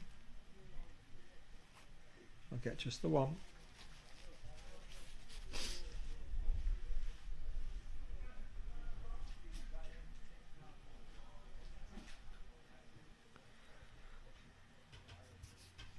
I think I missed a no ball there, because I can just see Ankit.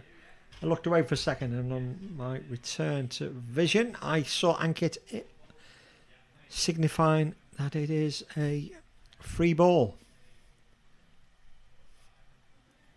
And guys hit that one high. He's going to get caught, but it is a free ball, and the fielder tumbles over. And whilst he's on the ground, John Sanders very cleverly comes back for a second run. So that is good running, actually. Guy hit it out to the man at cover, who took the catch, which isn't a catch because it's a free hit. He tumbled over with the ball in his hand, and he seemed less concerned about getting the ball back in. So John Sanders very quickly came back for the second run. So good run in there. We get 2 for that. And that's the end of the 20th over. 20 overs gone. 84 for 3. So no problem with the run rate. Going along quite nicely. Just a tad above 4 and over. As always, it's going to be down to not losing the wickets. So Agarwal, Ratu is in. That's driven. The man at long mid off is going to come round and field it. They come through for a single.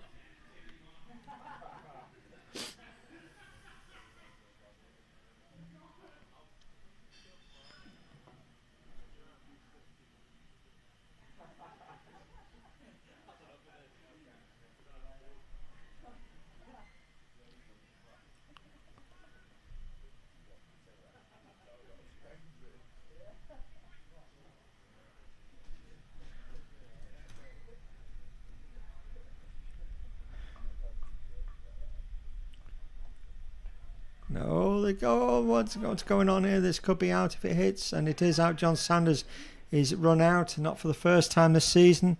In fact, I think that's the third time he's run out. Not so certain. He headed down there, and the guy turned it away on the leg side, straight at the man at 45, and I don't know. It would have been a tight single. John did try and put the brakes on, but I think he slipped a bit as well. And that's a very unfortunate end, and John's innings is at an end. 28 he scored there.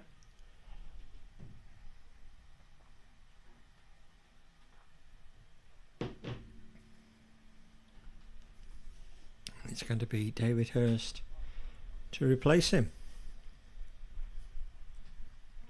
So, which way are we saying the balance is now? We don't have the WinViz computer available.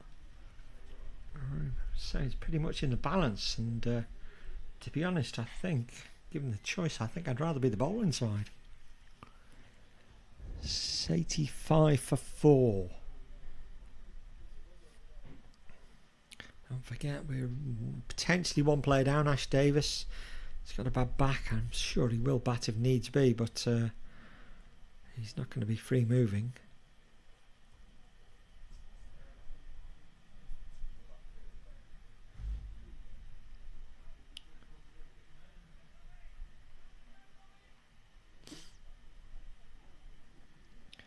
No further wicket in the second 11 game, and Brooklands 2s are making a good recovery here. They've got one batsman who's 21 not out, and the other one 27 not out. 73 for 3. And it's about time the second 11 picked up another wicket.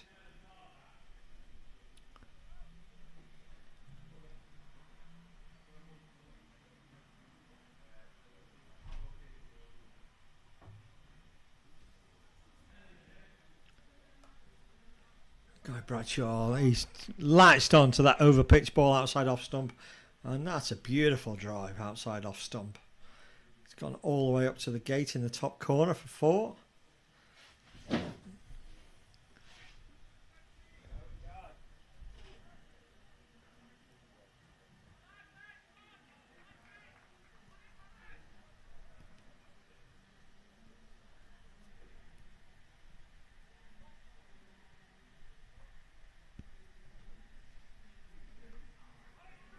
And that's beaten the fielder at backward point. He's got a hand on. He's taking some of the pace off it, so it won't go to the boundary. They're going to come back for 2, and Hursty's not interested in looking for a third. I don't think it was there anyway, but they'll just take a casual 2. Scoreboard continues to tick upwards. 91 for 4.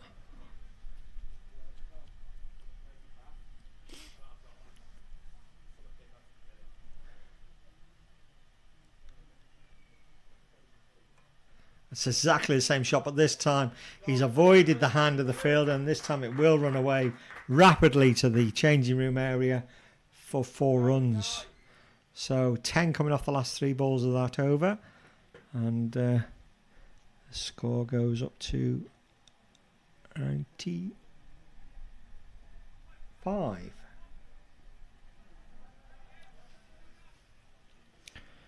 And Guy moves up to 18.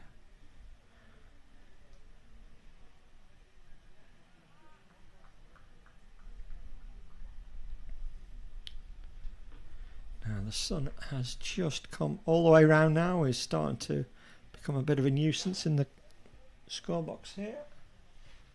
Can't complain, I suppose, but it's starting to get a little bit warm. Still Burns continuing from the tennis court end. He runs in, and that's a beautifully straight bat presented at him as Hursty half drives it. He didn't really go with it with any great intent.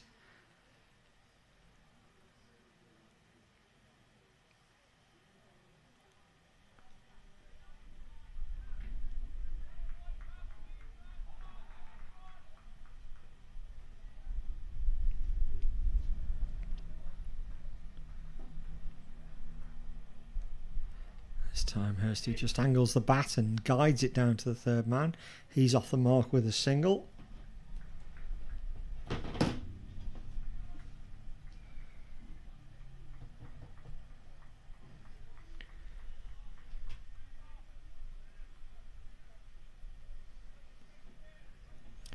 Play seems to have stopped at Brooklyn. 17 overs gone. I don't know whether they're organising 3 drinks breaks there. Looks like they're having a drinks break. 74 for 3 at Brooklands. The target for Brooklands is 234.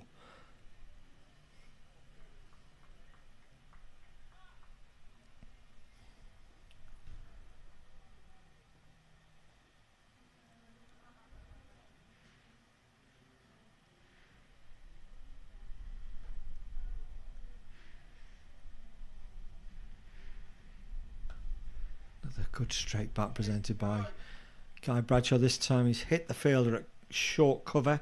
No run. Okay, just a brief update on those other games in the Premier League. Soxton have moved on to 66 for 2 off 13, chasing Chester's 237. Didsbury, they're going along quite nicely, 142 for 3 off 22. So they're on target as far as runs go to get Cheadle's 318. And again, that's hit straight at the man at cover. No run.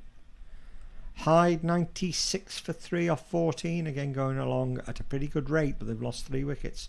Chasing Nantwich's 260. Let's say Lindo and Brooklands was over. That seems like it was last week's game. All over in 24.4 overs. Total length of game. Quite remarkable. Burns is in. And just defended by Guy.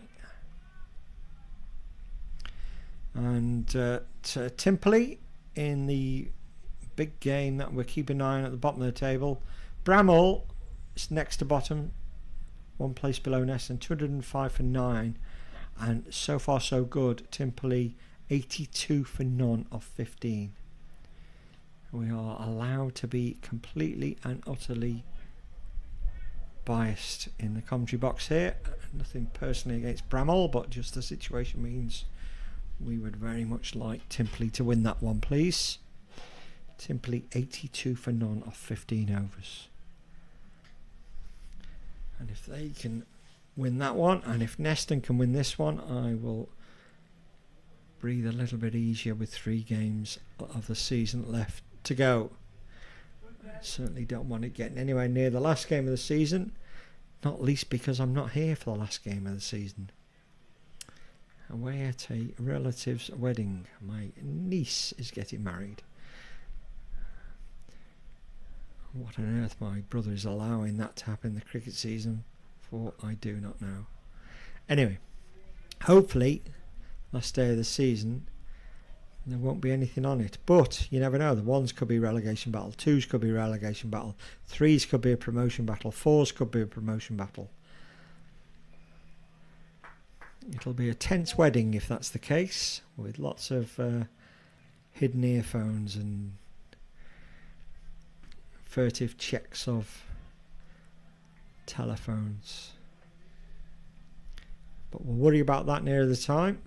Meanwhile here, Agarwal is in and Hursty is driving that all the way along the ground out to the man on the cover boundary up here in front of the outside bar. One run only. If you're on the area, the outside bar isn't open today. The decision was made to open the tea room bar for a change, so there's still drinks available and it could be a very interesting last, what have we got, hour and a half, 2 hours probably.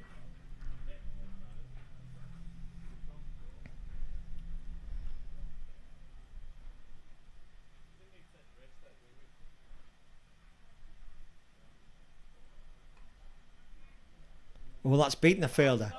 That should have been stopped and it's bounced. Let's be kind and say it bounced a bit awkwardly.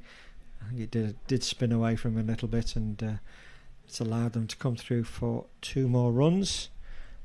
And that brings up the 101 for 4 in the 23rd over.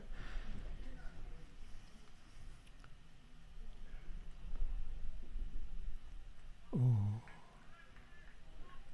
End of the 23rd over. 101 for 4. Target is 210 to win, so another 109 required of 27 overs. No problem with the run rate, I wouldn't have thought. Pitch is playing okay. Just don't panic, Mr. Mandarin.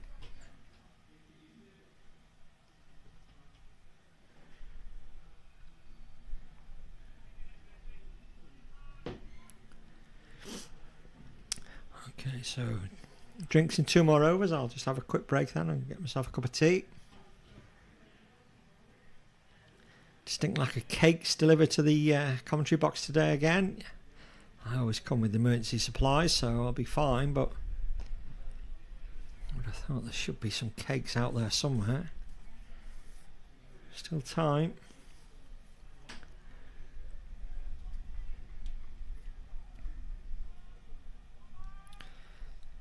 As you've not heard me mention the 4th 11 if you missed out earlier. 4th 11 don't have a game today. They were due to be playing Appleton 3s away. Appleton 3s play at a ground which is now being used for football. The season started. So the way around that is to switch the game to the Sunday. So our 4s are playing tomorrow. John Clark will be out tomorrow. And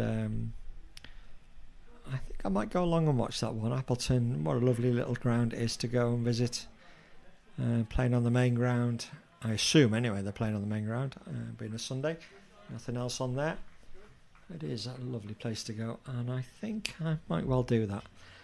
Might do a little bit of work at Wendy's allotment. Oh, that's pulled away by Hursty, and that's gone up the hill to 4. And look, it may have been a one-off, I don't think, but the notable thing was there, Hursty is a top player, and he's more than capable of rolling his wrist on it, and that's exactly what he did there. Low risk cricket, kept it down, and you sort of, I did have a little word with him the other day and said, come on, Hursty, good enough to not be giving your wicket away, and hopefully that's a good sign.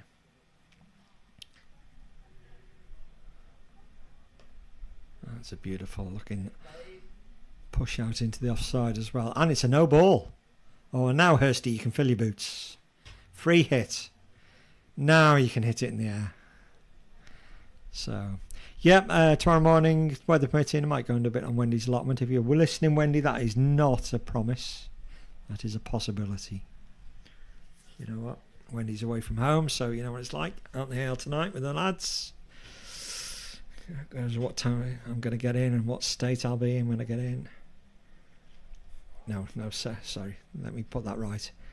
I'll be in by 8:30, absolutely shattered. Having had my 1 course shandy. Feet on the coffee table. Watching match of the day, probably. Anyway, here's the free hit. Burns is in.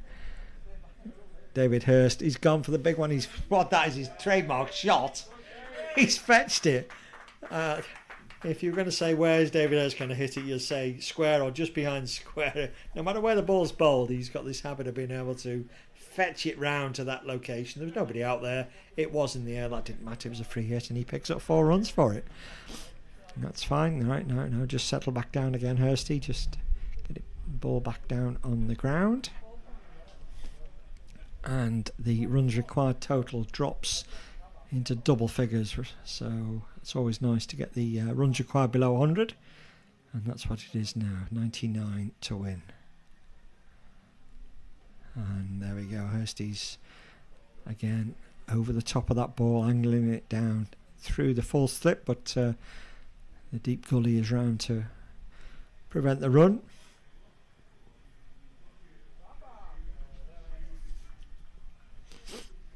Yeah, maybe an hour or two at the allotment, and then up to Appleton to do a little bit of cricket watching, maybe even a little bit of umpiring.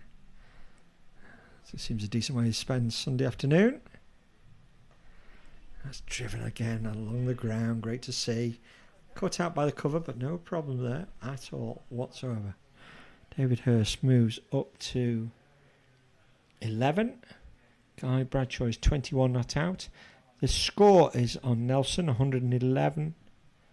111 off 22 overs. 111 for 4.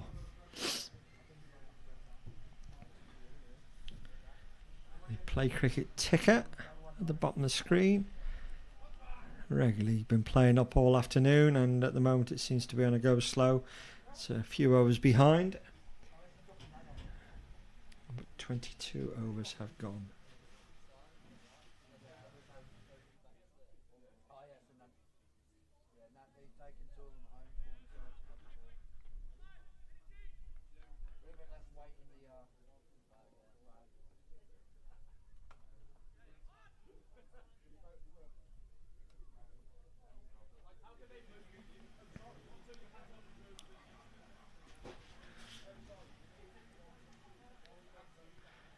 So it's a change of bowling. This is lose track. Without the ticker on the bottom, I never pay too much attention as to who's bowling. I rely on that, I'm afraid. And this is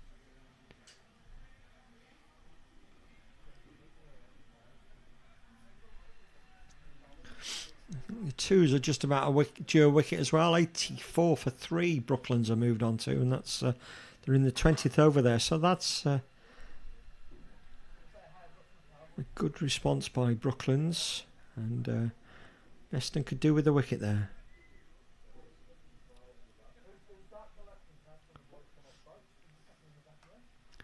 Driven again, that man at cover is in bomb alley there, and straight at him, no run. I've overlooked the important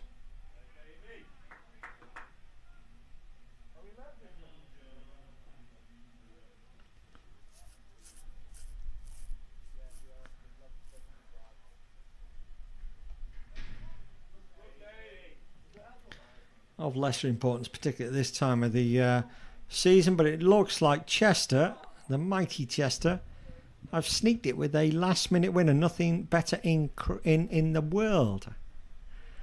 I hope Wendy isn't listening. She'll nothing better in the world than a last-minute winner, and Chester picked one up today. 3 minutes into injury time, Neston have won. Oh, hang on, we seem to have a problem at the scorebox. Let me go and see.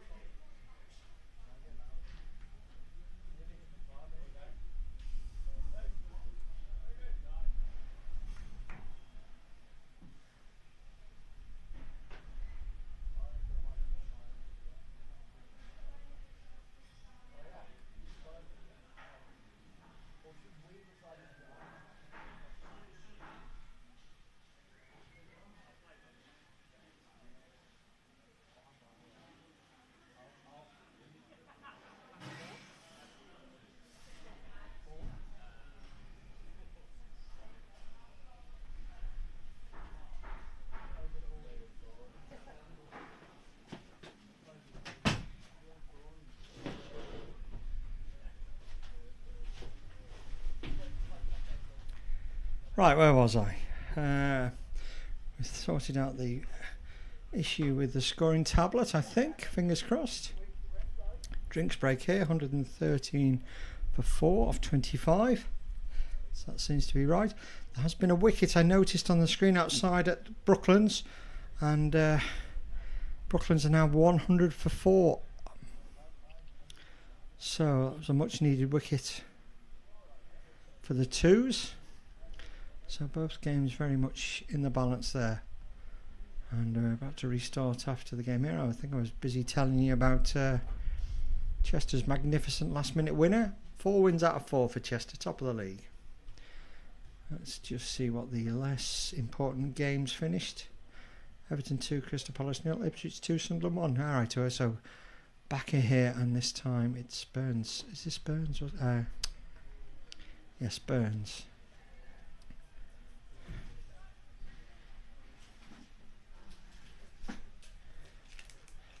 A delayed cup of coffee.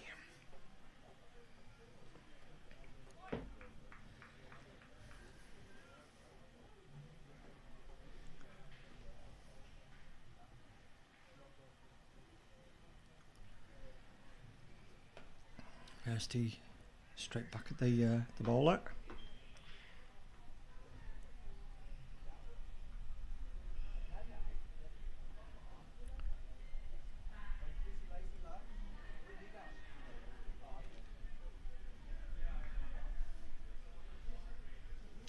And the third 11 was slipped to 30 for 3. Let's see if we can get a bit more detail on that one. So we watch Burns coming in from the tennis court end. Past Ankit, the umpire. And Hursty's up on his toes and punching that one out to cover. No run. So the third wicket has gone down. Jamie Young is out for 17. And Andy Twiddle and Casper Jennings now take up the reins to try and get us closer to our target of 193 to win that one. Fair way to go on that one, as there is here and at Brooklands, but they're all good games to win. Hursty nicely tucked away off his legs. The fielder has gone round and he's sort of, wow, he's taking a chunk of the ground out with his knee there. I hope he's alright. You see that sometimes, don't you, with cricketers chasing the ball out and sliding, and that's what he did there. He seems to be fine though.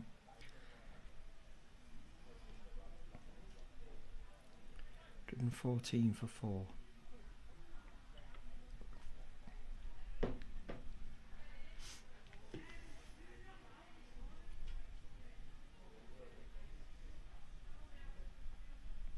Left alone by Guy Bradshaw very well.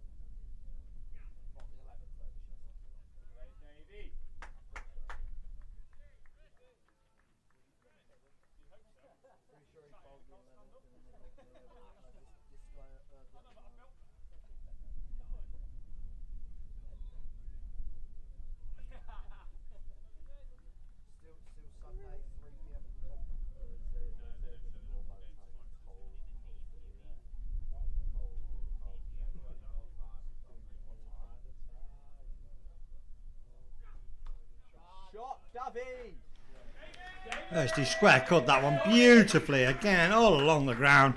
4 runs up to the point boundary in front of the outside bar.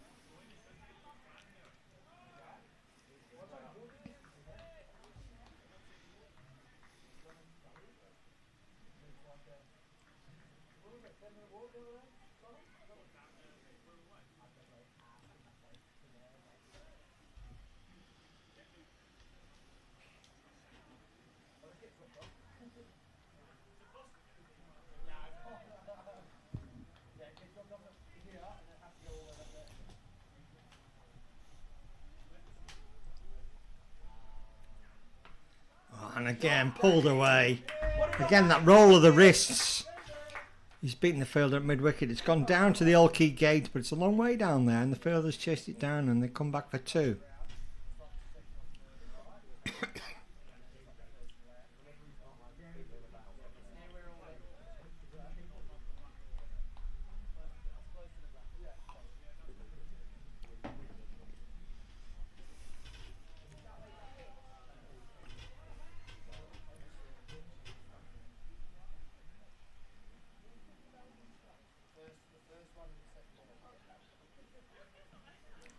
Trying to flick it away on the leg side. It's come off the pad out to square leg by the umpire. They'll just come through for a single 1 leg by.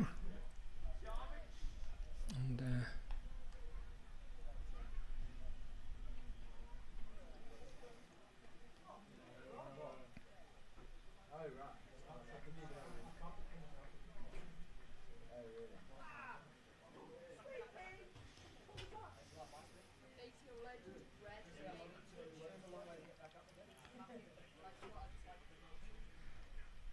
well, that's well bowled. This is the skipper back on. Sanders, and great run in there. Bradshaw just, well, maybe say edge, but guided it down through the slip area down to the man at third man, and ran the first one very quickly. And as soon as there was a slight fumble on the boundary, he was back for the second run. Good cricket from this. This is from Neston. Really good cricket the last half hour or so.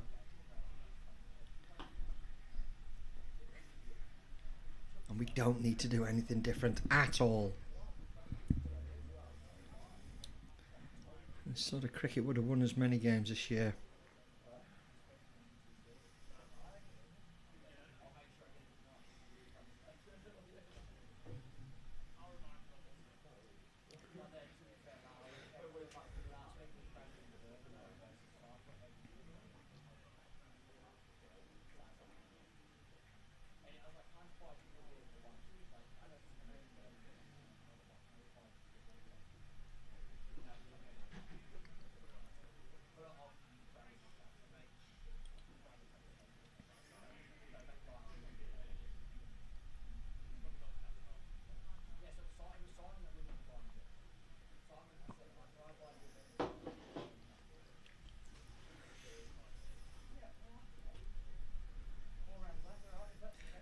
So it's Usher.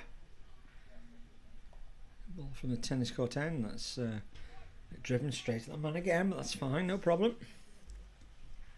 Yard either side, and it'll race away for 4.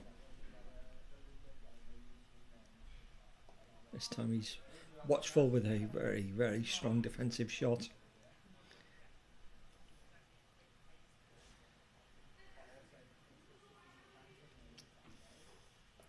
This time he's back. Oh, and this time Guy Bradshaw comes running down the wicket, and I don't think there was a single there. Guy may have got him, but I don't think Hursty would have got halfway, to be honest.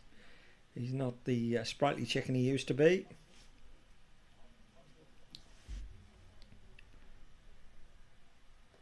This one he's tucked away between the 2 fielders. That's a very simple and easy single that keeps the scoreboard ticking over. Top cricket. May not not be the flashbang wallop we've been trying to play all season, but this makes that old fuddy-duddy like myself absolutely happy as Larry. And again, Guy cuts that one away. The man at deep point comes round to field it, and they'll get another single.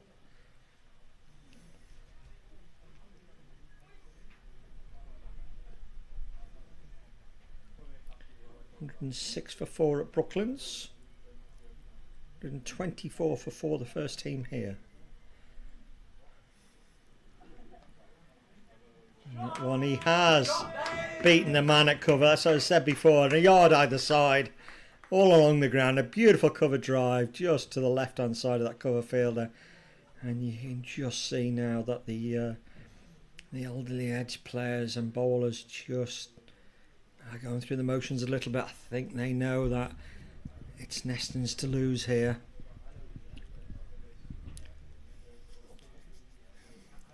They may not realise that we have managed to lose these games this season, but fingers crossed. Come on, lads. This is excellent, excellent cricket.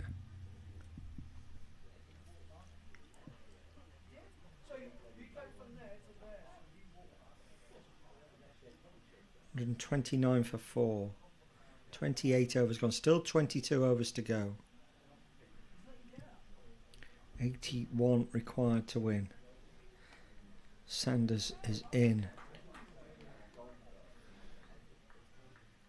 No run.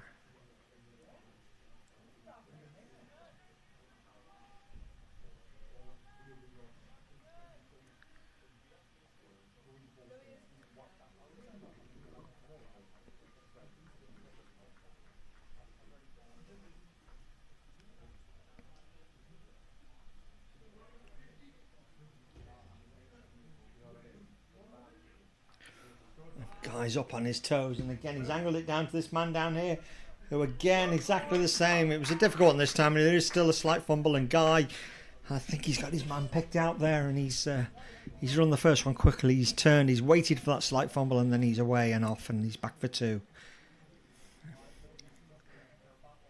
That's very, very good cricket.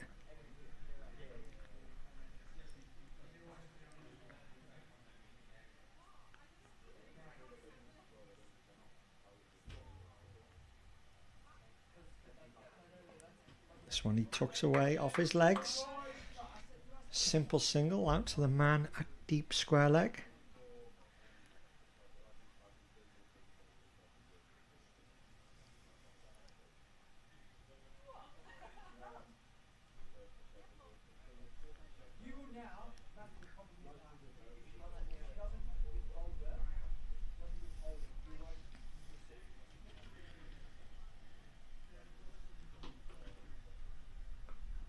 This one Hursty has pulled away, and but there is a man down at deep backward square leg, or long leg really, and they can't just get the single.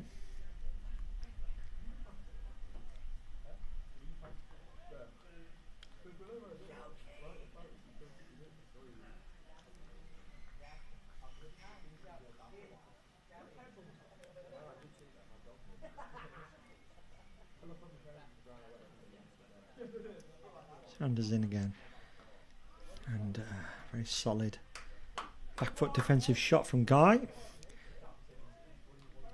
And now the sun really is starting to become a bit of a bother here at the end of the over. I'm going to have to do some climbing on the furniture and see if we can get some blinds in place. At the moment, not easy to see anything.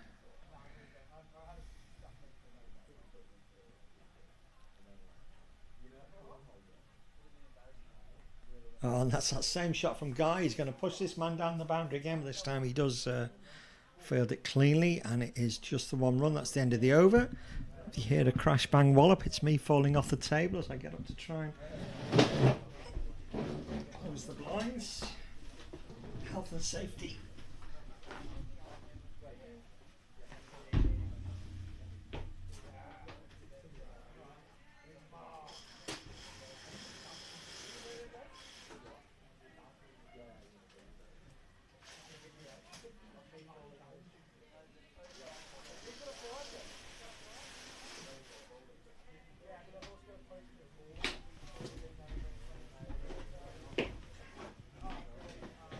It's okay, I'm safe. Meanwhile, next over has started with a single. Out to cover. Right, slightly better.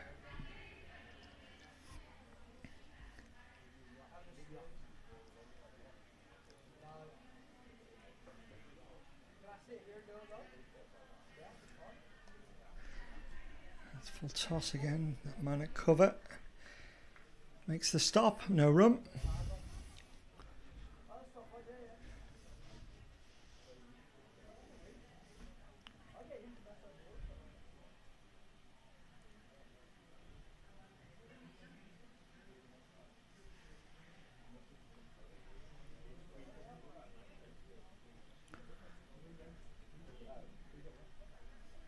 She's coming round the wicket. David Hurst retakes his guard, and that one's angled away very, very nicely down to third man. It may go all the way, actually. No, it's a long way down there, and it's hauled in, so they get 2 runs. I think last week on the parched outfield, that probably would have run away. It's greened up a little bit with a bit of rain that we've had over the last day or so. It was quite a heavy rainfall. It's when I arrived at the ground this morning at 10:30. It really was throwing it down, but didn't delay anything. Start was on time. This just helped return the outfield to a greener version of what it should be. Right, so a few changes in the field, and there's another man gone out into that corridor through cover. There's a short extra cover, there's normal cover, there's a mid-off, and he can continue to hit it there. He'll find the gap sooner or later. Just don't hit it in the air, and he does. He hits that man at extra cover with the first delivery.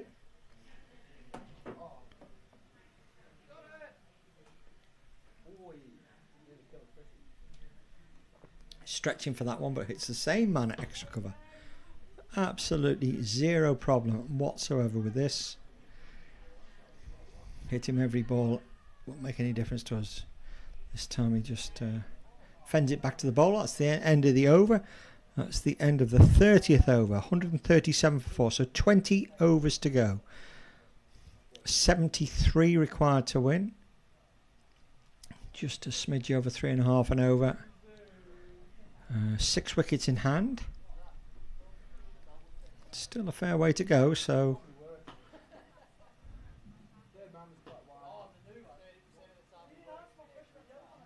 let's go and see what's happening on the back pitch.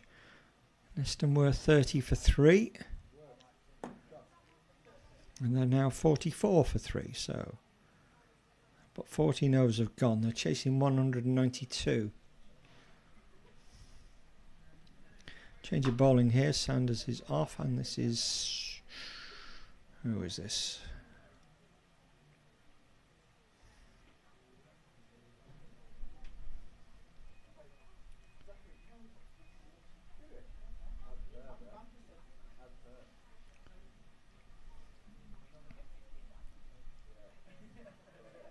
Strikes Guy on the pad, going down leg side.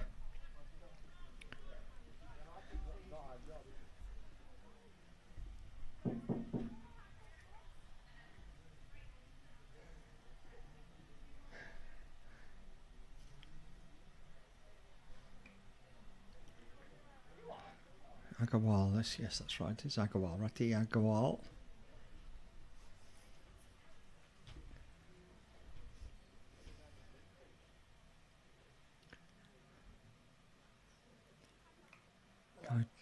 Goes for the drive, doesn't quite get it, and it's fielded by the bowler off his own bowling.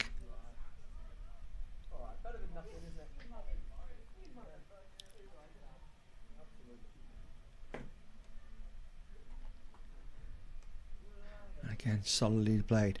Just quickly around the grounds between balls as we go through here. Chester, Oxton there struggling, 116 for 5 off 23 overs, chasing Chester's 237. So done well there, Chester. They were struggling with the bat themselves, and they've managed to get up to a decent score. Now they've got Oxton 5 down. That's well fielded at mid-wicket, no run. Didsbury, well, we thought they had a real task on hand to chase Toodles to the 118, but they are 225 for 3 off 32 overs and looking favourites now. Let me just dip into that scorecard and see. And that short guy's pulled that out. Oh, there is a man down there under the trees. I didn't see him. This is very good. Let's see who's doing the damage for Didsbury, and Rob Semi is 94 not out, and Nick Anderson is 40 not out. So, crikey, if you were going to think of which two are going to do it, you'd probably put those top of the list for Didsbury. And if they keep going at the rate they're going, that game will very much end up Didsbury's way, I would imagine, and keep their title challenge very much alive. The other two title challengers are playing each other at Hyde and Nantwich. They also did well from a precarious 12 for 3 position to get 260. Hyde 126 for 5 at the halfway stage. So, yeah, they're up with the run rate, but they've lost 5 wickets so far. Guy Bradshaw rocks back and hits that out to the man at cover, and they get a single. And at Lindo we know has long since been gone. Brooklands 84 all out, Lindo 88 for 2 in the shortest game of cricket ever played. That must have been over by 2 o'clock, well before 2 o'clock. Hursty tucks that one away into the mid-wicket area. It's fielded, no run. And the crucial game for us, Bramall, who scored 205 for 9 in their 50 overs. Timpley, let's just watch this delivery. It's left alone outside off stump. Timpley 111 for 2. So they've lost a couple of wickets. They were going on, what were they, 80 for none last time we looked.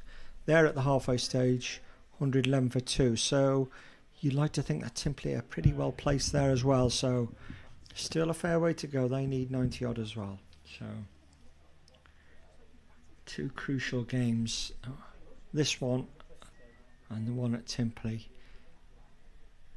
will go a long way. And that's hit by Hursty, and that guy put some pressure on the fielder there by calling the quick single. The fielder fumbled it, and they come through for an easy one.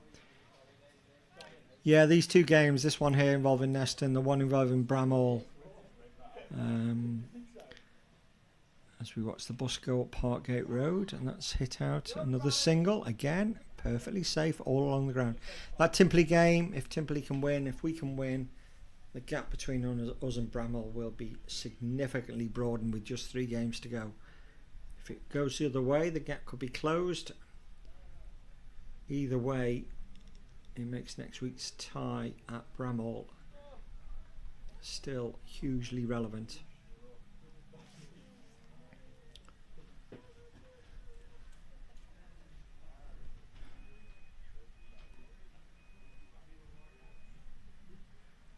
Aguali in, right arm, off spin.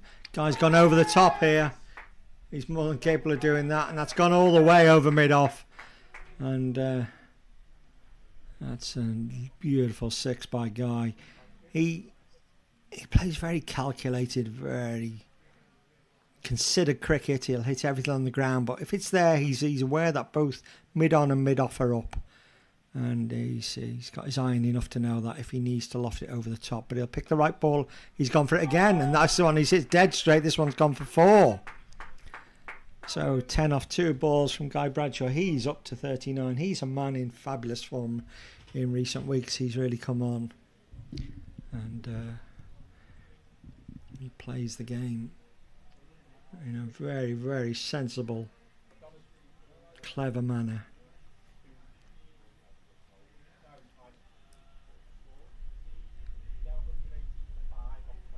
Doesn't get carried away. He's hit those 2 boundaries based on the ball being there, outside off stump, well pitched up, but that one was bowled a little bit flatter, a bit straighter, so he's more than happy just to knock it back to the ball. He'll just be patient, he'll just wait.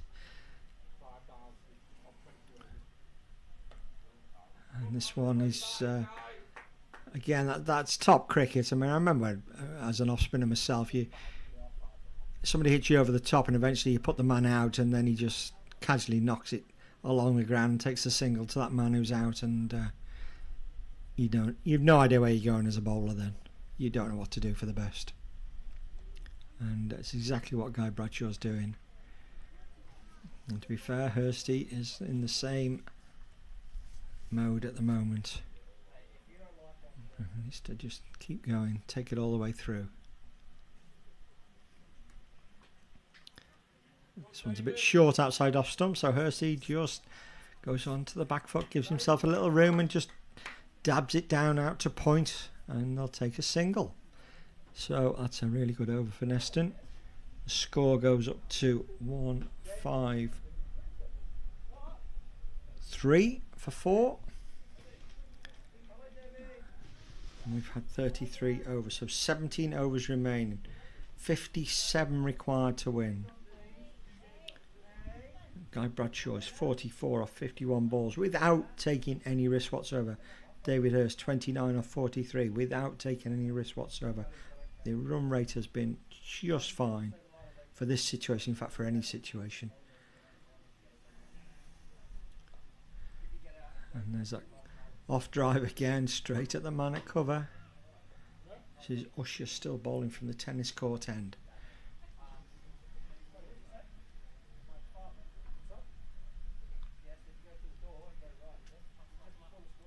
That was slightly over pitch, so Hursty, yeah, as soon as the ball left the bowler's hands, you could tell he'd thrown that up a bit more, but too much really, and it was right into the arc. And because the men are in at mid on and mid off, exactly the same as what I said about going the previous over, Hursty had no problem. Basically a free hit. Loft it over the mid on, who's now gone back, so the mid on has gone back onto the boundary. And I'd love to see Hursty just push it out there for a single, and that's exactly what he's done. Exactly what he's done. This is absolutely, it's making me purr along. I'd go as far as to say if we played like this every week, we'd still score 250, 270, 300. Because you get yourself into position with 10 overs to go when you've still got 7 wickets left. And we know what you can do in those last 10 overs. We did it in Nantwich, didn't we, to chase down 280.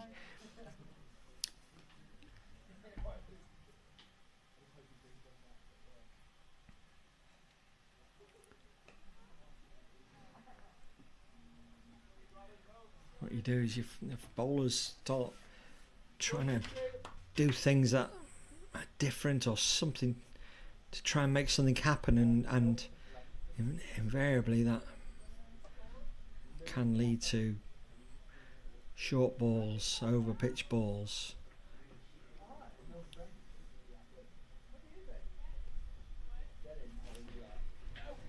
158 for 4. The two batsmen take the opportunity to have a drink. It is starting to get, well, it's certainly very warm in here, I can tell you that. The sun is right round in front of the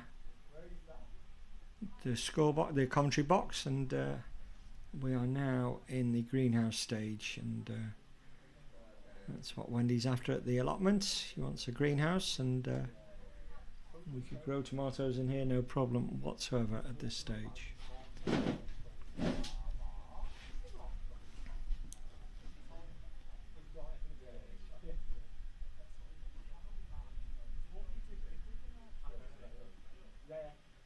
There's been a wicket at the in the second 11, and Brooklyn's twos are now 124 for 5. They're chasing 234, so that's excellent news for the second 11. I'm not certain who's got that wicket. You can see that Finn Scullion's just coming onto bowl there.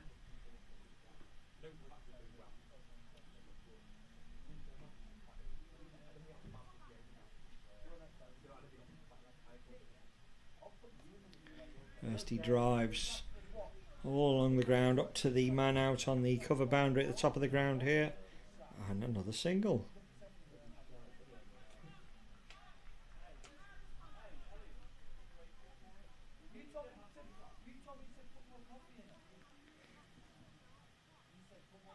Oh, he's bowled him. Oh, goodness me, we weren't expecting that one. And this is Burns who's come on to bowl at this end, and he's found a way through. Guy was trying to drive that. I think he's gone through the gate there.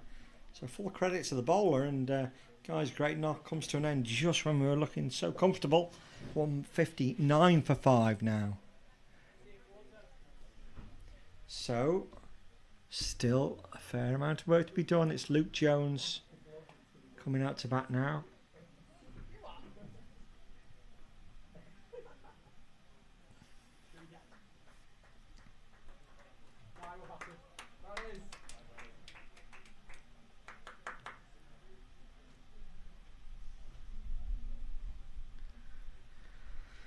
Right, so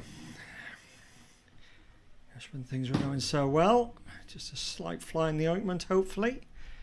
Luke Jones, who's struggled a bit recently with the bat, and although to be fair, he's been thrown up the order. He just needs to get the bat on the ball a few times, I think. Just ease himself into this innings, into this game.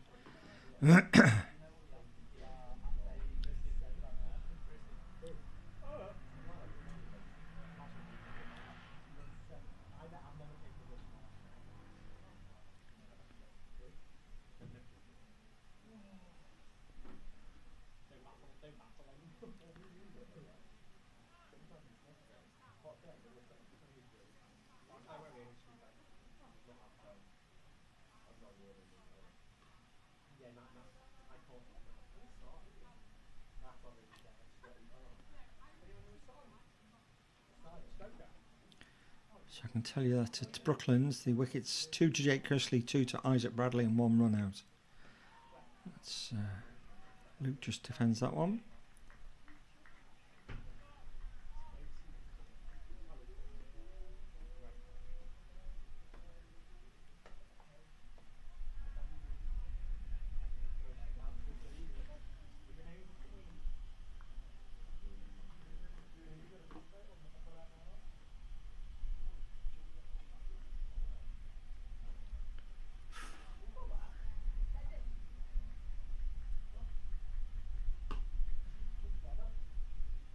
Been another wicket at Brooklands.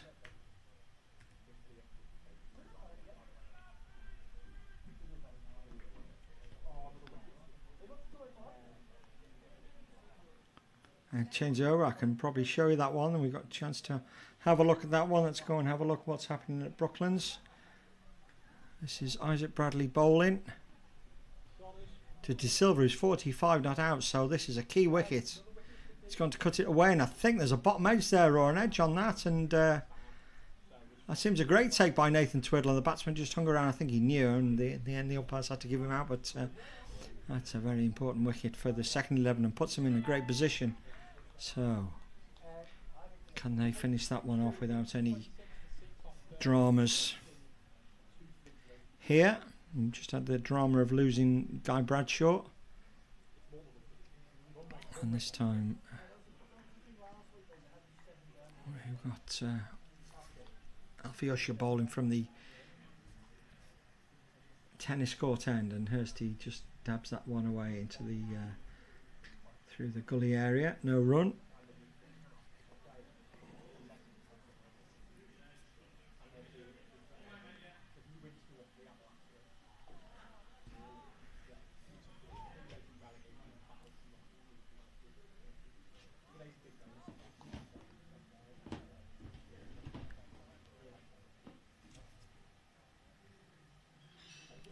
One is dabbed away a little bit finer. That's going to race down towards the bandy. Will it make it? Yes, it will. Yes, it does. And well played, David Hurst, just using the pace of the ball. And he's dabbed that one down through second slip, and it's run away for 4. Hurst moves up to 39. The score goes up to 163.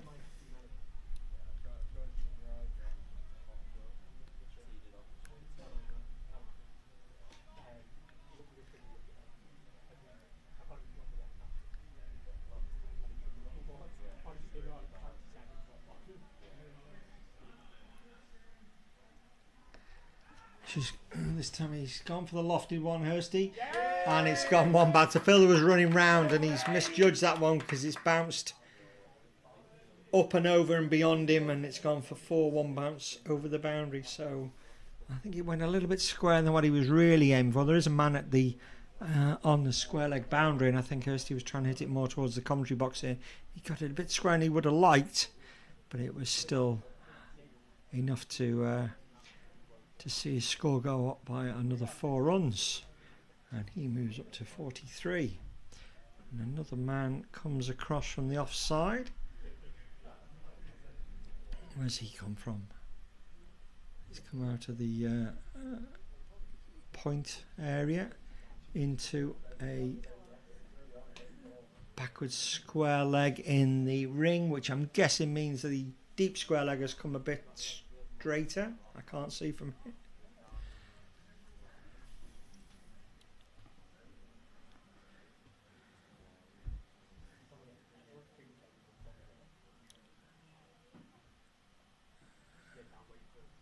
This one is cut away, but there is that man there at deep gully, and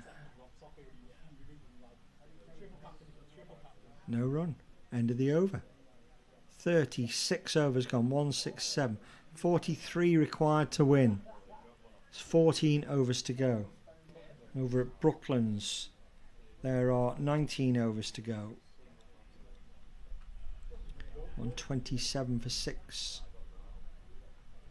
Here's the score there. That's looking quite good for Neston, but just need to see that one home.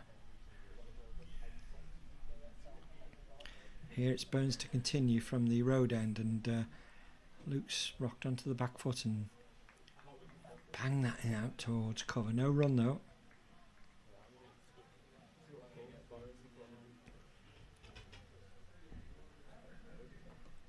Defends this one.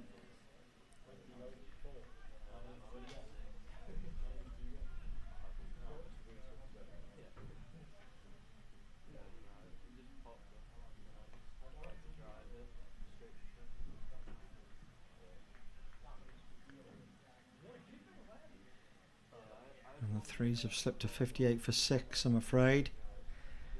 So not looking too good on the back pitch. Oh, and that's it's half stopped, and they won't get a run.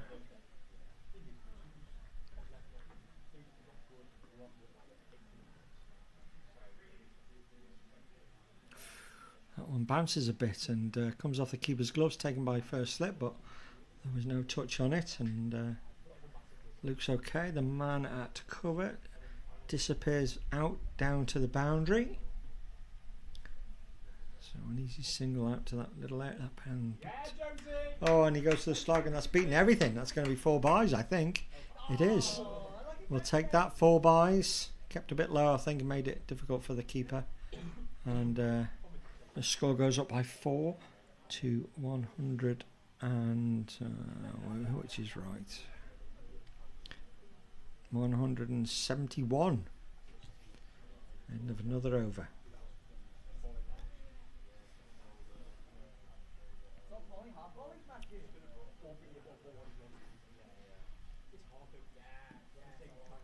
The news from Timpley is good. Timpley have moved on to 137 for 2. They now need 69 off the last 18 overs to beat Bramall. They've got 8 wickets in hand. Oxton are on the verge of defeat by the looks of it. They're 128 for 8, chasing Chester's 237. And as I mentioned before, there's no Tim Crawford playing for Oxton today, so huge percentage of their runs not on the field, and that's pushed out to the long off for a single. Didsbury, it's saying their game is held up for a ball change. Well, I can imagine what's going on there. 258 for 3 off 36.3 overs, so they need 61 to beat Cheadle. And they've got 14 overs and 7 wickets in hand to do it. Well, my money's on Didsbury there. That'll be Anderson. And what else are we looking?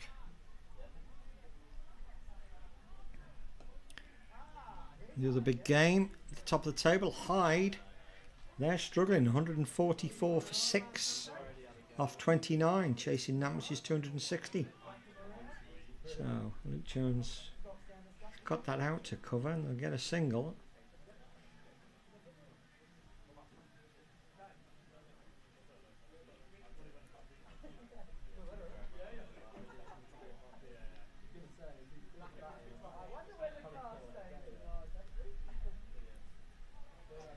Just he's hit that square. The man at cover's running round. He slid and stopped it, but they're going to come back for two.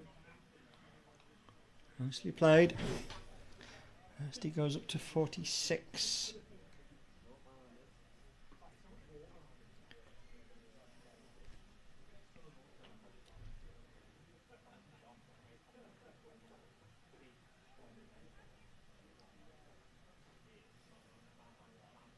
Bowler's coming in. Hurst isn't ready, so false start there. Umpire signals dead ball, just in case we didn't spot that. There's no run there. And that's the end of another good over for Neston. Only 4 runs, but no problem whatsoever. For an over is more than enough. 175 for 5. 38 overs gone. So what's that? 35 required off 12 overs. And we have 5 wickets in hand. There's no further wicket at the Brooklands.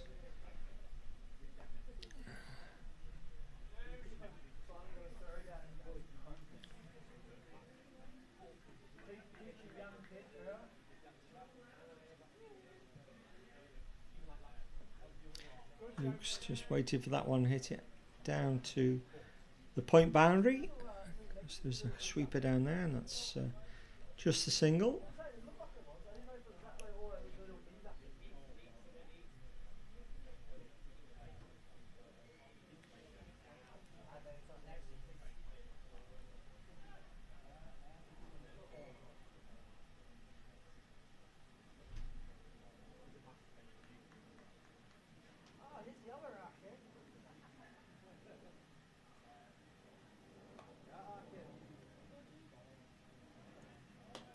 Half fielder, but enough to stop the single.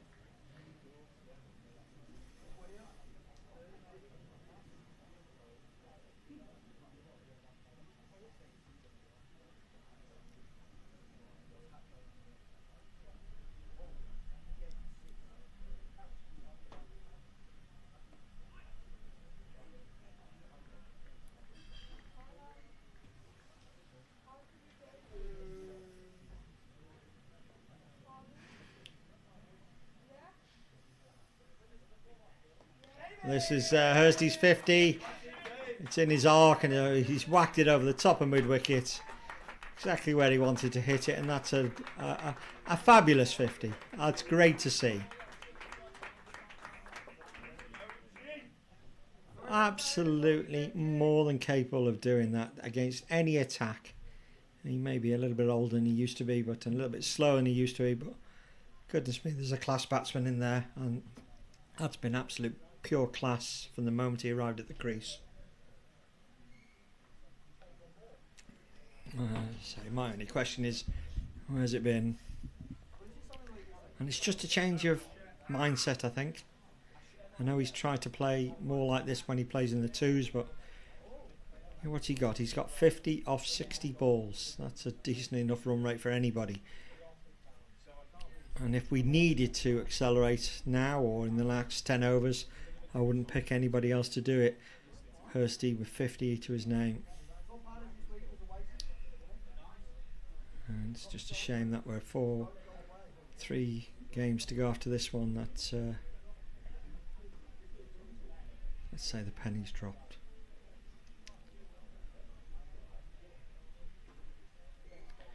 Right, meanwhile, still Burns. No, it's not Burns, sorry. This is Usher, isn't it? Usher from the tennis court end, persisting with the spin. Oh, crikey, and that's just hit him on the pads. Kept low, I think it's going down leg side. So, a muted appeal. Just kept low and skidded on a bit. This one is short outside off stump, and one of Luke's favourite shots, just to rock back and crash that away up to the cover boundary, but there is a man out there, so just a single. 50 for 6 over at Brooklands, so again that game comes and goes in little surges, and Brooklands are just fighting back a bit. They've got 17 overs left. Their target is 230 odd, 235. 234 is the target there. So they need 84 off 17 overs. Well, that's doable. They've only got 4 wickets left though, but it's certainly doable.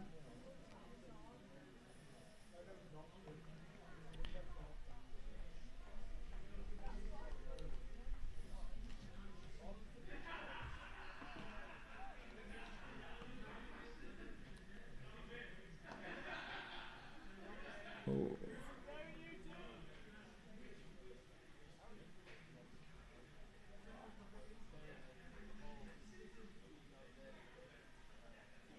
Short, and Hursty is that's like taking candy off a baby for Hursty there. Short down the leg side, he's just swiveled on it, whacked it away for 4, and it's all looking very good at the moment. Still not counting any chickens here. No score coming in from the back pitch because, as always, play cricket on a Saturday afternoon is struggling. 58 for 6 was the last we heard.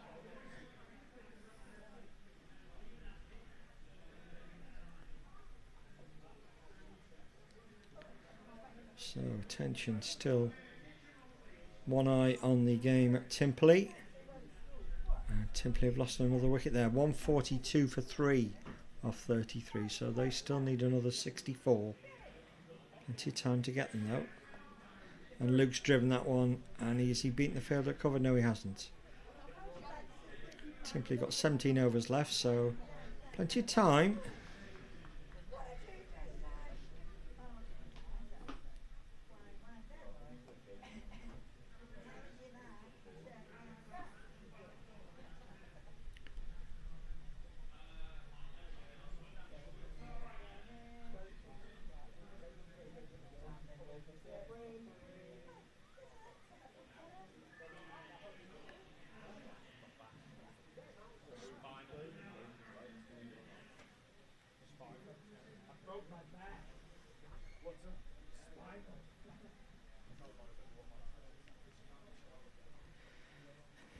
Solid forward defensive from David Hurst.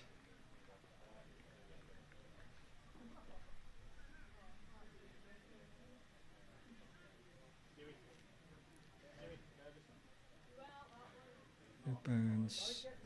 Ooh, interesting delivery.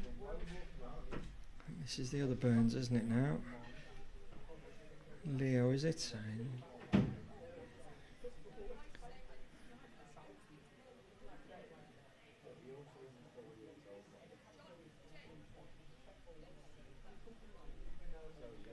Very fast arm action, well fielded.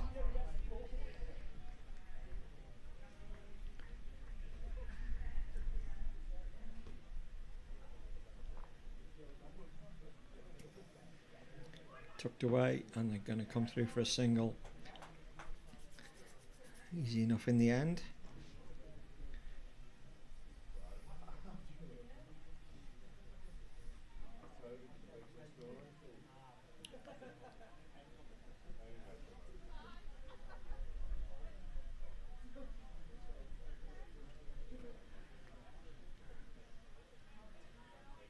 We're going to see the skipper come and have a go at the tennis court end. He's had a go at both the 2 goes at the road end, and Sanders is going to come on and have a bowl from this end. Right on medium fast.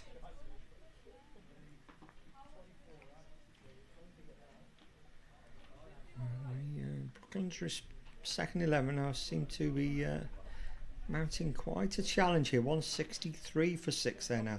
They need 71.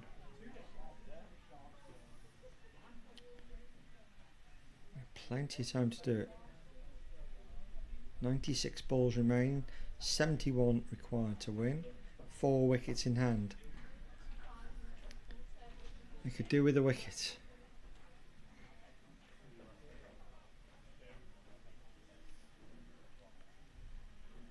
Here we don't want a wicket, we don't want any dramas, just a nice gentle jog over the winning line. We still need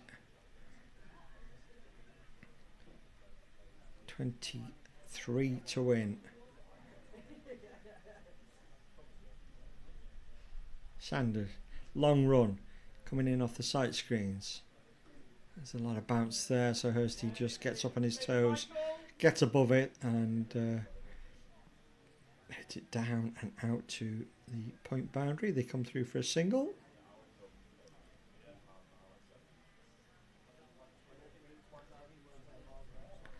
Looks like they're on a 2-drink break strategy at Brooklands. They're off again. Must be hotter there than it is. Well, I say hotter there. It's absolutely roasting in the commentary box now. I'm not certain how warm it is outside.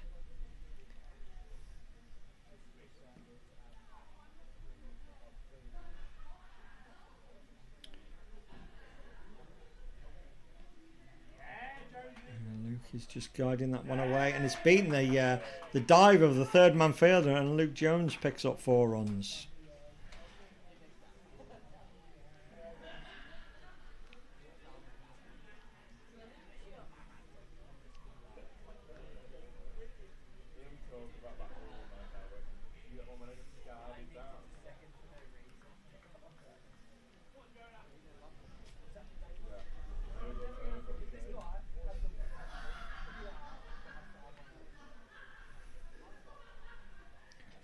Sort of a real swing at that one though, Luke, but it's gone past the outside edge through to the keeper. No run. A little bit of width, and Luke's eyes lit up there.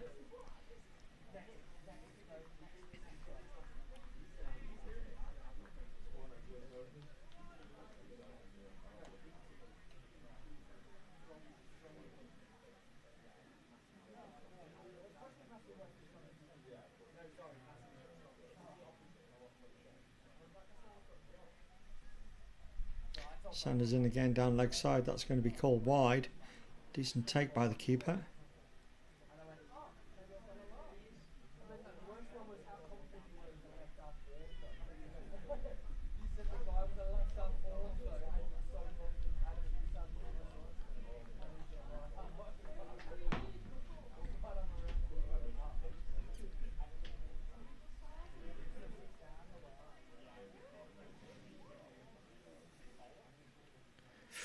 He's having an even bigger swing at that one, Luke.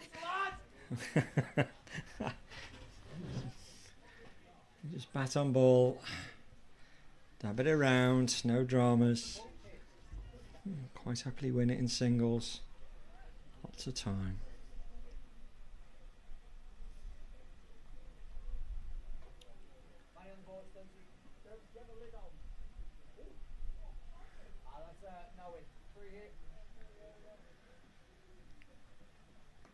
That's it. That's exactly what I needed to do, and unfortunately it hit it straight at the fielder, but that's no big deal. Yard either side, that would have been 1 or 2 runs as well. Next time.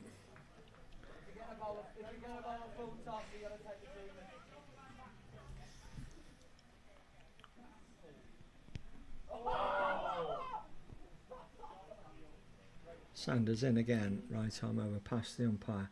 Right arm round the wicket to the left-handed Luke Jones. And Luke just dabs that into the mid-wicket area, and they'll come through for a comfortable single. Luke will keep the strike, end of the over. And the score has gone up to 194 for 5. 16 runs required to win. And there are 8 overs to get them in. Could do with a wicket over at Brooklands. You're not missing anything at Brooklands. They've been on an extended second drinks break there. We'll stay at the end of this game. I suspect our game here at Neston's going to finish earlier than Brooklands. And as soon as it's over, we'll flick you over to the second 11 game. So stay tuned to see the how that one finishes as well. I'll give you some commentary of what I can see on the screen there.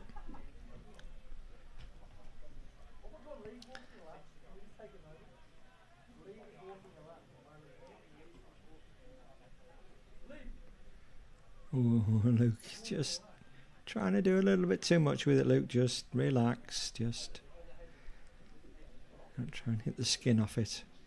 Still young burns This time Luke has wrapped his wrists around it and managed to get it out to the man down on the point boundary, and they'll take a single.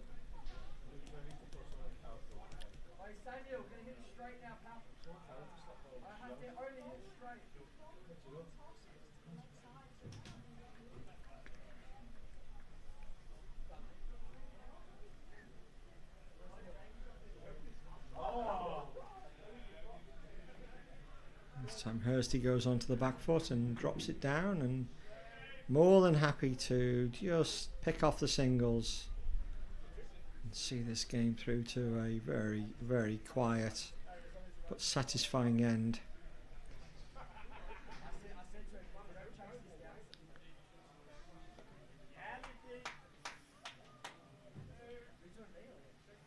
And another single.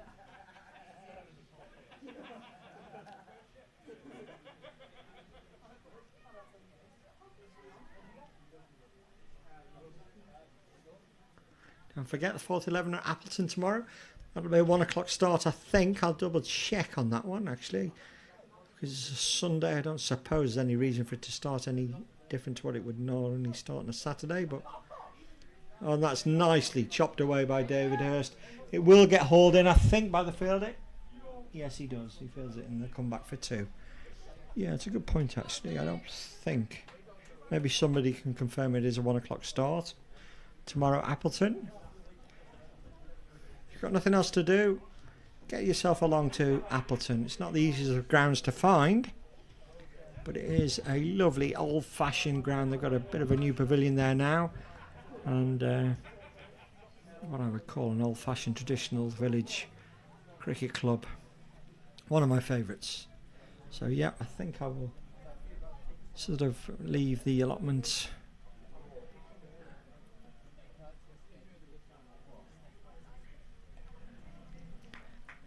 particularly when I know what I've got to do at the allotment. I've got this new bit of kit. You don't want, it's unbelievable. I don't know whether I'll be able to lift it up. Weed whacker, petrol driven. Probably hurt myself with it, I would imagine.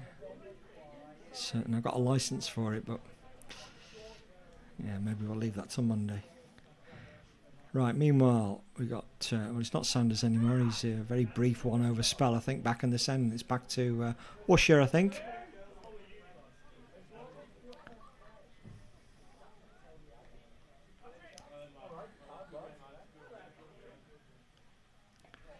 And that's he's not got hold of that one, Luke, and it's just run out onto the offside into the ring, and enough for them to come through for a single. Ushers into his 9th over. 199 for 5. 11 runs required to win.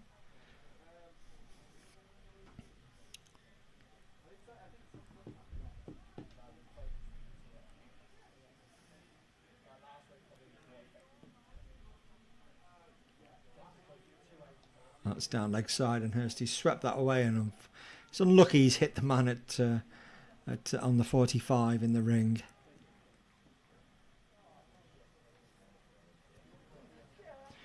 He's 59, not out, David Hurst. Pushes around the wicket to him, so he's quite happy to push that out into the offside. End of the 44th over.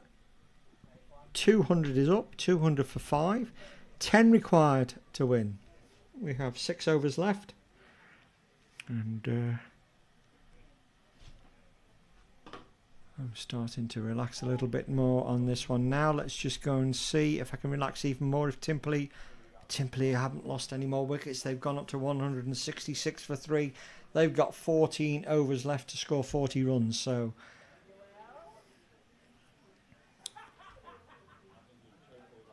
things looking pretty good for the first 11 here. Oxton, they've lost. Chester, they've battled well there, Chester. They were struggling with the batting. They got to 237, and now they've bowled Oxton out for 167. So Oxton have lost at Chester.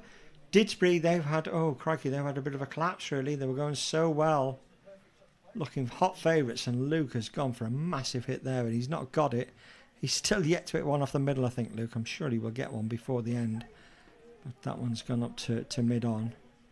Young Young Burns is in again. This time he's gone for it again, Luke. This time he has got it. This one will go all the way for 4. I think it was only a matter of time that Luke Jones got hold of one. That match at Didsbury, Didsbury were going along so great. They're still okay, maybe 275 for 7. 7 down though, so they've lost a couple of wickets there. They've got 9 overs left. They're chasing 318, or 319 they're chasing. So what do they need? 25, 44 to win off 9 overs, but only 3 wickets left. So a good game at Didsbury there. Cheadle will still fancy their chances of picking up those last 3 wickets though. Luke's happy to pass that one back. Hyde, there's 163 for 7 off 35 is asking a lot of their. They need another 98 to win off 15 overs against Nantwich. Making Nantwich favourites there as the C22 bus wends its way down Station Road, down Parkgate Road towards the front. And Timperley, 166 for 3 off 36. 34, 40 required for Timperley. 14 overs to go and 7 wickets in hand. No further wickets at the second 11 game, and I think Neston are going to need one. 178 for 6. 36 overs gone there, so I think the equation as far as runs per over is in Brooklyn's favour there, but they are 6 down, and if Neston can make a breakthrough, and it's Luke Matra who appears to be doing the damage there. He's 45 not out off only 28 balls, so there's a key wicket to be got there, and that's going to be the making of that game. That's well fielded. Good stop, save 3 runs because it would have gone up the hill to the boundary, but they come through for a single. 206, so a 1 blow away. 4 required to win.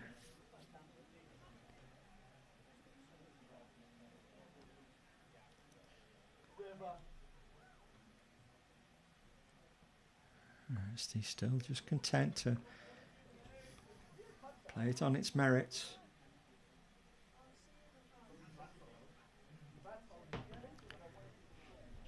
Still Usher around the wicket. This one, Hursty stands tall and hits it out. It's beaten the man at cover.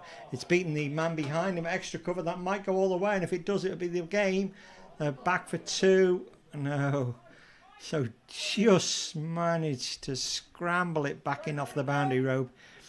That's 2. So 2 required to win. I cannot say enough about the way Neston have batted today. 1 or 2 slip-ups. I wouldn't say there was particularly bad shots or anything. There was the unfortunate run out of John Sanders. I think we batted superbly, and shows what can be done without breaking a sweat. We reached 206 in the, what are we in, the 46th over or whatever, without breaking a sweat, let's be honest, in terms of trying to smash it all around the place as we have done in the rest of the season. But that's a single. That makes scores level, I think. Is that right? Yeah, scores are level, 209, end of the over.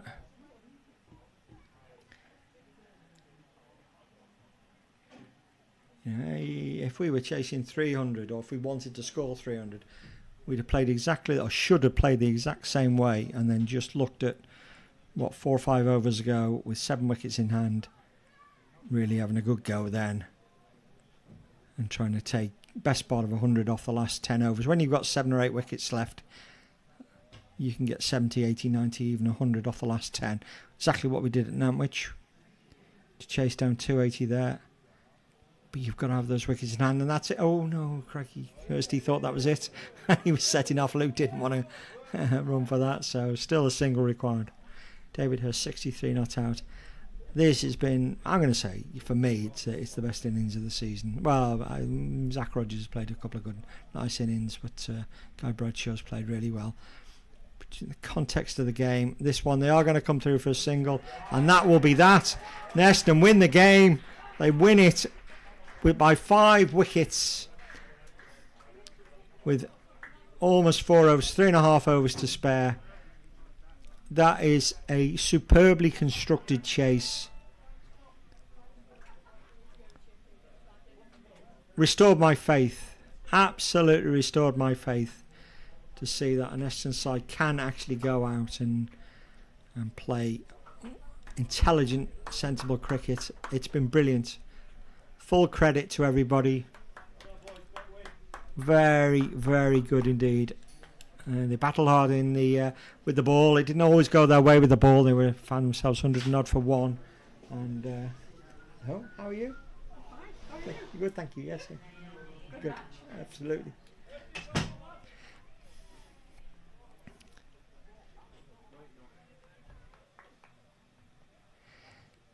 Really, really top stuff.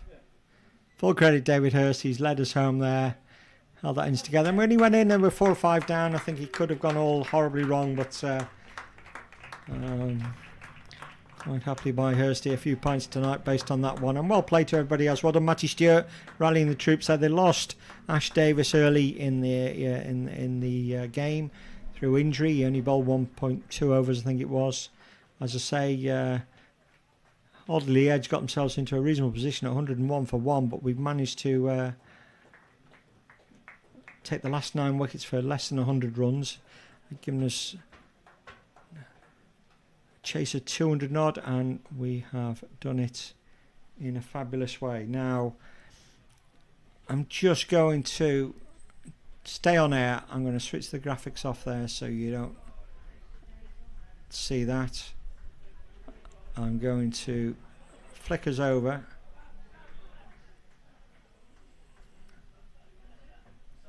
to the Brooklands game, the second 11 game. Let's get over there and see what's happening.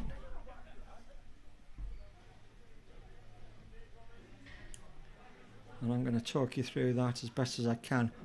But Brooklyn 2s, they've gone up to 184 for 6, so they need another 50. And there's plenty of time to do. They've got 75 balls remaining, so Neston in need of a wicket there. Preferably Luke Matra would be good. Also keep an eye on that chance for a run out there, is it?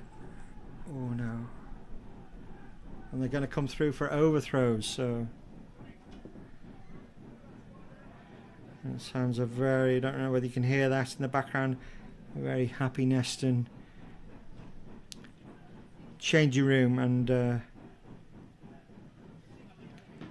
think, I'm not saying that the Bramwell result is irrelevant, it certainly is, but having won that puts us in a much more comfortable position. Still not safe by any sense of the word. Right, I've now lost the use of my laptop, because that's where this coverage of the second 11 is coming from, so I'll try and keep you up to date on my phone with the Timperley game and any other games that are going on still in the County League. Hello, Russ Thompson joins us. He's come to commentate the last vestiges of the second 11 game. Have you, Russ? No. How many did we lose in last man stands, Russ, today? 25. We've lost 25. 25 Man United fans all fell by the wayside. What a shame. C'est la vie, isn't it? And tell me, presumably you've been at Stockport. Are they playing today? Yes. And you've been? I've been. I have watched. I have vented my frustration. You lost? 2-1. 28 shots on target. 28 shots, lost 2-1 to 2 hoofball goals against Blackpool. Well, at least you had 28 shots. I mean, Well, yeah, you've been to games where you don't get any shots. Yeah. No, they played well. They played some nice football. Yeah. Just a bit sideways and slow, but no, they were fine. They were fine. Very good indeed. So, yeah, you saw the Chester score, of course, did you? Yes, 1-0. The last minute winner. Top of the league. Top of the league, having a laugh. Was that Yeah. second in succession, is it? Was it last? No, I think so. I know. Yeah. There was a Anyway, it was last week. clean sheets and everything, eh? Yeah, no, they're going nicely. Sheets. Yeah. So I'm just sort of watching the second 11 here. I think we've got a danger of losing it, to be honest. 189 for 6. Need a wicket. Yeah. Caleb Bradley is bowling. 40 out of 12 overs. Yeah. We need to bowl him A couple out. of wickets. Well, wickets will be a difference, particularly if we can get Luke Matra out. Yeah. I think I played against his dad years ago. Hash, well, I played with his dad for many years Yeah, for yeah. Cheshire too. So No, Cheshire this is when he was 60s. past his best playing for Oh, the, when for the threes. when he was playing for Cheshire over 60s, well past his best. I think I played with him when he was at his best Right. against him back in Yeah. the day. Yeah. I would imagine. I can't Yeah. remember. I take it you didn't have a visitor today, Which visitor? Mr. Falk. No. Oh, there's a surprise. All right, okay, right. Yeah. Haven't seen him at all. No. All right, okay. One of those, is it? Yeah. All right, okay. Leave that one with you. Yeah, so a few Everton fans went through. So. Yeah, good. And a few on the line tomorrow, are they? Yeah, City's a biggie. Is it? And Liverpool? A few people on Liverpool or not? No, nobody on Liverpool. You kidding me? No, Really? nobody on Liverpool. Nobody fancies Liverpool. Anybody in Newcastle? No. All right. No. That was, Isn't that a wide berth? yeah. So we've got. Oh yeah, sorry. Oh, well, that could be out. He's not going to give him the. Oh my goodness me! How close must that have been? Oh. Let's see if we can see that one again. What's this one, Russ? What are you giving here from this angle? Oh, maybe it's going down. It might just have been going down. We'll have a quick Nathan look didn't at. think it was. No, well, they're at that stage of the game where they're desperate. Let me just see if there's any other indication. Yeah, Nathan's going down the leg side. No, that's fair enough. Sorry, we have two on Liverpool. We have Carol Leary and Craig Hughes. Okay. 4 people went through on Everton, including Messrs Brooker and Schofield. So it was obviously a Greg thing Right. Yeah. to do that. A few on Chelsea. 1 on Brentford, who were winning 1-0. 1 on Spurs. Oh, Chris Treno went out on Sunderland. And 2 on Villa tomorrow. All right. Okay. Unsurprisingly, Eric Falk is one of them. Right. Okay. Yeah. So, yeah. Right. So the twos need something to happen. Meanwhile, at Timperley, the Timperley first 11 are 193 for 3 off 39, so they only need another 13 to win. I'm calling that one. So, what on earth are Bramall going to get out of that? They got 3 batting points, and will get at the moment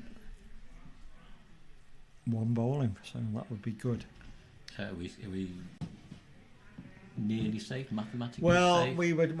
Is it Brooklands down, are they? Brooklands are out and mathematically relegated. Right, okay. Bramall, what were they? 26 points behind us. We've just picked up 20. They're 46 points behind us. If they pick up, so they're 2 wins behind us at least. Yeah. And there's only 3 games to go. But we do play them. Yes. But we do play them. But I feel a lot more comfortable. Where's that one gone? Jake Chrisley, as you can see, is the bowler from the near end. This is at Brooklands. It's years since I've been to Brooklands, so I'm struggling to picture it. This pavilion. Changing rooms. Changed to the David Lloyd Centre, didn't it, with the underground changing rooms? Right. With one of the smallest second team pitches, which I was more used to. Don't tell me it's 6s there, Russ. No, only top edges. Right. Yeah, it was a bit too long straight, but if you top edged a hook, it would go for you could get a boundary out of it for me.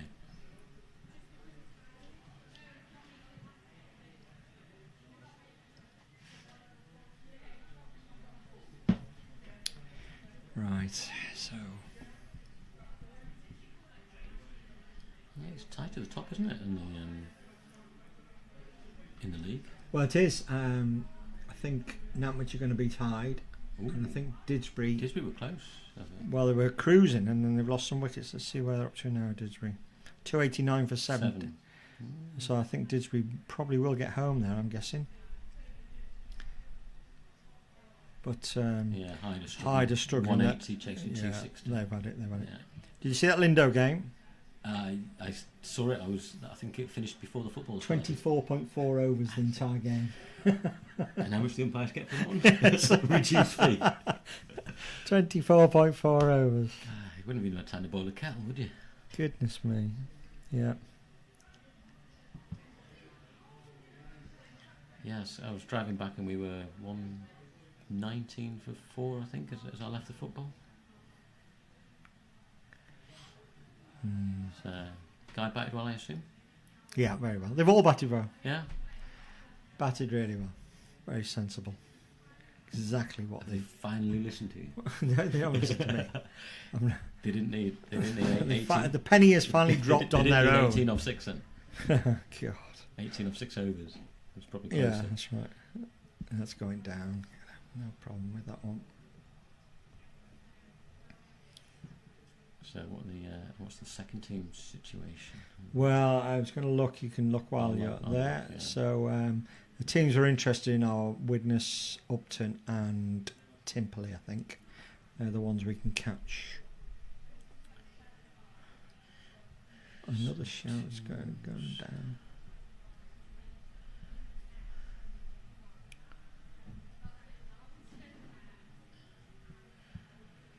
9 overs after this one at Brooklands, 194 for 6.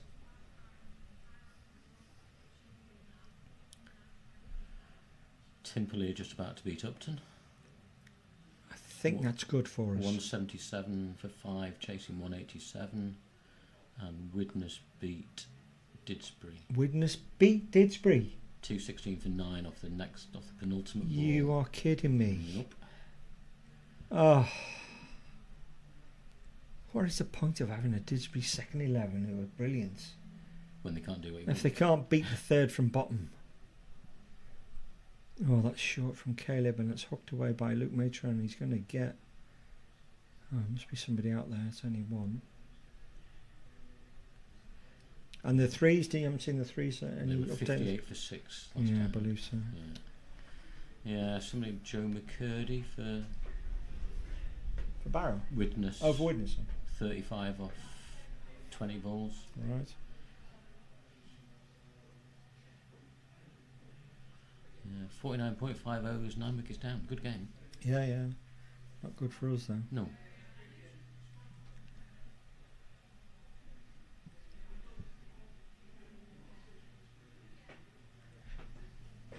Either way, we need to win this, don't we? Caleb in, driven out onto the offside.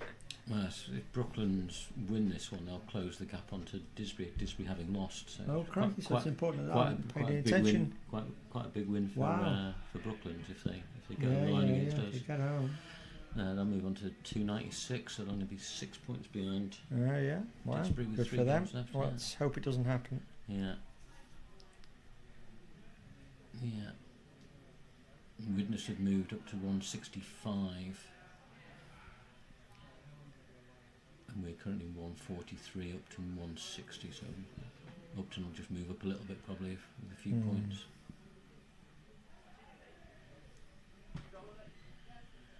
But we've still got, I mean, this is our toughest fixture left really, isn't it? Yeah, yeah. So yeah. we've got, I think Yeah. we've got Upton, Widnes and Timperley.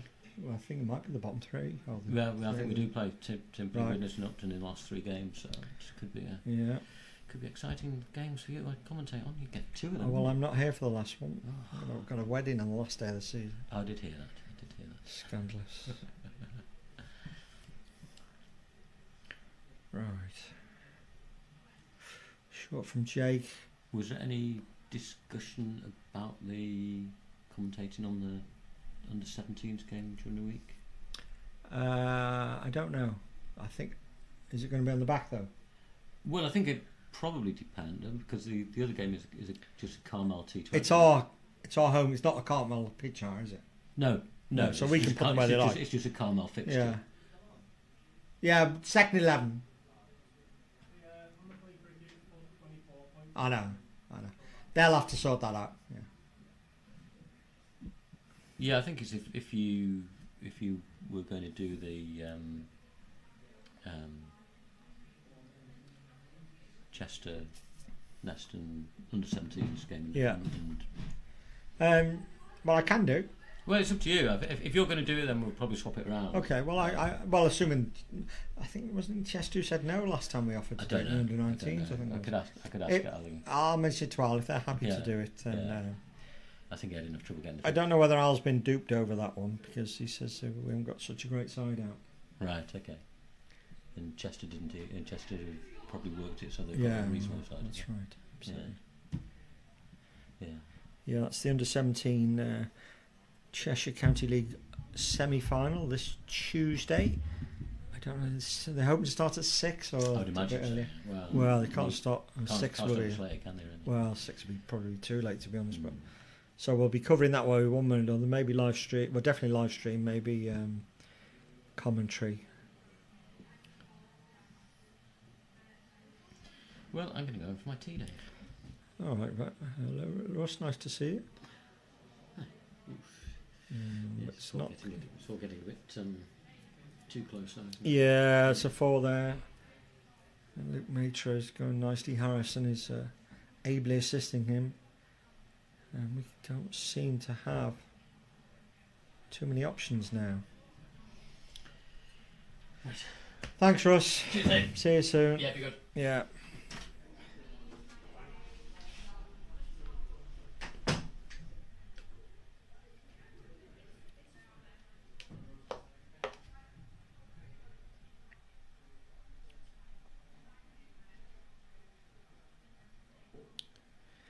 The news from Timpley is that they have finally beaten Bramall by 7 wickets, quite comfortably in the end with 10 overs to spare, and Bramall picked up 4 points. Toby, how are you? I'm good, thanks.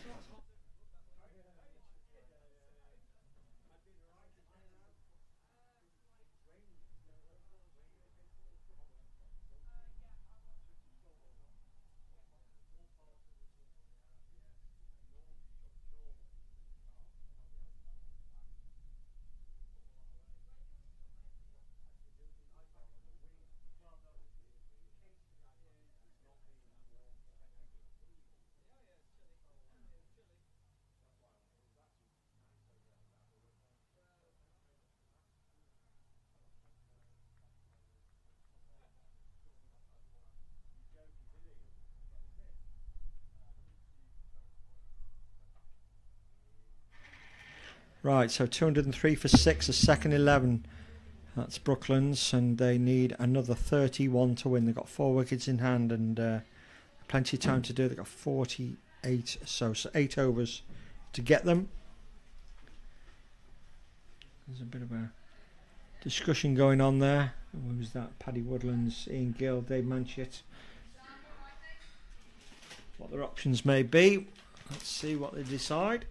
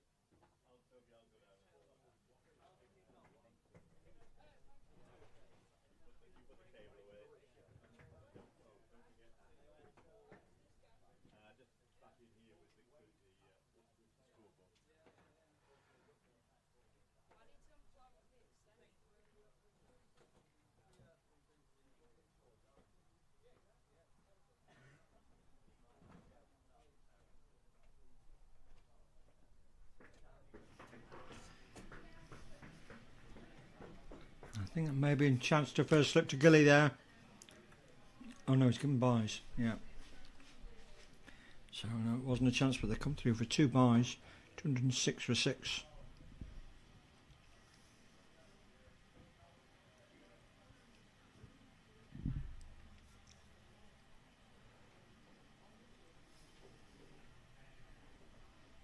Caleb Bradley coming in from the far end. Hit out to extra cover and they're through for a single. That's the end of the over. 207 for 6. 27 required to win. 42 balls remaining.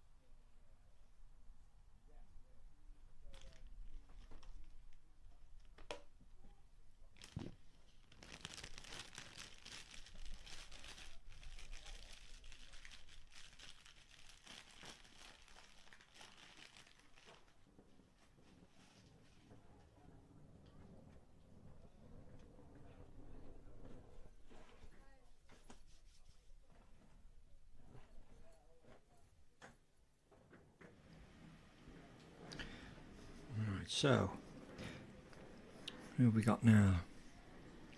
Isaac Bradley's coming on to bowl from the near end. Right arm leg spin.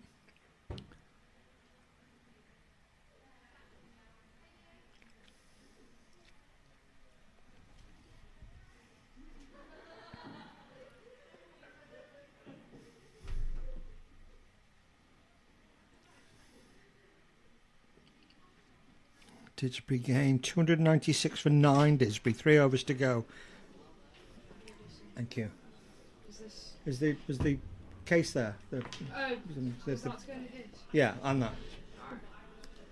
Thank you. I'll have the case then. Thank you.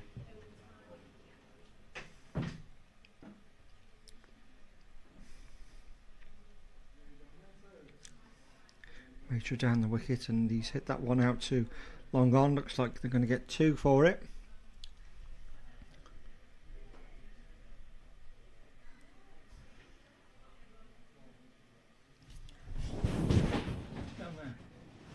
Down there. The black bag.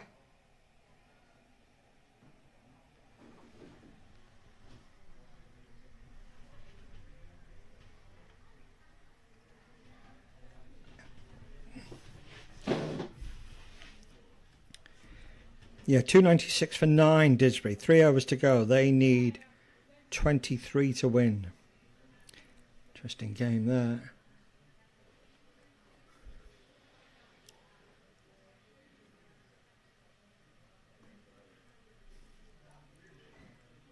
And Brooklyn's second 11 move up to 212 for 6.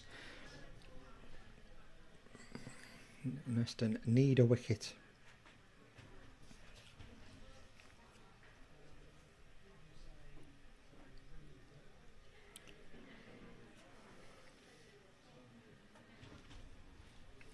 Norwich have beaten Hyde. So the only game remaining in play in the Premier League.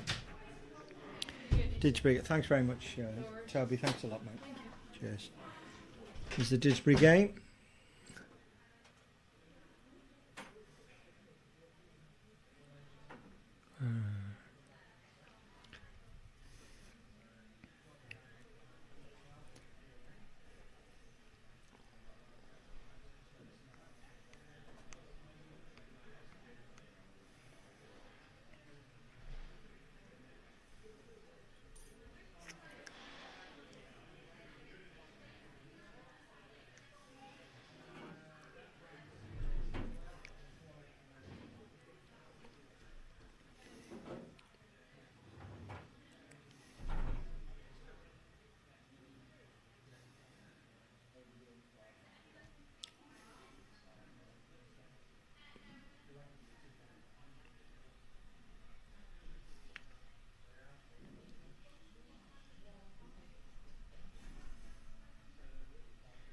So Caleb Bradley to bowl from the far end.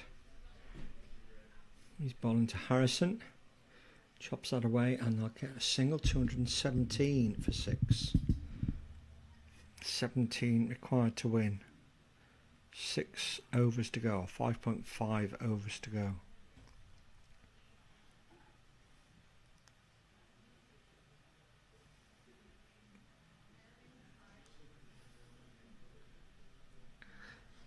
Didsbury 2's losing. This will close the gap up at the top. Brooklands will go within striking distance of Didsbury.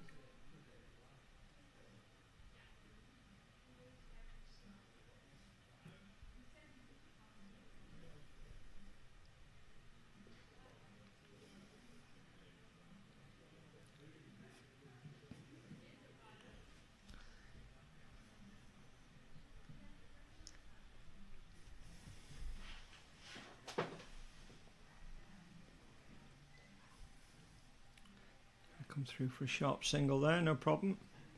Leg buys. 219 for 6. And Didsbury have lost at Cheadle against Cheadle. They've been bowled out for 298 in the end.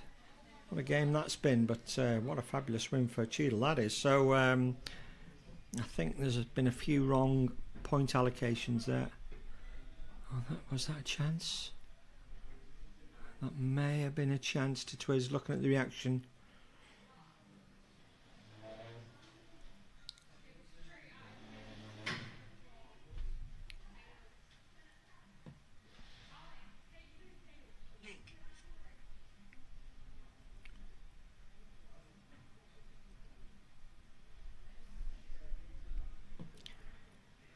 So the net result of today's games is that Nantwich have gone top of the league, with Hyde second still, and Didsbury in third place. And at the bottom it's looking a little bit healthier now. Brooklands are relegated, they're down, mathematically gone, 117 points from 19 games. Bramall 155 points from 19 games. Neston 201 points from 19 games, so 46 points. Well, I think Neston will be given 24 points for today, so that'll be 42 points ahead, Neston. And Oxton dragged back into it a little bit. They're only, well, 10 points ahead of Neston. And Timpley's win against Bramall almost certainly sees them safe. Does see them safe. So it's now a 3. Well, Brooklands have gone 1 relegation battle place up for stake, up for grabs.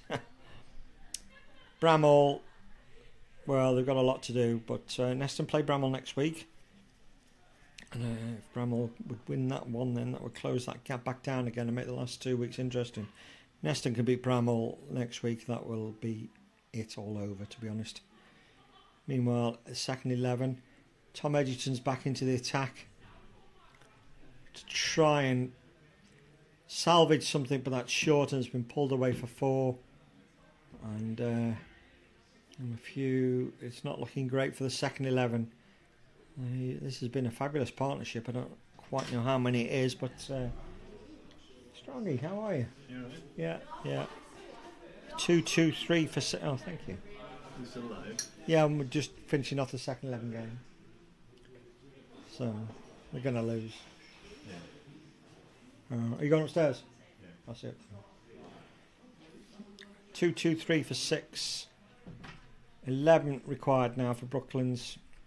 It takes something quite dramatic from Neston to turn this one around, but stranger things have happened. 4 wickets, tail enders.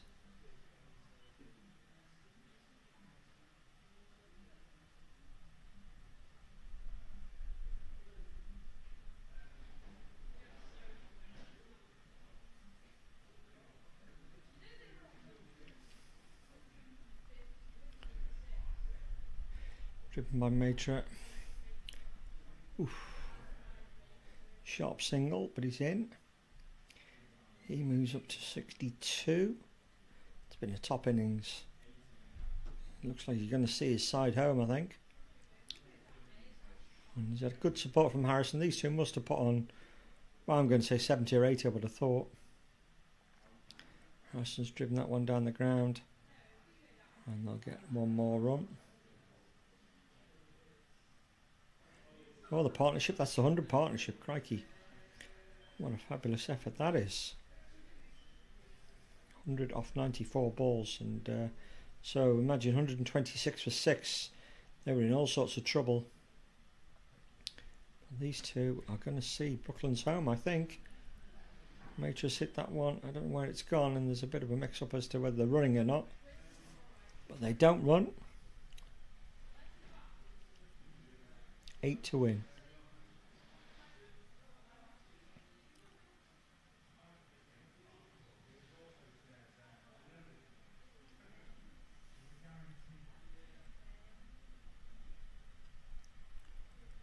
Solid forward defensive from Matra.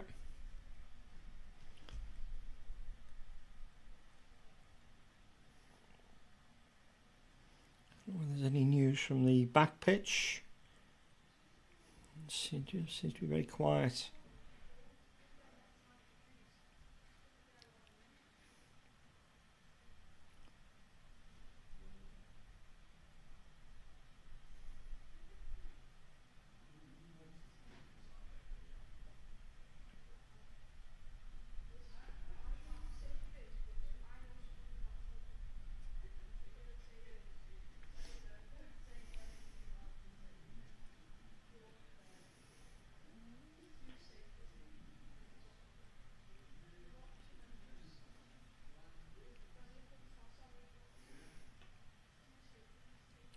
Right, Kelly Bradley, he's from foreign. This is the last throw, maybe. Oh,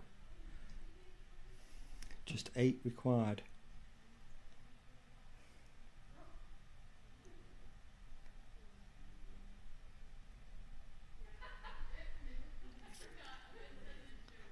Oh, if Ronnie had picked that one up at mid-on and hit the stumps, I suspect that could have been a run out. Just bobbled in front of him.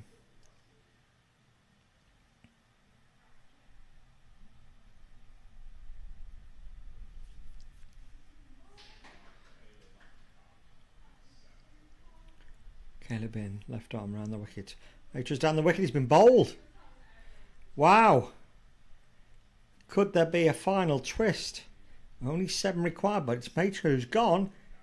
He's run down the wicket, and there's no need to do that particularly, but he's run right past it, and Caleb has bowled him. Well, well, well, who knows? Harrison's still there, 32, not out. Blimey, so what have we got now? Number 9 coming in.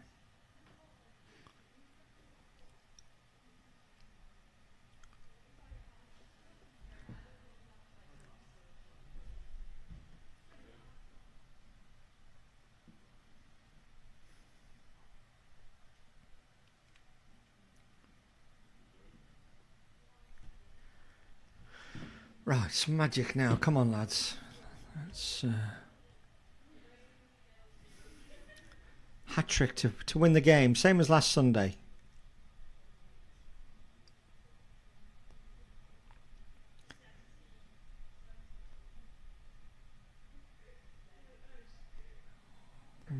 Picture a bit there. They're going to get 4 there, though.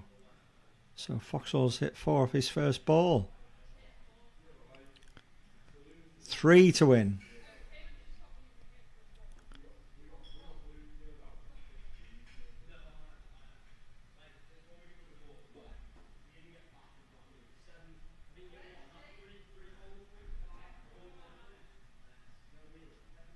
Okay, Caleb in. Where's that gone? He's hit that one out. He's obviously straight at a fielder. No run.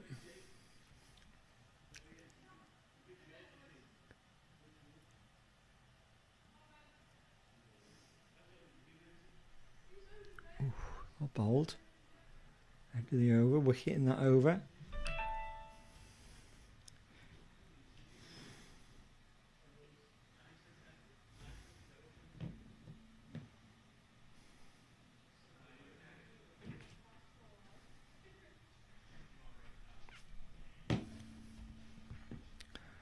Right, so he's going to bowl from this end now, and I think it's going to be Tom Edgerton.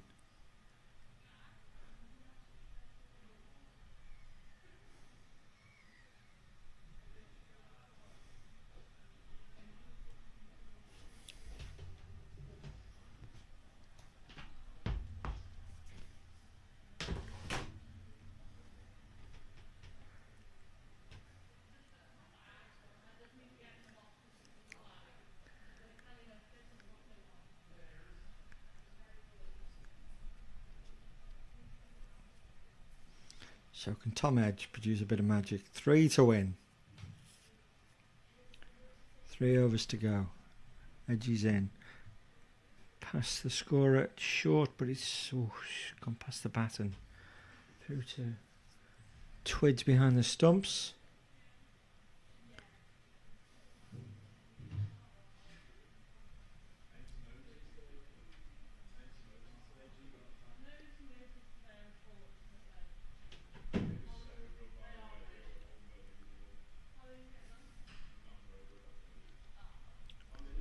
It's straight down the ground and come through for a quick single.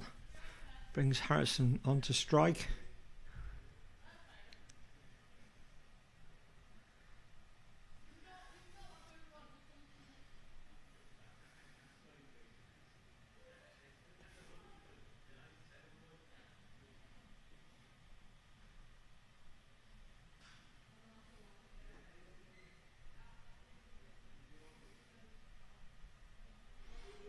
It's guided down to third man where Ronnie Lee Swain fields. I think it's Ronnie down there, is it? No, maybe not. It's Isaac. No, it's Jake, isn't it? Just one to win now. I think it's probably all over. Ball the shouting. Field comes in, slip goes in. Tom Edge needs absolute magic here. He's hit that one away. Oh, what a great stop that is by Finley. It's that extra cover. Very short. Drilled at him. We'll stop Finn. Keeping the game going.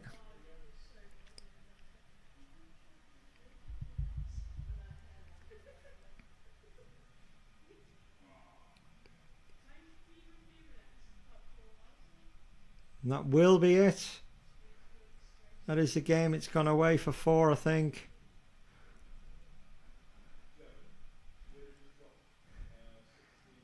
And that's a great chase by Brooklands 2s, to be fair. Set a good score by Neston, 234, and they've got it with over 2 overs to spare. So that's it. Fabulous win for the 1s. I think I haven't had it confirmed, but I assume the 3s have lost. The 2s have lost. A high-scoring game. 4s will be at Appleton tomorrow. If anyone's passing Appleton way, it's out by Warrington. Lovely ground. I'll probably be there at some point or other. Tuesday night we'll be back here for the under-17 semi-final against Chester. And next Saturday, I can't remember whose 2s will be at home. Can't remember who against. But we'll have live coverage then as well. So that's it. It's been a long day. I'm going to get a pint and I'll sign off, and thank you all for watching, if anybody still is. No. And that is it.